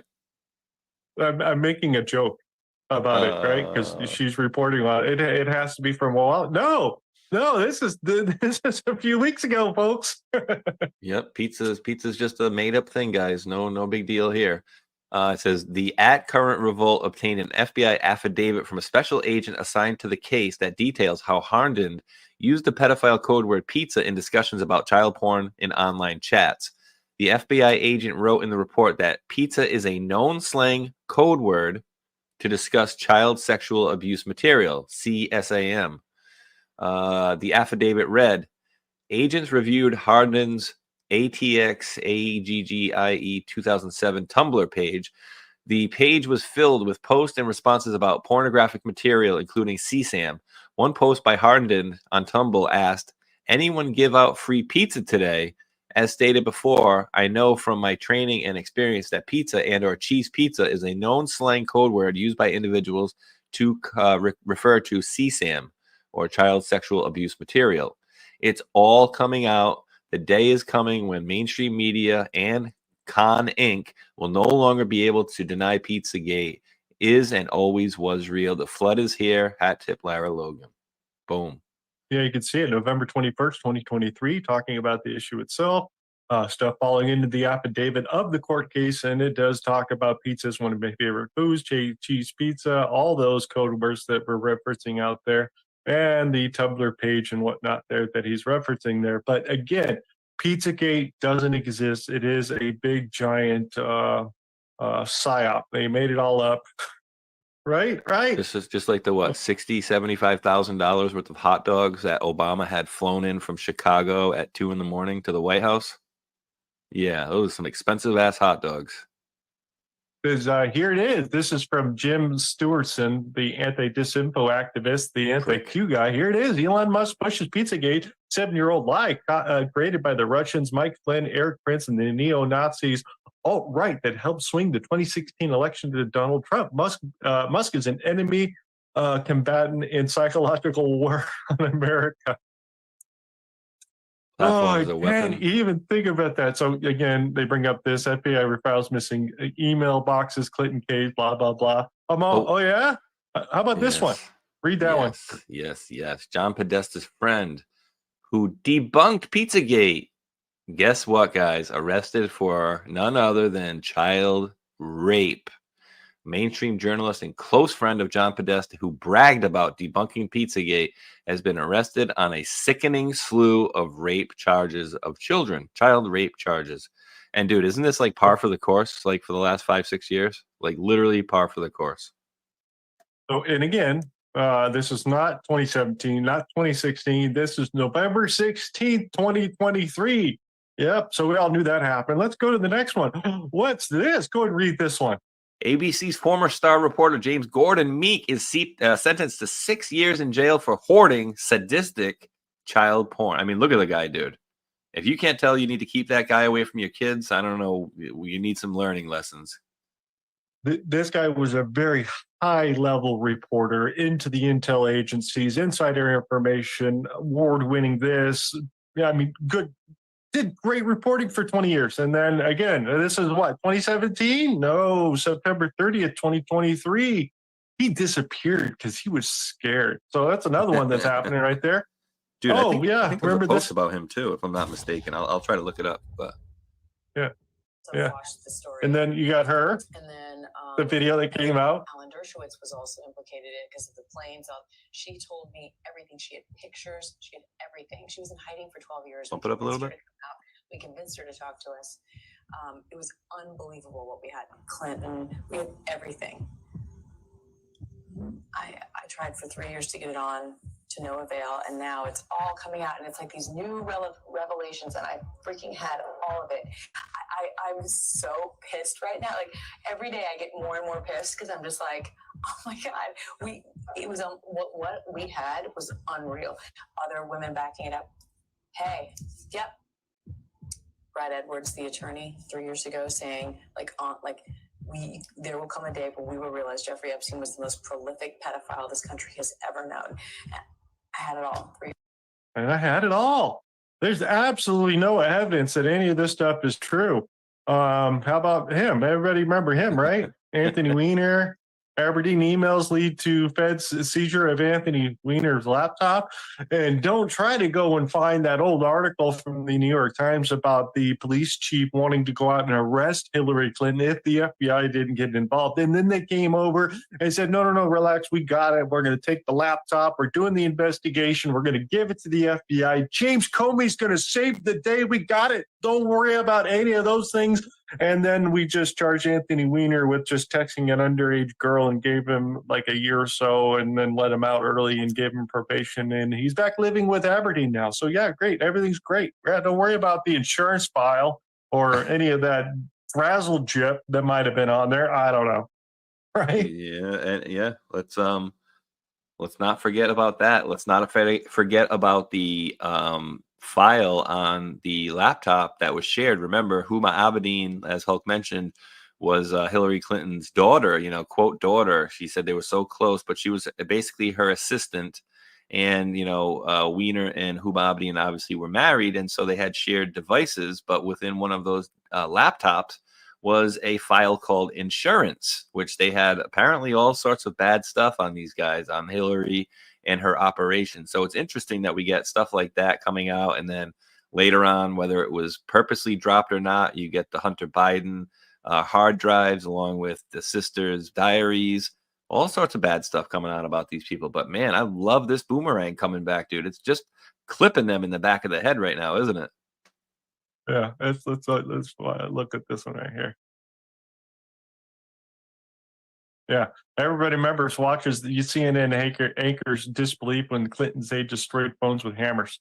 So just to kind of throw a little bit on there, they're going to give me an ad. And I don't get to shut it off. You're going to have to wait a second. Sorry about the ad. I can turn it down. Let's go through the facts. 17,500 emails that she lied about turning over. The server wiped. Within weeks of there being a report that she had a private server, it was wiped. She thought that C, which stands for classified, stood for cookie or something, which stands for classified. She thought that drone strikes are not classified. She said that the reason she used the private server is for convenience, and that she only had one device. She used 13 BlackBerries, let me finish, and 5 iPads. At least she doesn't just stick to the BlackBerry iPad. This is somebody who is absolutely disqualified from becoming president. They destroyed BlackBerries with hammers in the State Department. That's not what won the presidency. Actually, and by the way, Evan, and hold by on. the way, You fact check that. Hang on, hang on, Evan Perez. Hammers, fact check that for me, please, on the fly.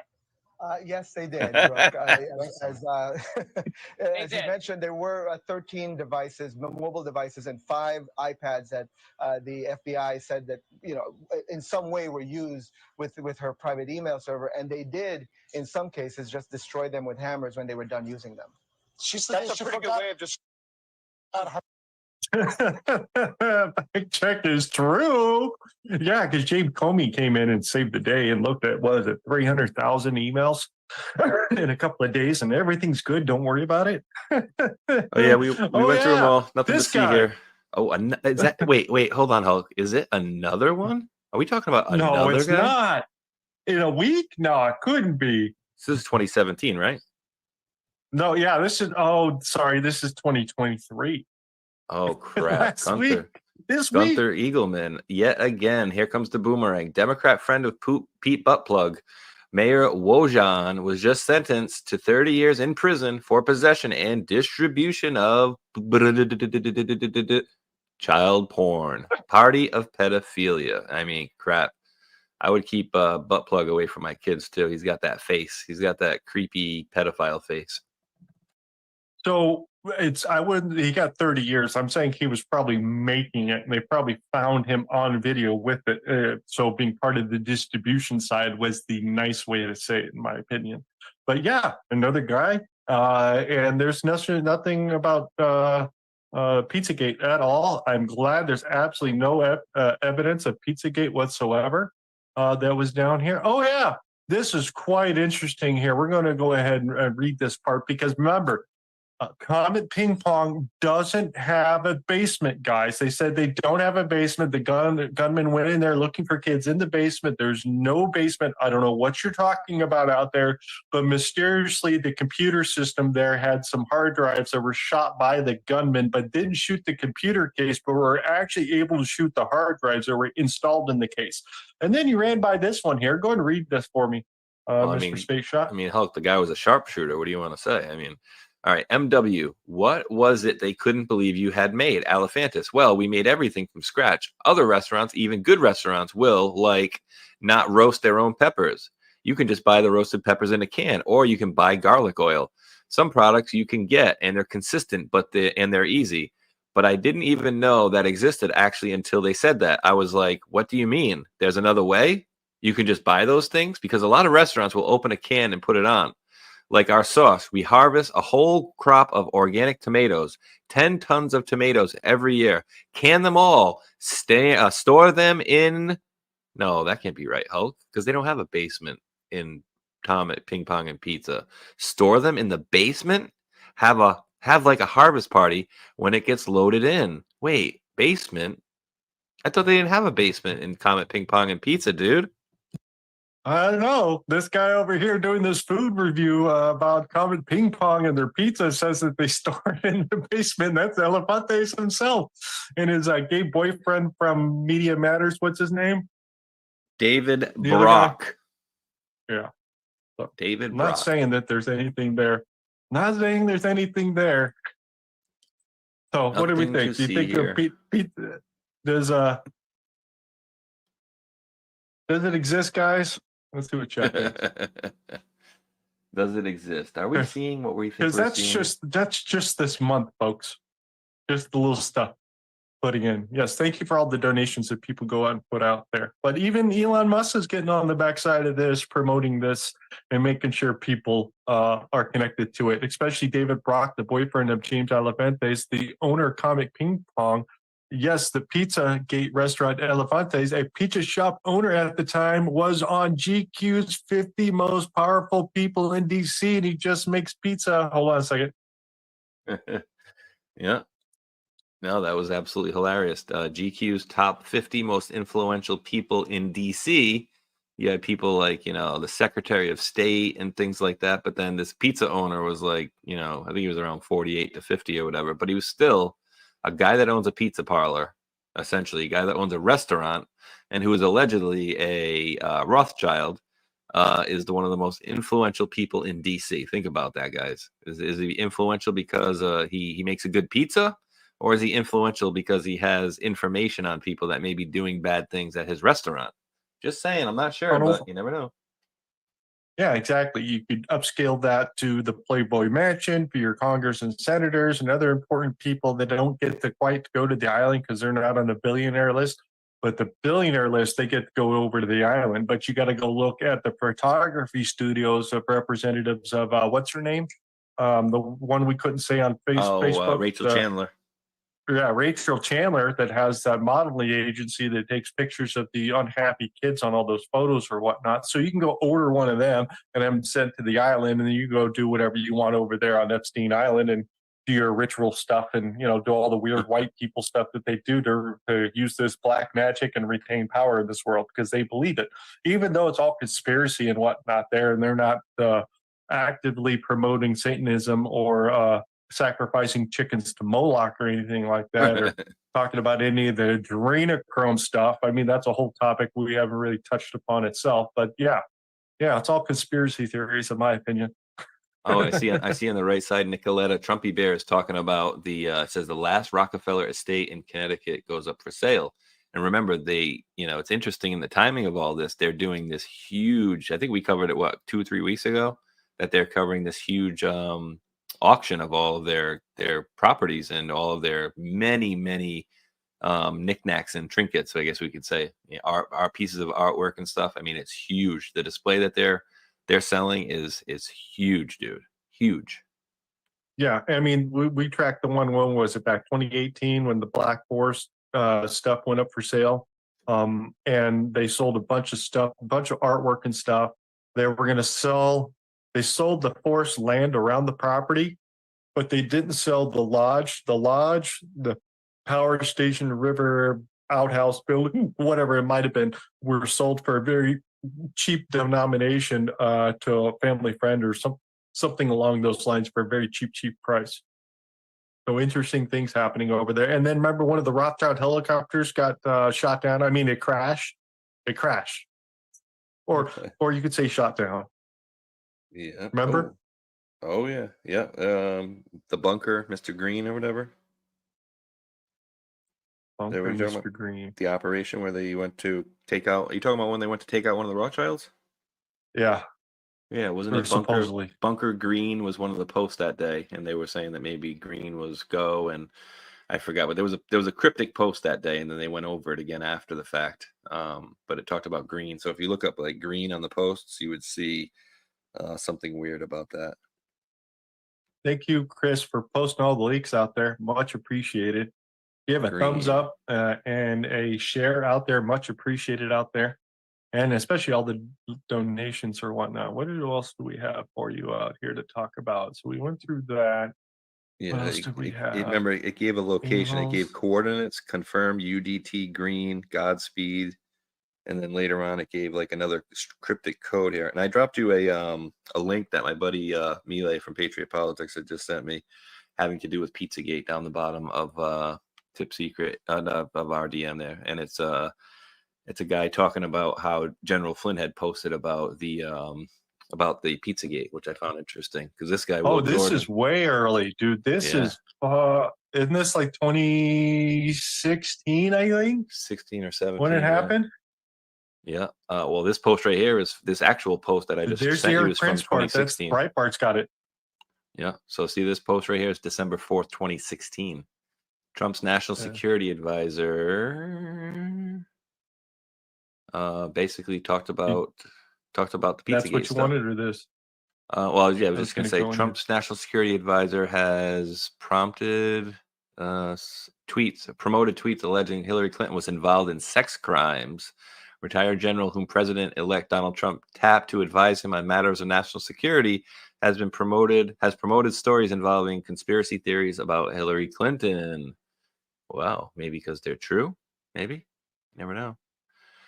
He shared 2 thinly sourced articles on his Twitter account alleging that Hillary Clinton was involved in everything from money laundering to sex crimes with children just days before the election. On November 2nd, the general tweeted a link to a website called True Pundit, which claimed to have spoken with NYPD sources involved in the investigation of Anthony Weiner. Flynn called it a must-read, which many supporters likely did, since it was favorited and retweeted more than 12,000 times.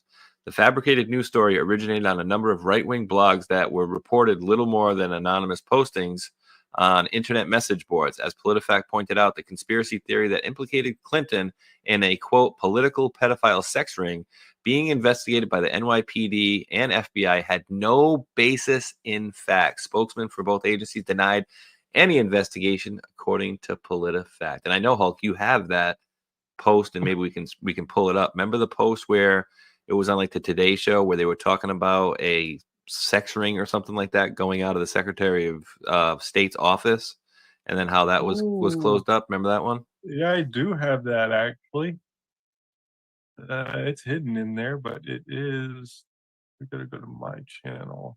Like, where am I going? I don't know how to go to my own channel. I know it's like right there. You got to go to view your channel, and then you got to go from there. Go Where does down. it say? Right there. Down? Up. View, Right under view your name. data. Right under your name. Yeah, right there. Oh, view your channel. Then blue, right here. Video.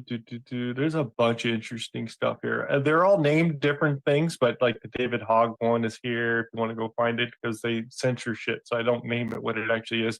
Mid-year exam with the emails. Wait, we'll play a little bit of this. We empower those who act. Since we're here already, this is Sidney Powell talking about what was happening in New York. Yay. Come on. Stupid commercials. Commercial. Mails.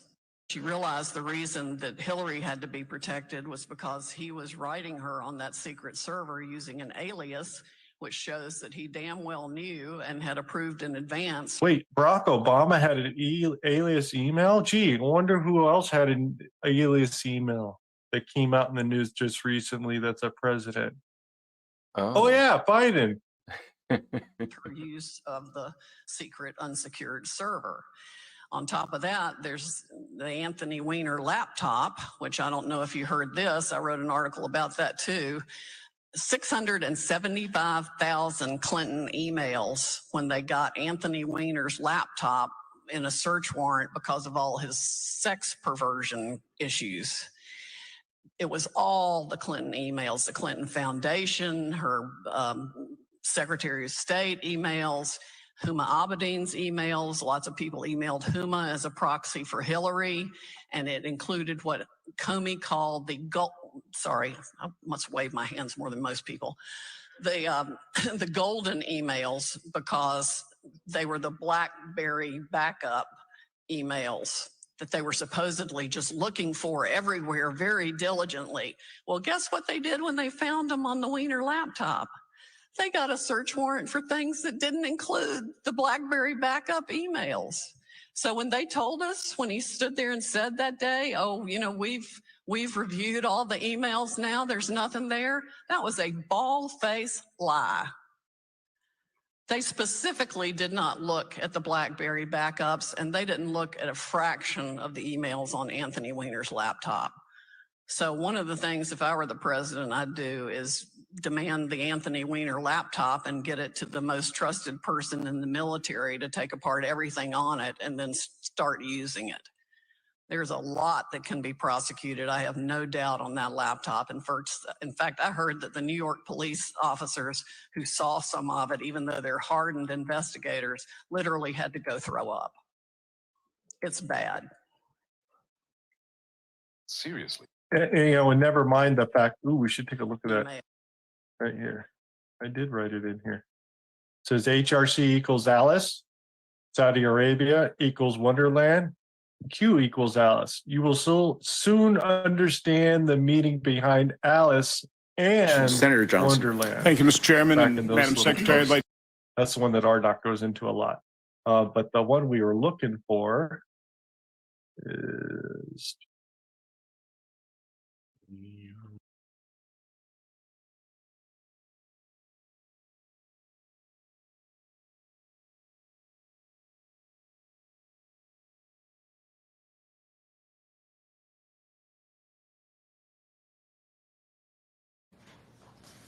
Good morning.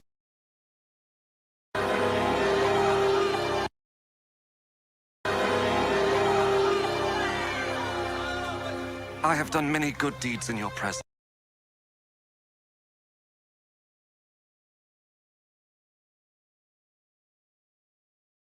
Give me a second. I'm trying to do something. Hang on. Hang on. This is important. This is important. Okay. So, this is what came out right after. Okay. This is what happened when right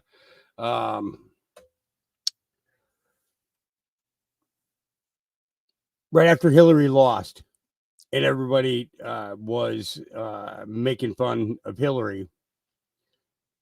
But at one point, Comey had to kind of backtrack what he was doing in undermining the election at that time. Okay, because he came out and made a statement. What was it?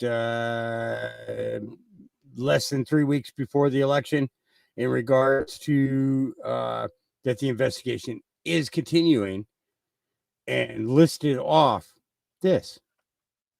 And this is cool because I like how they did this. This you'll like this. You will like this. You will like this, dang it. Good morning. I'm here to give you an update on the FBI's investigation of Secretary Clinton. What I want to do is tell you what we're recommending. But first, let me tell you what we found. 110 emails in 52 email chains have been determined to contain classified information.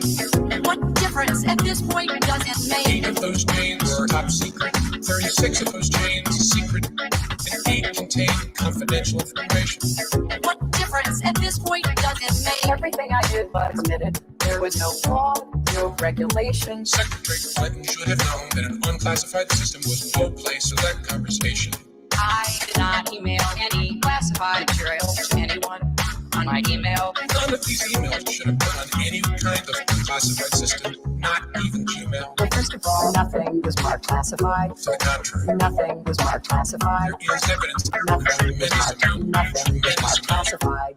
Now let me tell you what we found. Oh my God. 110 emails. It was not the best choice. 52 email chains. It was a mistake. Have been determined to contain classified information. What difference at this point does it make? 8 of those chains are top It wasn't the best choice. 36 of those chains I said secret. it was a mistake. 8 contain confidential information. What difference at this point does it make? With respect to our recommendation, this is going to be an unusual statement in at least a couple of ways. Although there is evidence, our judgment is that no reasonable prosecutor would bring such a case. I know there will be intense public debate. I know there will be intense public debate. I know there will be intense public debate. What difference at this point does it make? 110 emails. It wasn't the best choice. 52 email chains. I made a mistake. Determined to contain classified information. What difference at this point does it make? 8 of those chains are It top was not a secret. good choice. 36 of those chains I said it was a mistake. and 8 contain confidential information. What difference at this point does it make?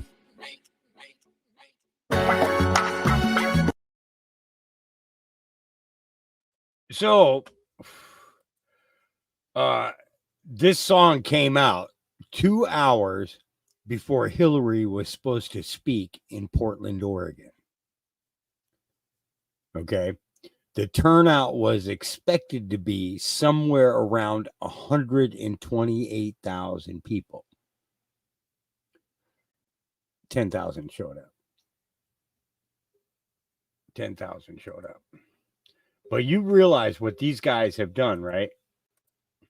In the last 1 hour and 58 minutes, okay, they have taken you through 39 proofs off of the board.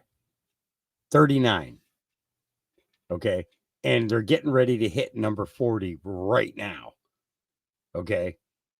In an hour and 58 minutes, they've shown you everything from the beginning until now, okay, and have been checking them off the list. So don't let anybody tell you that, okay.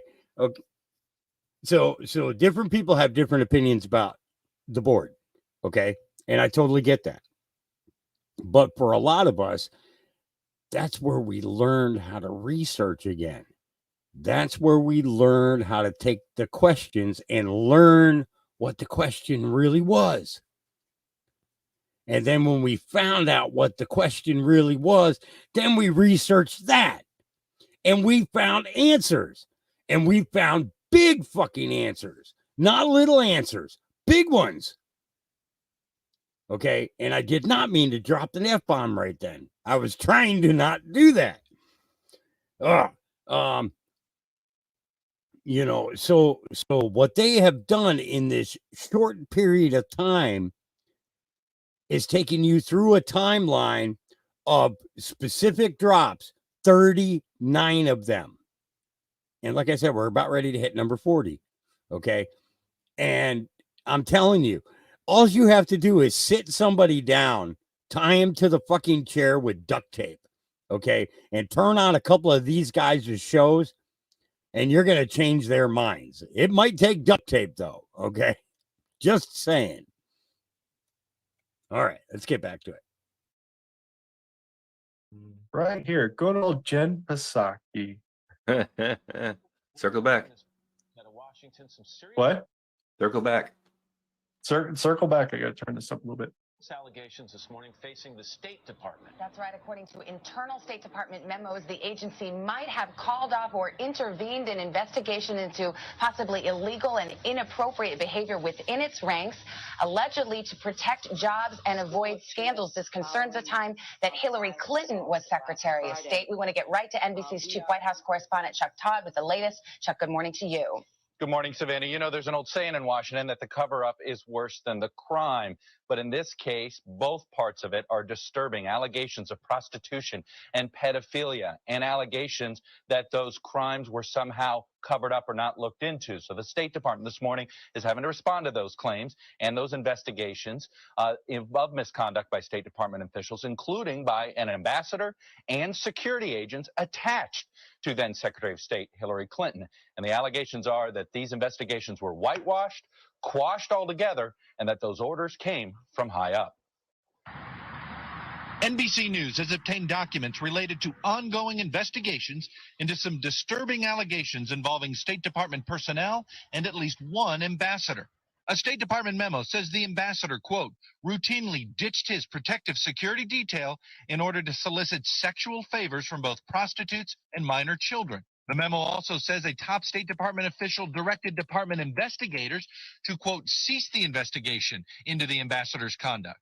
It's just one of what another document describes as, quote, several examples of undue influence from top state officials. On Monday, a State Department spokesperson will not confirm specific investigations. I'm not going to talk about specific cases, but I can say broadly that the notion that we would not vigorously pursue criminal misconduct in any case is preposterous. A former investigator for the department's inspector general has complained to Congress and the media that the investigations have not been thorough because of the pressure from those high-level officials. We take every allegation of misconduct seriously, and we look into it. It was less than 6 months ago that another major internal investigation painted Hillary Clinton's State Department in a negative light. That scathing report on the failed diplomatic security procedures in the aftermath of the Benghazi attack. What difference at this point does it make? It is our job to figure out what happened. As we noted, the whistleblower in this case, a member of the Inspector General investigative team at the State Department, she's gone to Congress demanding an investigation. And it's our understanding Congressman Ed Royce, a leading Republican in House Foreign Relations, says he does plan on having an investigation. And no doubt hearings are probably going to come soon as well, Savannah. But Chuck, where are we on this? Is at this point just allegations from one whistleblower? Have they been substantiated in any way? Well, here's what it is. The whistleblower says that this report, that the internal investigation having to do with how... Okay, I got to pause it again. Okay. So, Big Chap, you asked. We were told to follow Huma. But there are two Humas. Okay. You had Huma Abedin, who worked for Clinton. Okay. And then this one here that I just dropped a link for. Okay. And that is longer, fuller lives. Huma is a company that offers remote patient monitoring, decentralized clinical trials, and companion apps for patients and researchers. It uses generative AI. Hang on. Let me pull this over here. Okay. So let's see if we're going to cover it. Let's cover it right? You know what I'm saying? Okay. Announces generative AI collaboration with Google. Okay. Now let me throw a hypothetical out there. Let's say, for instance, that some kind of oxide got into the human body, which basically could be used as a transceiver in order to send all your information every time you're next to a Wi-Fi to Google and to this organization, okay, that basically does clinical trials on human subjects using AI.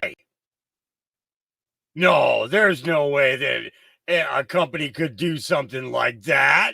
No, absolutely not. Are you crazy? Do you really think that some company could do that? I mean, they're only worth $250 million. Okay. Since then, Huma has grown to become a global healthcare company spanning across multiple geographies and operating across 4 continents. Oh, well, what 4 continents could we be thinking of? Well, let's see. Europe, Africa, Australia, and what? North America? No flipping way. No, this is just preposterous. This could not be happening. It's not. It's not. We are not constrained by geography. Oh, what do you mean you're not constrained? For many roles at Huma, our brilliant team can choose to work wherever they have an internet connection. Huh? This means we get to harness global talent and work not with just the best people in one city, but the whole world. I'm not getting a paycheck. Are you getting a paycheck? I mean, seriously. Our headquarters is located in Millbank Tower in Westminster, London. I think I might know somebody who knows how to find that place, but what did I just say? Map eyes? And what did they do? They just drew the map. Oh, it's the entire North American, South American continent, UK and Europe, Africa, and the Middle East. Now, you notice who's not on this map. Oh, I'm not going to say that China's not there. No, I'm not going to say that. I mean, it's okay, right? But you see what I'm saying? Okay. Sometimes we succeed. Sometimes we make mistakes. Some days are fun. Some days are hard. No matter the situation, we never let anything break the trust between our patients and our care providers, our partners, and each other. Oh, that must be for the people that you tell that you're doing that to. Because I mean, there's, and these kids look like they've been in medical for maybe 60, 70 years, I mean, it's,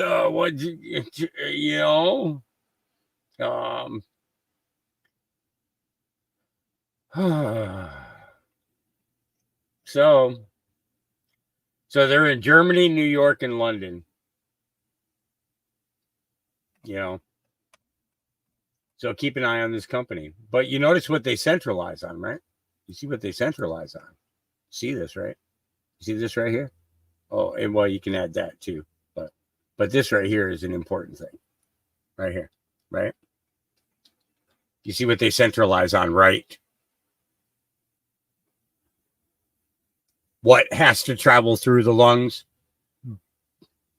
Blood. Blood. Blood. Blood has to go through the lungs. No different than it has to go through the heart. It goes through the lungs.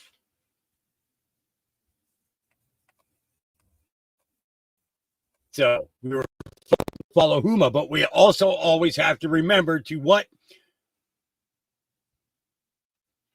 Remember that there is always more than one meaning to everything.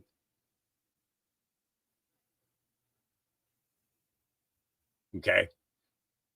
Always two meanings. So even though you read one post in it and it leads you to one big thing, you always have to be on the lookout because a second big thing might just be under the same name.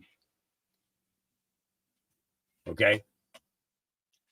So I just needed to point that out, you guys. Okay, all right. So I mean, not that this could be anything, okay?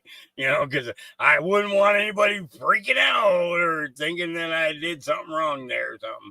You know, it's no. Because this could never happen. No, they couldn't like pull up your biometrics with Google anytime they want it. Now, could they? I don't know. Can you tell I haven't gotten high yet today? All right. I mean, it's like, fuck. I'm getting ready to now, though. Diplomatic security even investigated these allegations. That's where this scathing report came from. It's how the investigators somehow dropped the investigations, including into this ambassador and onto some other deal, including on folks that were part of security detail. So the allegations themselves haven't been fully substantiated by us, but this Inspector General whistleblower believes that the evidence was clear, but the problem was the investigation wasn't done in time to find out for sure if this misconduct was happening. More to come on this for sure. Chuck Todd, thank you very much. Imagine that. Chuck Todd telling the truth out there. That's very interesting. Did I have anything else I wanted to throw in here on the very end? Yeah, and they covered that stuff up really quick, right? They didn't want to keep posting that out there, and glad you got a copy of it. And glad you got a copy of that girl, too, because that was Nicholas Cruz, remember? She was in the high school, the one that you got your cursor on there. She was at the high school where the shooting was, and she was walking down the hall, and I quote her, I walked down the hall, and I saw Nicholas Cruz there, and I said to him, oh, hey, I would have thought this shooting was you. And he said, huh? Can I play a little bit of this? It's a long video, dude. It's even got David Hogg in there. Well, I think she nails it in the beginning anyway, so, but yeah. Just shows you more and more lies that they do. But, I mean, I don't have time to care about that. I'm not sure. 202. Okay, it's at the 202 marker right now. Let me back it up a minute or two. And then you can look at the says well, it says 2 years ago. And it was put up by Hulkinator. Hulkinator Smash is what it says. So, but yeah. Just shows you more and more lies that they do. But, I mean, I don't have time to care about that. Hold on. I'm trying to be as well-spoken as possible because these politicians won't. It's that people think that I'm an actor, but, I mean, I don't have time to care about that. I have to keep going. Easy. Right. Really, Vinny? Yeah, like he's not even supposed to be out of school. He's like 25 and he's from California, even though he's my debate partner. What the hell? Shocking. We thought it was a drill initially, but it's not. Hopefully, at around 2:30, we heard a gunshot in my AP Environmental Science class, and we initially thought it was a drill. And then we heard more gunshots.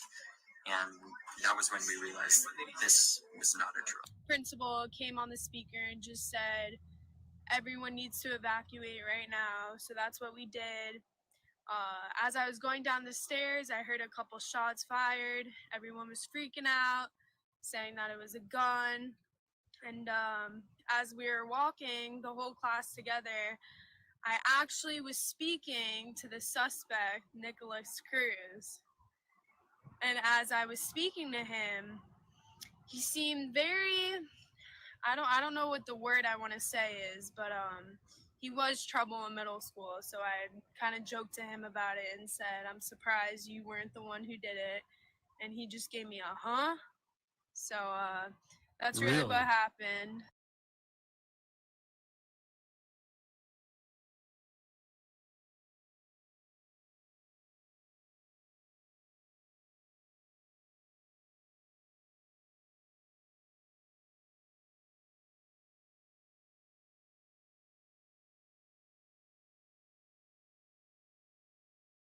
There's no audio at this part.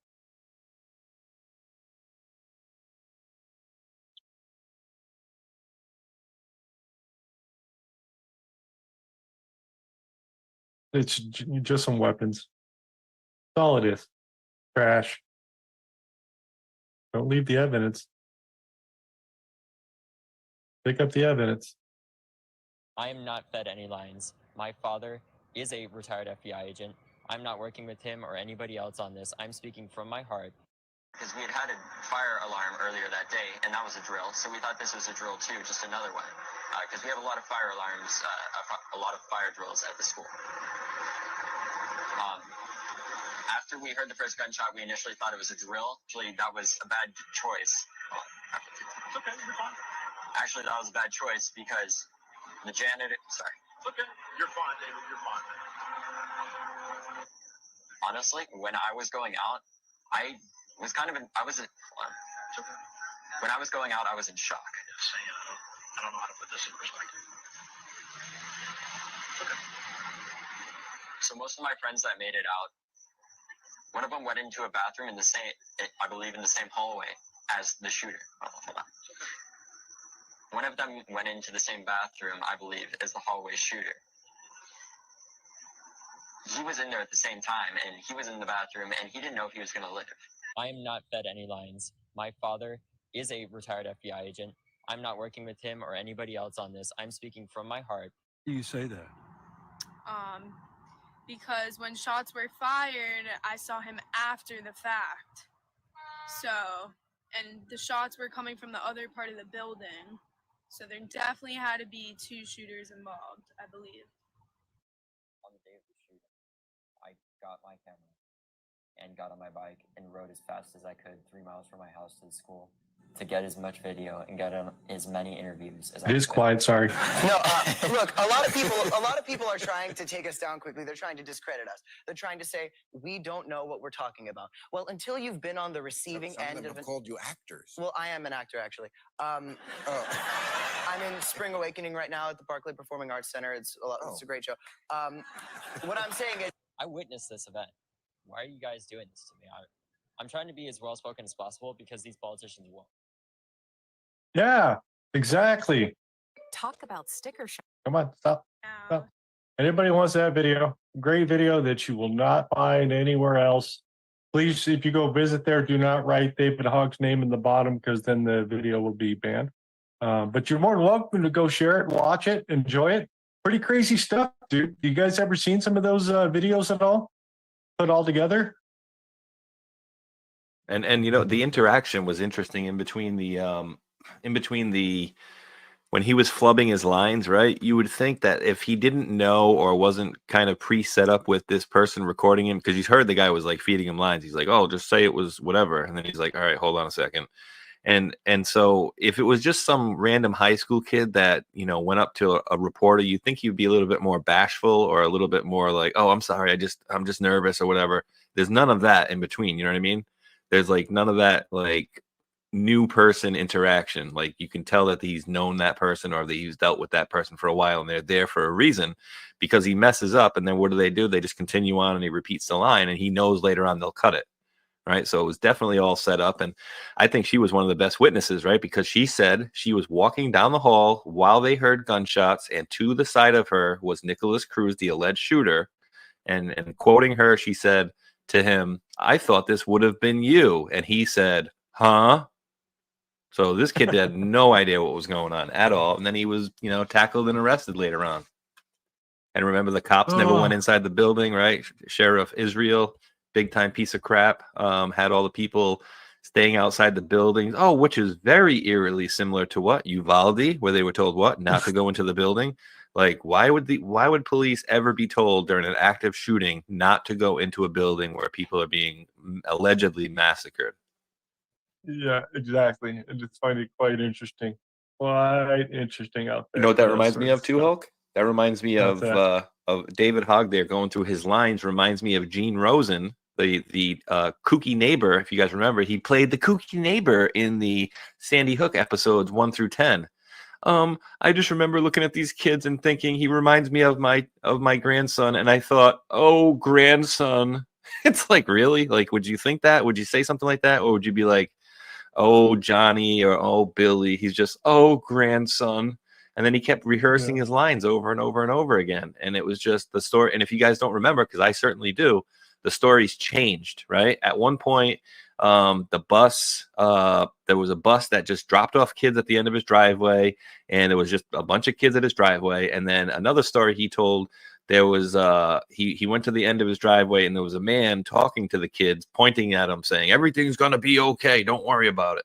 And it was like many different stories that this guy gave. And then he brought him inside to play with his teddy bears, because he has 1 million teddy bears in his house for his grandkid, who apparently visits or whatever. But the whole thing was just really, really sketchy from the very, very beginning.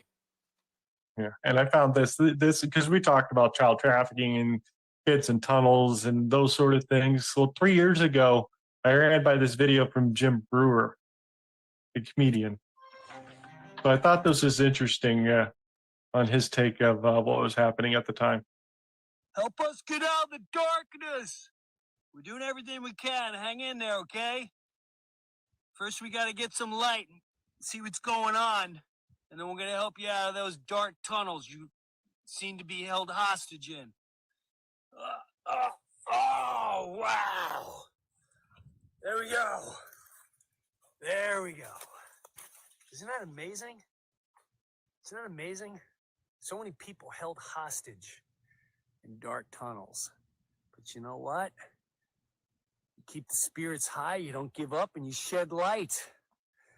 And when you shed light, you see a lot of truth. It's just like that movie. What does Nicholson say? You can't handle the truth. Well, it is what it is. Sometimes you put light on it, and it's just like that saying, it sets you free. It really does. It really does. And I'll tell you what, hopefully, when we shed some light on real situations, people stuck as hostage, so many people, put light, and all of a sudden the truth is there, and hopefully you can handle the truth. Keep lifting spirits. Keep the energy that you've been given, the good feelings, it's going around. It works. Whether police, whatever people don't believe, that's fine. That's fine. Don't worry about them. We understand each other. Keep lifting spirits. Keep putting good vibes out there. Shed light into those tunnels. Let's save those hostages. Enjoy the day. Keep your spirits high, and thanks for all the great, great energy. Look at the light. Will you just look at it?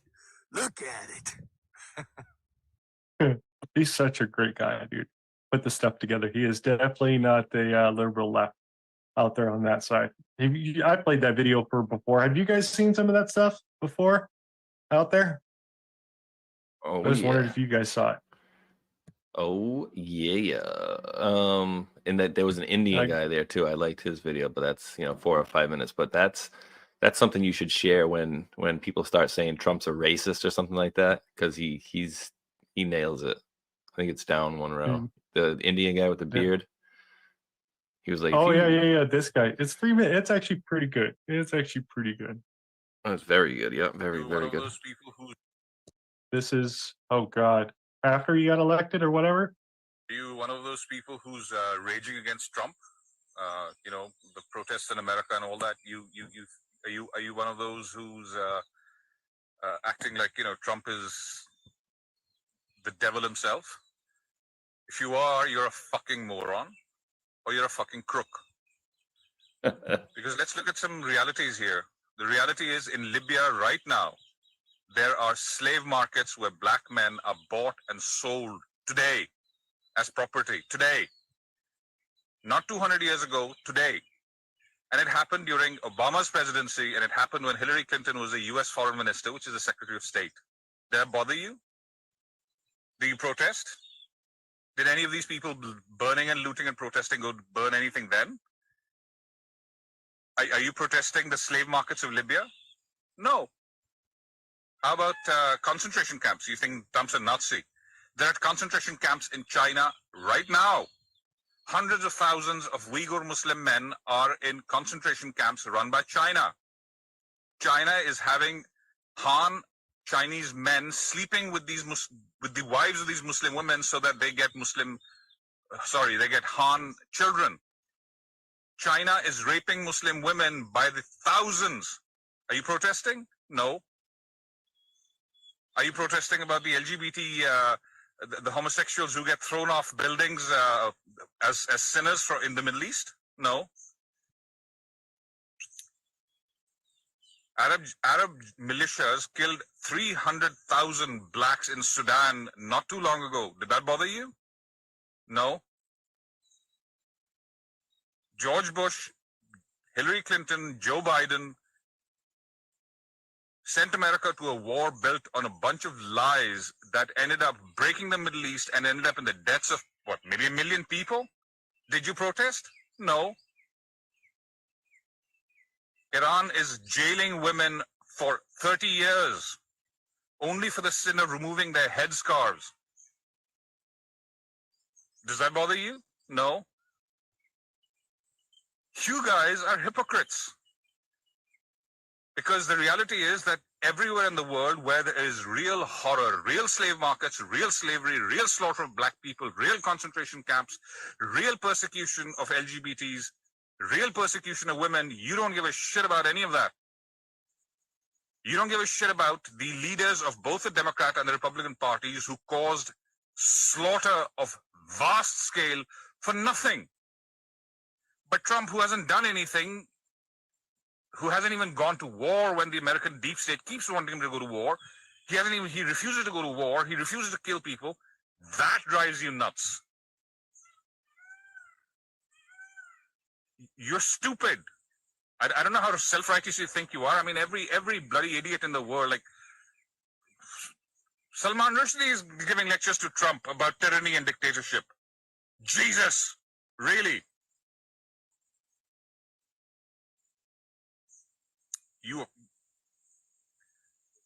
I hope Trump wins in 2020. And I hope that he will make you guys cry for some more years yet. Because you guys are crooks and fools.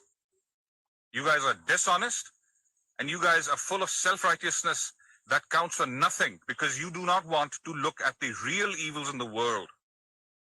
Hey, Trump, go Trump, make America great. Fuck him. I love the way that one ends.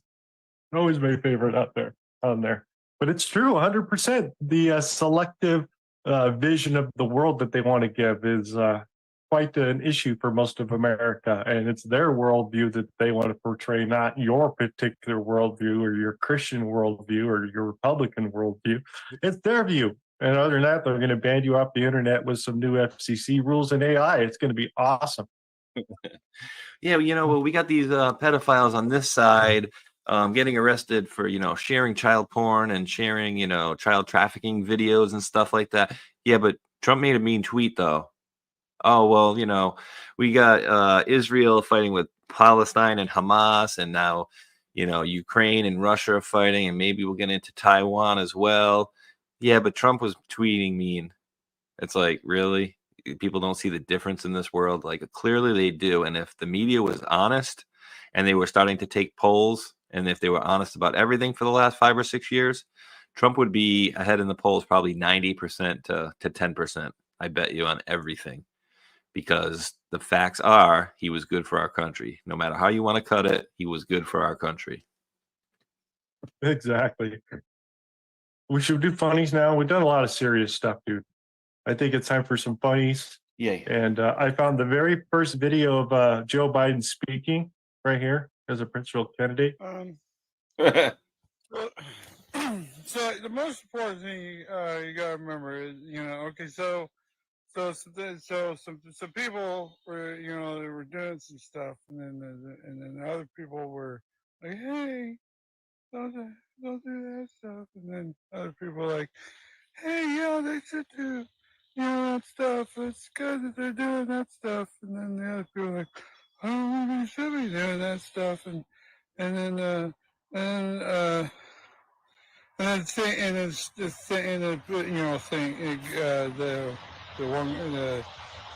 so things are like, what I'm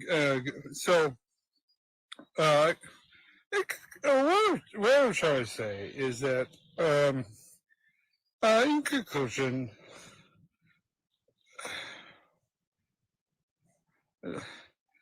I have no idea. I Yeah, hope okay, that guy was. I got some more. I hope he was trying to make fun of Biden, but I'm thinking he wasn't. Yeah, he does some other stuff out there. It's kind of funny. So where's my other funnies that are over here? There's some things that you say was, there's some things. And... Oh, dude, yeah, this was gross. But dude, you know what my Wait, I fear had is some with other this? stuff.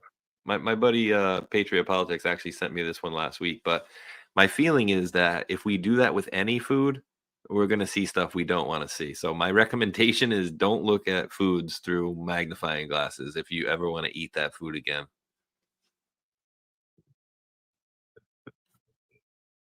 Actually, we're going to do one more video. Did I play this? This is a Tucker Carlson. I don't know if I played this, but then again, he's talking about what's going to happen for the next 12 months. Do you remember me playing this at all about Tucker Carlson? I did want to include it in the show, and I think it is kind of important. Have you heard this? Yes, I've heard it. But yeah, play it. Go ahead. And so I'm not mocking them at all. I'm just telling you once again what you already know, which is this is going to be the next year is going to be, I think I'd bet my house on it, really like nothing we've ever seen in the country. And everyone can kind of feel that. Most of our perceptions come through intuition rather than reason. And if you have dogs, you know this because they can't understand literally a word you say because they don't speak English, hardly any of them. But if you're close to your dog, the dog knows exactly what's going on, knows when it's time to go out, knows when you're going on a trip. Why is that? Because they don't hear anything, they just watch and they feel. And people are very much the same. And if something bad is about to happen, everybody gets jumpy. And everybody's really jumpy right now. So I'm not here to make your anger and paranoia worse, just the opposite. I'm here merely to suggest a couple of things that I think you could do about it and that might be useful rather than pointless. Like spending a ton of time on social media screaming at people. Well, obviously I do that for a living. And I would never discourage anyone from doing it. Probably aren't going to solve your problem. So the first thing I think that's really important as you stare down the next 12 months is to accept the fact that that all your senses are telling you the truth. A good friend of mine called Gavin DeBecker once wrote a book, the thesis of which was every feeling, every gut level feeling you've ever had is real, is totally true. That your gut is the one thing that doesn't lie to you. Your gut only has your interest in mind. It is not trying to sell you a product or convince you to vote for it. It's acting solely on your behalf. So if you get a very strong message from your viscera, from your intuition, obey it. Take it very seriously. As I always tell my children, if you're talking to somebody and the person seems creepy, he's creepy. It doesn't mean you can convict him in a court of law for creepiness, though maybe you should try, but you don't need to. All you need to know is that what your senses are telling you is absolutely true. This person's creepy. If you feel deception, you're being lied to, period. Now, you may not know how you're being lied to or why you're being lied to, much less what the truth is. You probably don't. I most of the time have no idea. But if you feel you're being lied to, you're 100% right. You are being lied to. And if you feel that something very intense and history changing is about to happen, don't ignore it. Don't panic. There's no profit in that. You can't control it. You're not in charge of history. No offense. None of us is. But that is absolutely real. Yep. I think we all feel it. We all feel it there. So I just wanted to include that as the last part of the news stuff and whatnot there. But I do got more funnies as we're coming out there. Oh, look, people are voting on the show. Let's go look, see what you guys are putting out here. See a bunch of likes and whatnot over here. Ooh, you guys are voting up a storm. I hope you guys are voting. Where are we at? That beer guy is awesome. Yes, he was awesome. What the hell is this? Last night in Ireland. The stabbings, yeah. Oh, that's.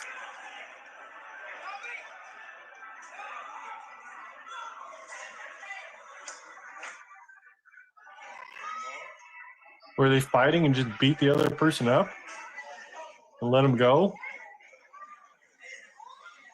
Yeah, they're in full effect over there. Let's go back to that beginning. See, they're like pulling her around. Oh, they're fighting. Oh.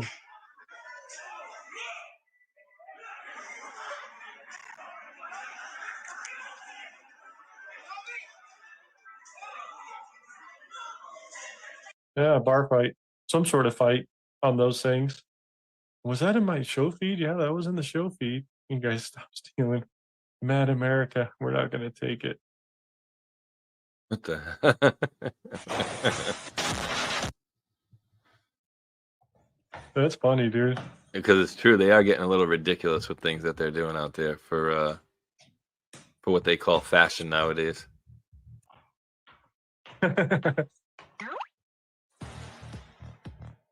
What is that? Yeah, gross.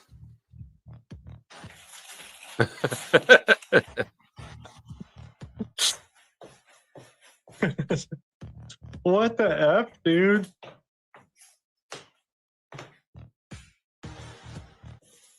A bunch of cups.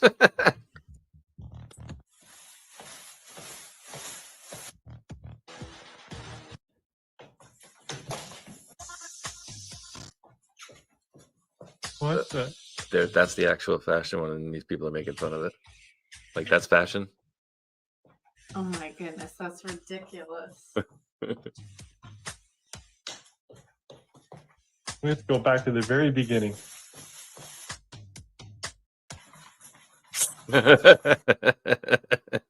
Idiots.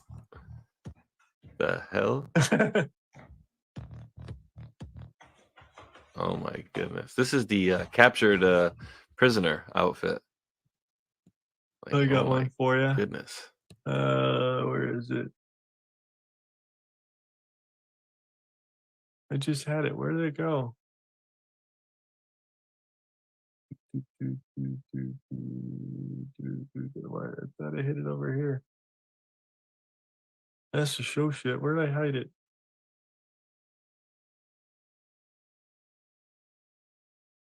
Oh, right here, right here, right here. Timing. Timing is critical in this one here. Some of them might be set up, some of them not, but the timing.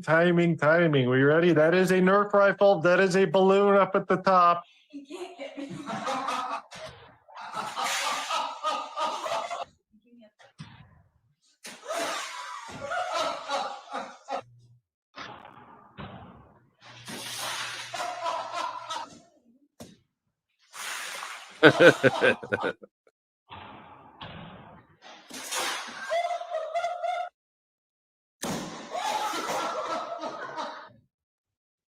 Timing.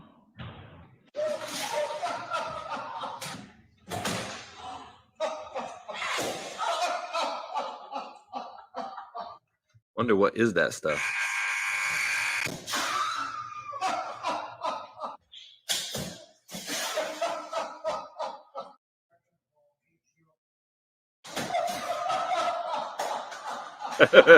Jerk.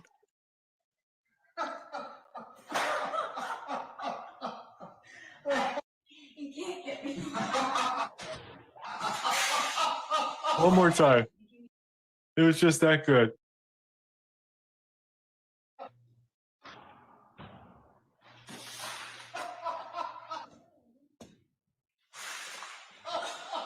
Whatever it is, doesn't look like it's going to be very easy to clean up. Shaving cream. Some people Shaving say cream. whipped cream. I mean, anything with cream in it is not going to be fun to clean up. He says it's shaving cream. He's watched a couple. Maggie says.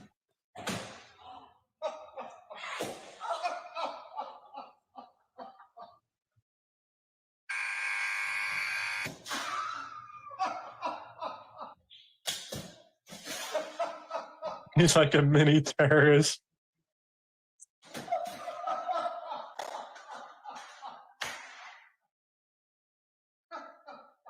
I wouldn't want to clean that shit up, dude. Okay, we can't watch it again. Twice enough. What else do I got? Do I have anything else funny? Nope, that was regular shuffle. What else do we have? 4 overweight female cop tried to arrest a male shoplifter for over 2 minutes. It wasn't very funny. But here, you get to the end.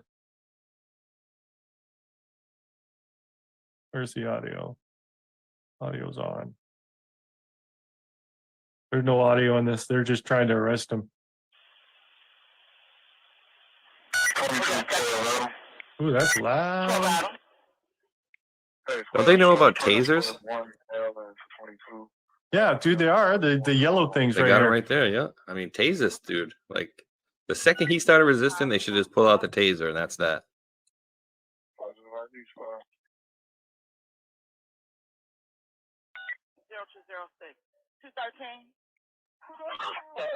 Ask his pronouns. What's your pronouns? Give me some more cars, 957. Give me some more cars. More cars? You got 4 people there. Why don't you just sit on them? 33. We're tired. 33, we got it. He just runs off. No biggie. You know, the guy fucking like, damn it, move, dude, move. I think is that all we get with the truck? Did you hear her? Nothing. Like, Nope, that's go back like 15, 20 seconds on there. Did you hear her? Like no. Yeah, like. Offenders running northbound. Do we have one in custody over here? Is this who we fighting with, or he took off from y'all? It was the one like 10 seconds before that. She was calling for help. She was like, we need. She was all panting. It's like, you got 4 of these guys trying to go up, 4 of these women trying to go up against one guy. The second he started pulling back, she said, you're going to get tased. That would have been it. But nope, just let it go. Yeah, exactly. Did I have anything else here? Those are songs I was thinking about for earlier. Oh, San Francisco's back to normal with the homeless population, if anybody was wondering. They're all there, ready to go. Oh, here's this thing I pulled up. I just saw it. We'll see what it is I'm talking about. So this is your instant ramen noodles magnified 400 times. Instant noodles are magnified 400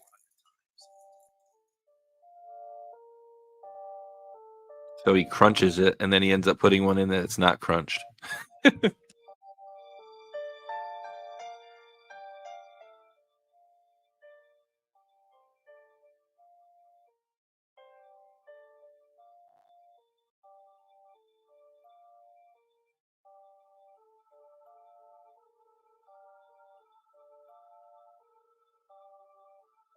It's mostly clean.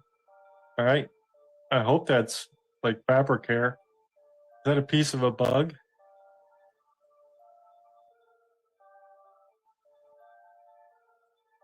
It's like poop.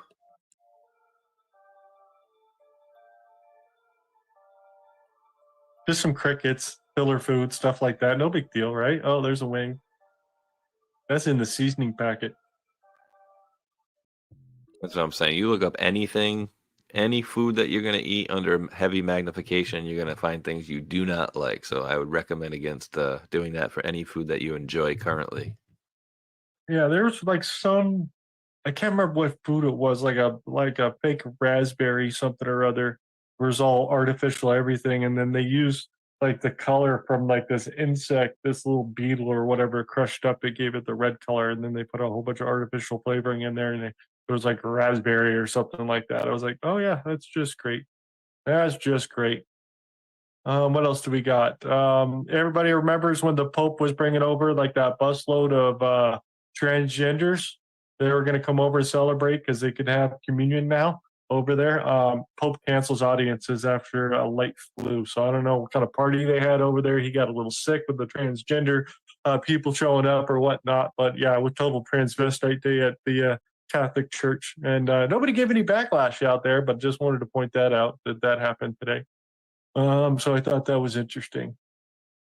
You got anything else you want to throw out there? I'm Mr. sorry. Space Shot, I'm just as he walks responding away? to. I'm just responding to somebody on that. Remember that post earlier that I was complaining about people blaming Q or whatever. This person who apparently follows me, named Vampire Dreams, said no. It's all the liars who said trust the military to have tribunals. This includes you. So I said, sit back and do nothing. Don't worry, the military's coming, or anything along those lines. I'll give you $1,000 to show me where and when I said that. Okay, I'm just going through the list. Okay, so for right now on the list, you guys got some good stuff.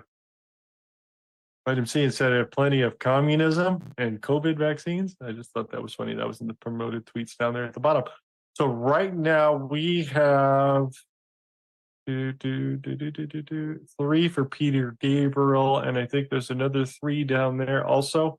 So if you guys want to go ahead and vote down there, that would be greatly appreciated out there, because there's another 3 down here if I was paying attention. Some Kind of Wonderful, which is a great little deal. I remember that song. So go vote, and then we get the hell out of here, and you guys can enjoy the rest of your Saturday. Yay. All right, so this is where they pretty much just goof around for the next half an hour and play songs and stuff, and we're not going to go there because we're not going to get pulled down for the flipping songs. All right. But yeah, that's that pretty much shows you pretty much everything that's gone on today. And man, that was a nice update with a lot of proofs as it went along. It helps quite a bit. I'm looking to see if there's anything here in the popular section that might be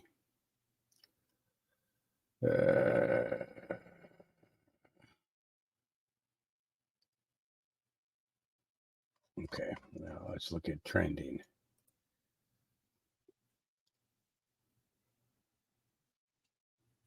How long is this one? Let's check this out for a second. The media lies in many different ways. And it's not always just blatant lies or manufactured fake news. They'll put partisan spin on things, take things out of context, lie by omission by only giving half of the story or ignoring other important stories that should be covered. And they'll take clips out of context and have a half dozen panelists opine about them for an hour, giving the audience a completely false impression about what actually happened. So with the magic of editing, I've decided to help them tell the truth for a change by taking their clips out of context and presenting them in a way that appears as if we're living in the Twilight Zone and they are being honest for once. Diversity and multiculturalism and anti-racism are anti-white. Discrimination against whites is just as prevalent as discrimination against blacks and other minorities. Conservatives are the real victim of bias in a diversifying society. Bias against whites is now as big a problem as bias against minorities. Christianity in America is under assault. How dumb are you if you're taking medical advice from me? Thank you. Thank you for calling me out, and thank you for realizing how dumb I am. Man-made chemicals in the environment could be making children gay or transgender. The capacity for these chemicals that we are just raining down on our children right now to induce these very profound sexual changes in them is something we need to be thinking about as a society. And this is one big attack by the deep state against Donald Trump. So you seem deeply uncurious about it, don't you? Almost suspiciously uncurious. Are you protecting the Bidens? Absolutely. The DOJ has been weaponized against Donald Trump. The Justice Department is terrible, the FBI is terrible, and American law enforcement needs to be dismantled because conservatives can't get a fair shake, and they're coming after Trump because they can't come after you, but it's only because they want to come after you. The January 6 charges are bunk. This is election interference. Donald Trump was just exercising his free speech. These charges are bunk. Donald Trump has a right to free speech, and that's just what he was exercising. Donald Trump did nothing wrong. He has a right to do whatever he wants with classified documents.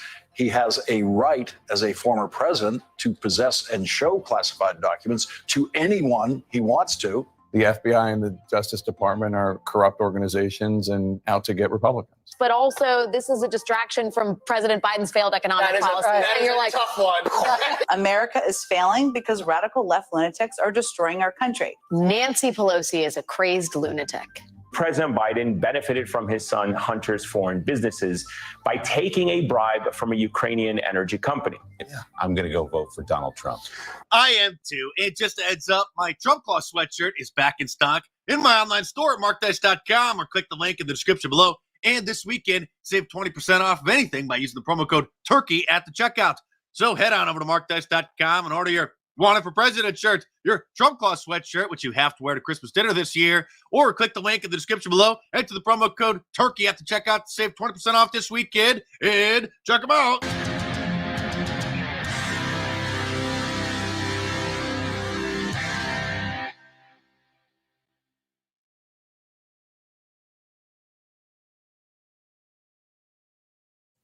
Because we just had to, okay? we just had to. You know, it's just oh.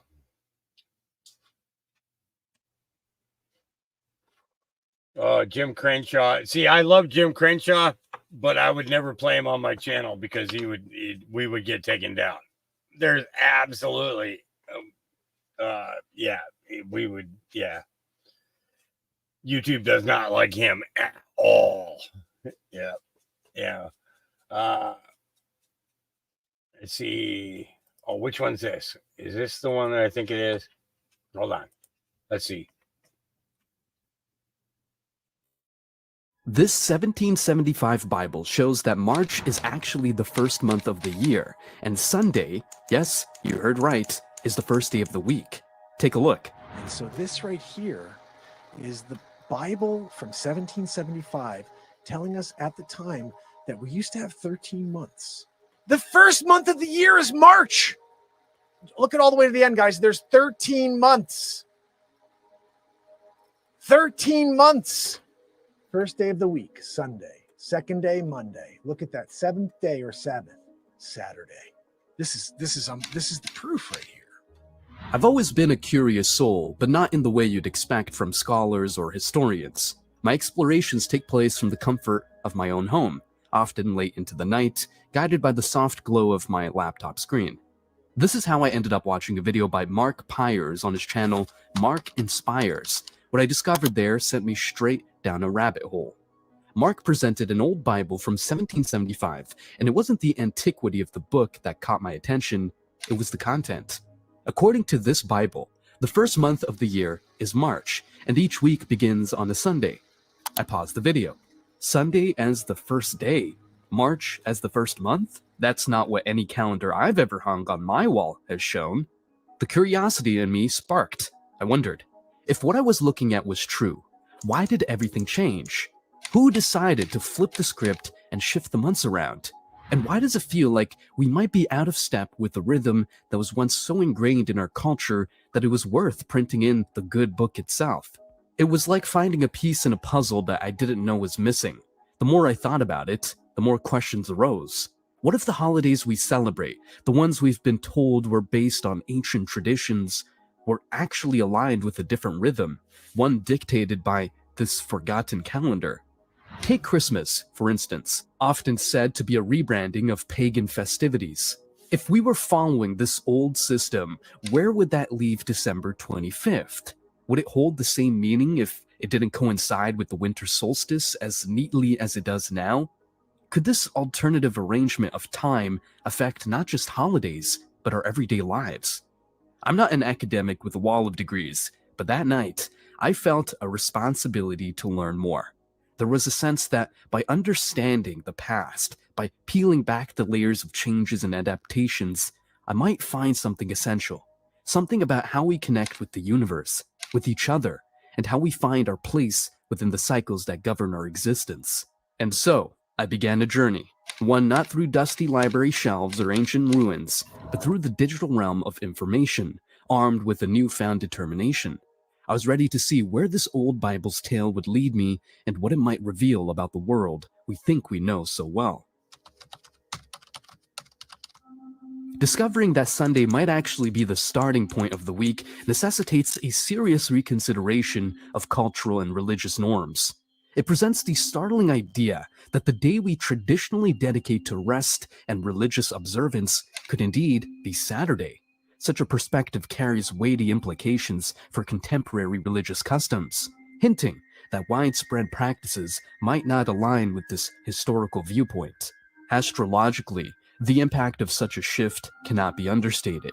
Each day's energies are traditionally tied to a celestial body, which, according to astrological systems, can influence human affairs. Misalignment between our constructed week and this celestial ordering might disrupt the intended flow of cosmic energies into daily life. For adherents of astrology, this calls into question the very foundation of their practice, suggesting a need for a thorough reassessment of how days and their corresponding planetary energies are observed and honored.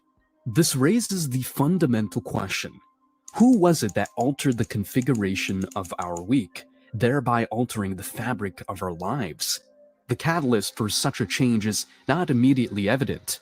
It may have been an incremental process influenced by the shifts in religious and secular authorities over the millennia, or it might have been an intentional move to distance contemporary practice from ancient traditions. One of the things Constantine did was because he wanted the pagans to worship God, Jehovah, was he moved the day of worship to the day of the sun, which is why we now worship on Sunday, because Sunday became a pagan day. One thing is clear: there seems to be a deliberate discrepancy between our current temporal structure and that of historical records, though the motivations behind this are still veiled in mystery.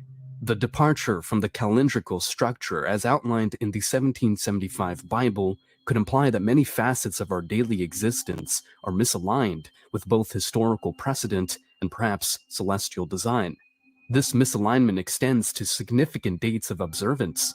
The timing of festivities such as Christmas and Easter, for instance, might not truly reflect their original intent or season.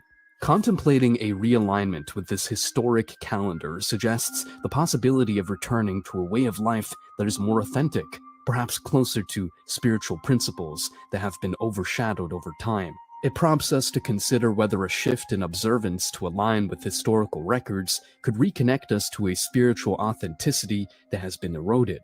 This discourse is not merely about adherence to religious rules or speculative astrological theories.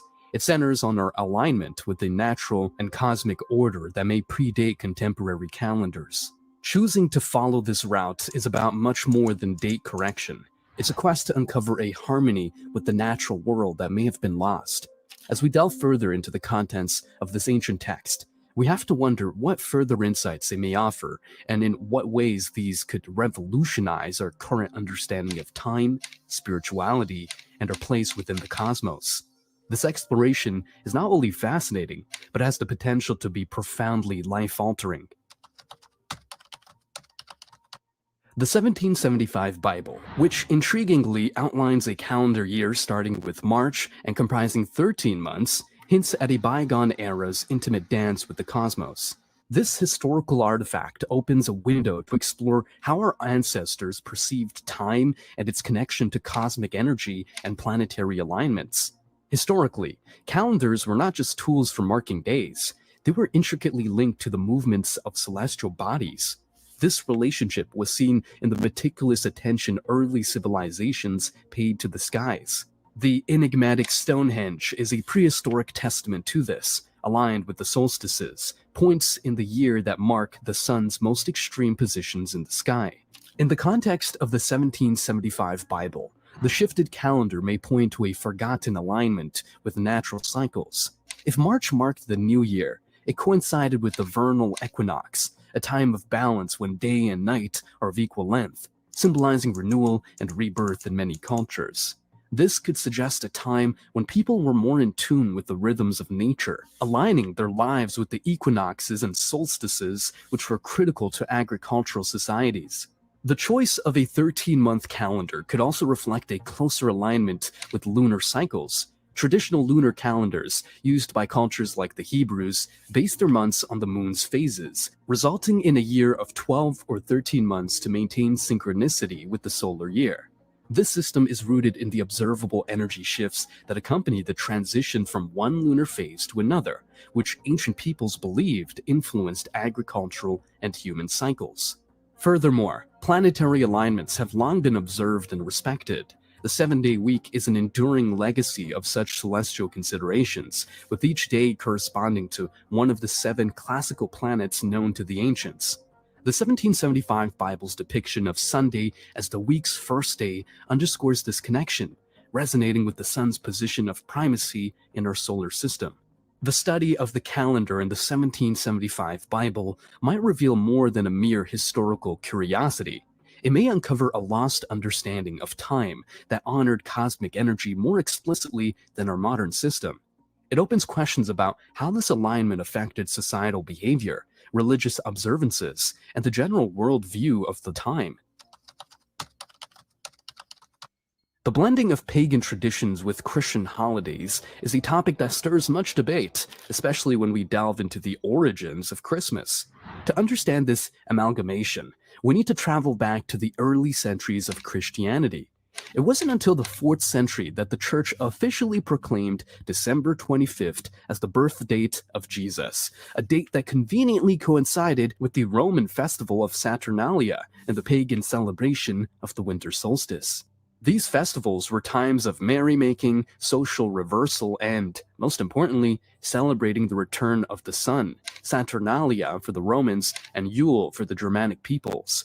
The church's decision to place Christmas during this festive period may have been strategic, easing the transition for converts by allowing them to continue their traditional celebrations, now under a Christian guise. But the question remains, was Jesus actually born on December 25th?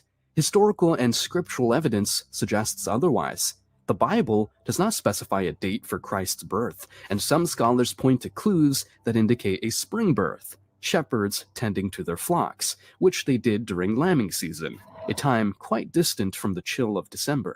Moreover, the choice of date for Easter, which follows the lunar cycle and the Jewish Passover, reflects a more astronomical and scripturally grounded approach to determining a significant Christian event. Why, then, did Christmas break from this pattern? It seems that the early church fathers were less interested in historical accuracy and more in the symbolism of light overcoming darkness, aligning Christ's birth with the rebirth of the sun. Well, another thing Constantine did was move the day of Jesus' birth to December, because Tammuz died on December 23rd. And it was believed, because Nimrod, his father, was a hunter, it was believed that Nimrod would be reborn in his son Tammuz. And his son Tammuz's birthday was December 25th. And what you would do on Tammuz's birthday was you would set up a tree. Deuteronomy 16:21. You shall not plant for yourself any tree as a wooden image near the altar which you build for yourself to the Lord your God. It was believed that in order for Tammuz to rise again as his son Nimrod, you'd have to go to the tree, you'd have to cut down a tree from the forest, and you'd have to put balls on it. And the balls were symbolic of testicles. The tree was symbolic of a phallus. Jeremiah chapter 10. Look what it says.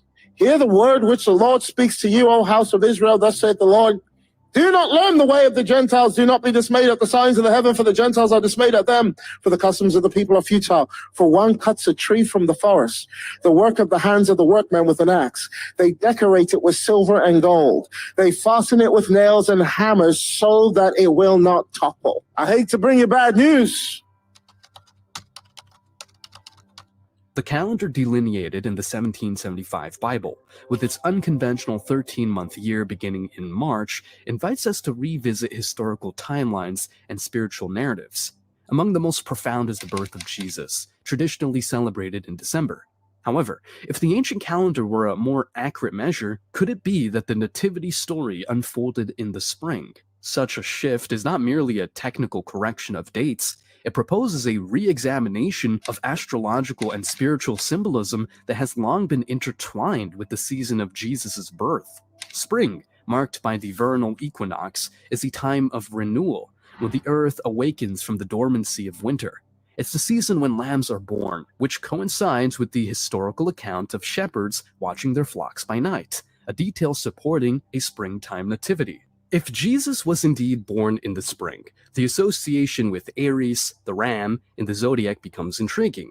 Aries, beginning in late March, is a sign often linked to leadership and new beginnings. Such a synchronization would weave Jesus' birth into the tapestry of presenting him as a figure heralding a new epoch, aligning with the symbol of the ram often associated with sacrifice and new initiatives in various mythologies. Exploring further, the spring equinox is a time when day and night are in perfect balance, which might symbolize the dual nature of Jesus as both human and divine. This natural harmony could provide a powerful allegory for the spiritual equilibrium he is said to bring. This repositioning of the nativity to spring could also influence the spiritual interpretation of biblical texts. For example, the light coming into the world gains a literal dimension as the days grow longer and the darkness of winter recedes.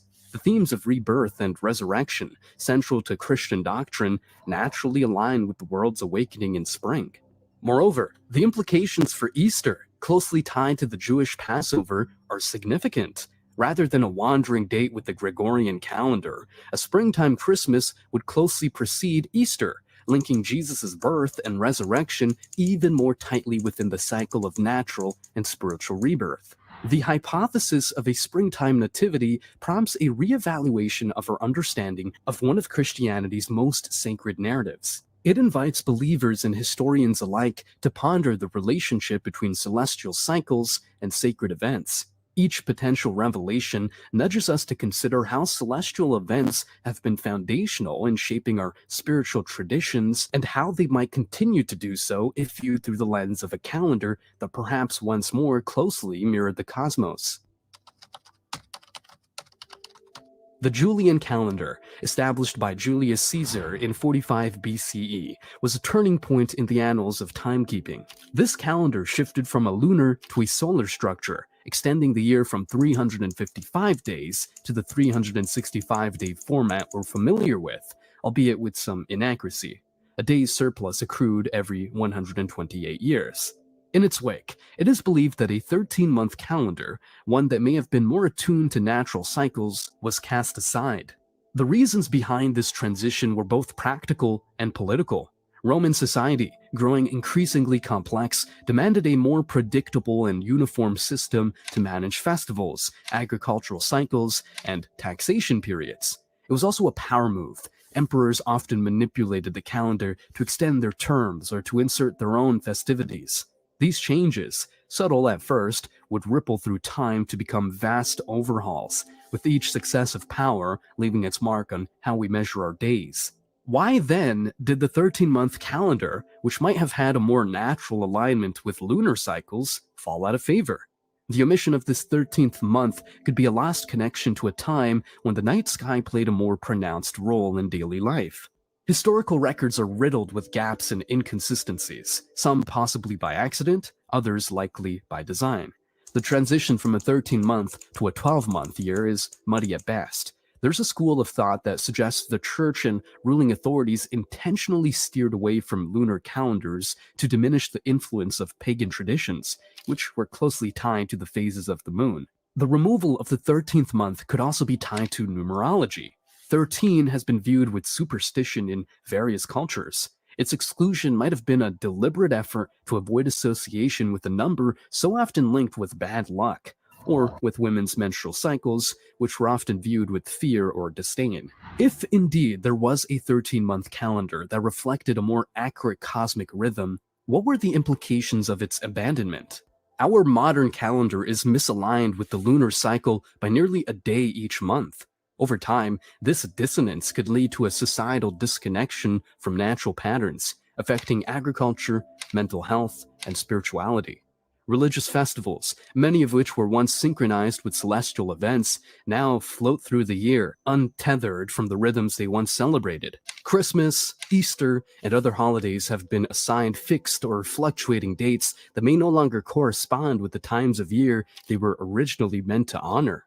The ripple effects of a calendar out of sync with the cosmos may be more profound than we realize. Agricultural practices that were once timed to the reliable rhythms of the moon now rely on the imperfect Gregorian calendar.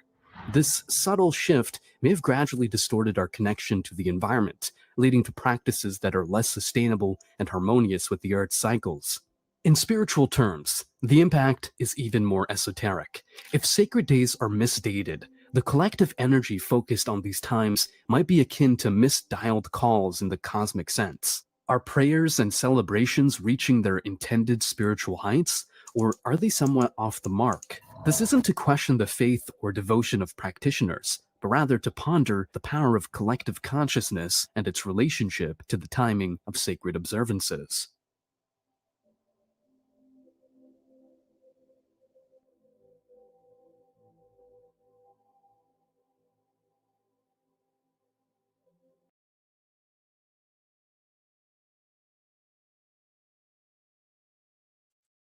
Yeah, I thought that was kind of interesting too. And John dropped a really good link as well. Be a good one to check out.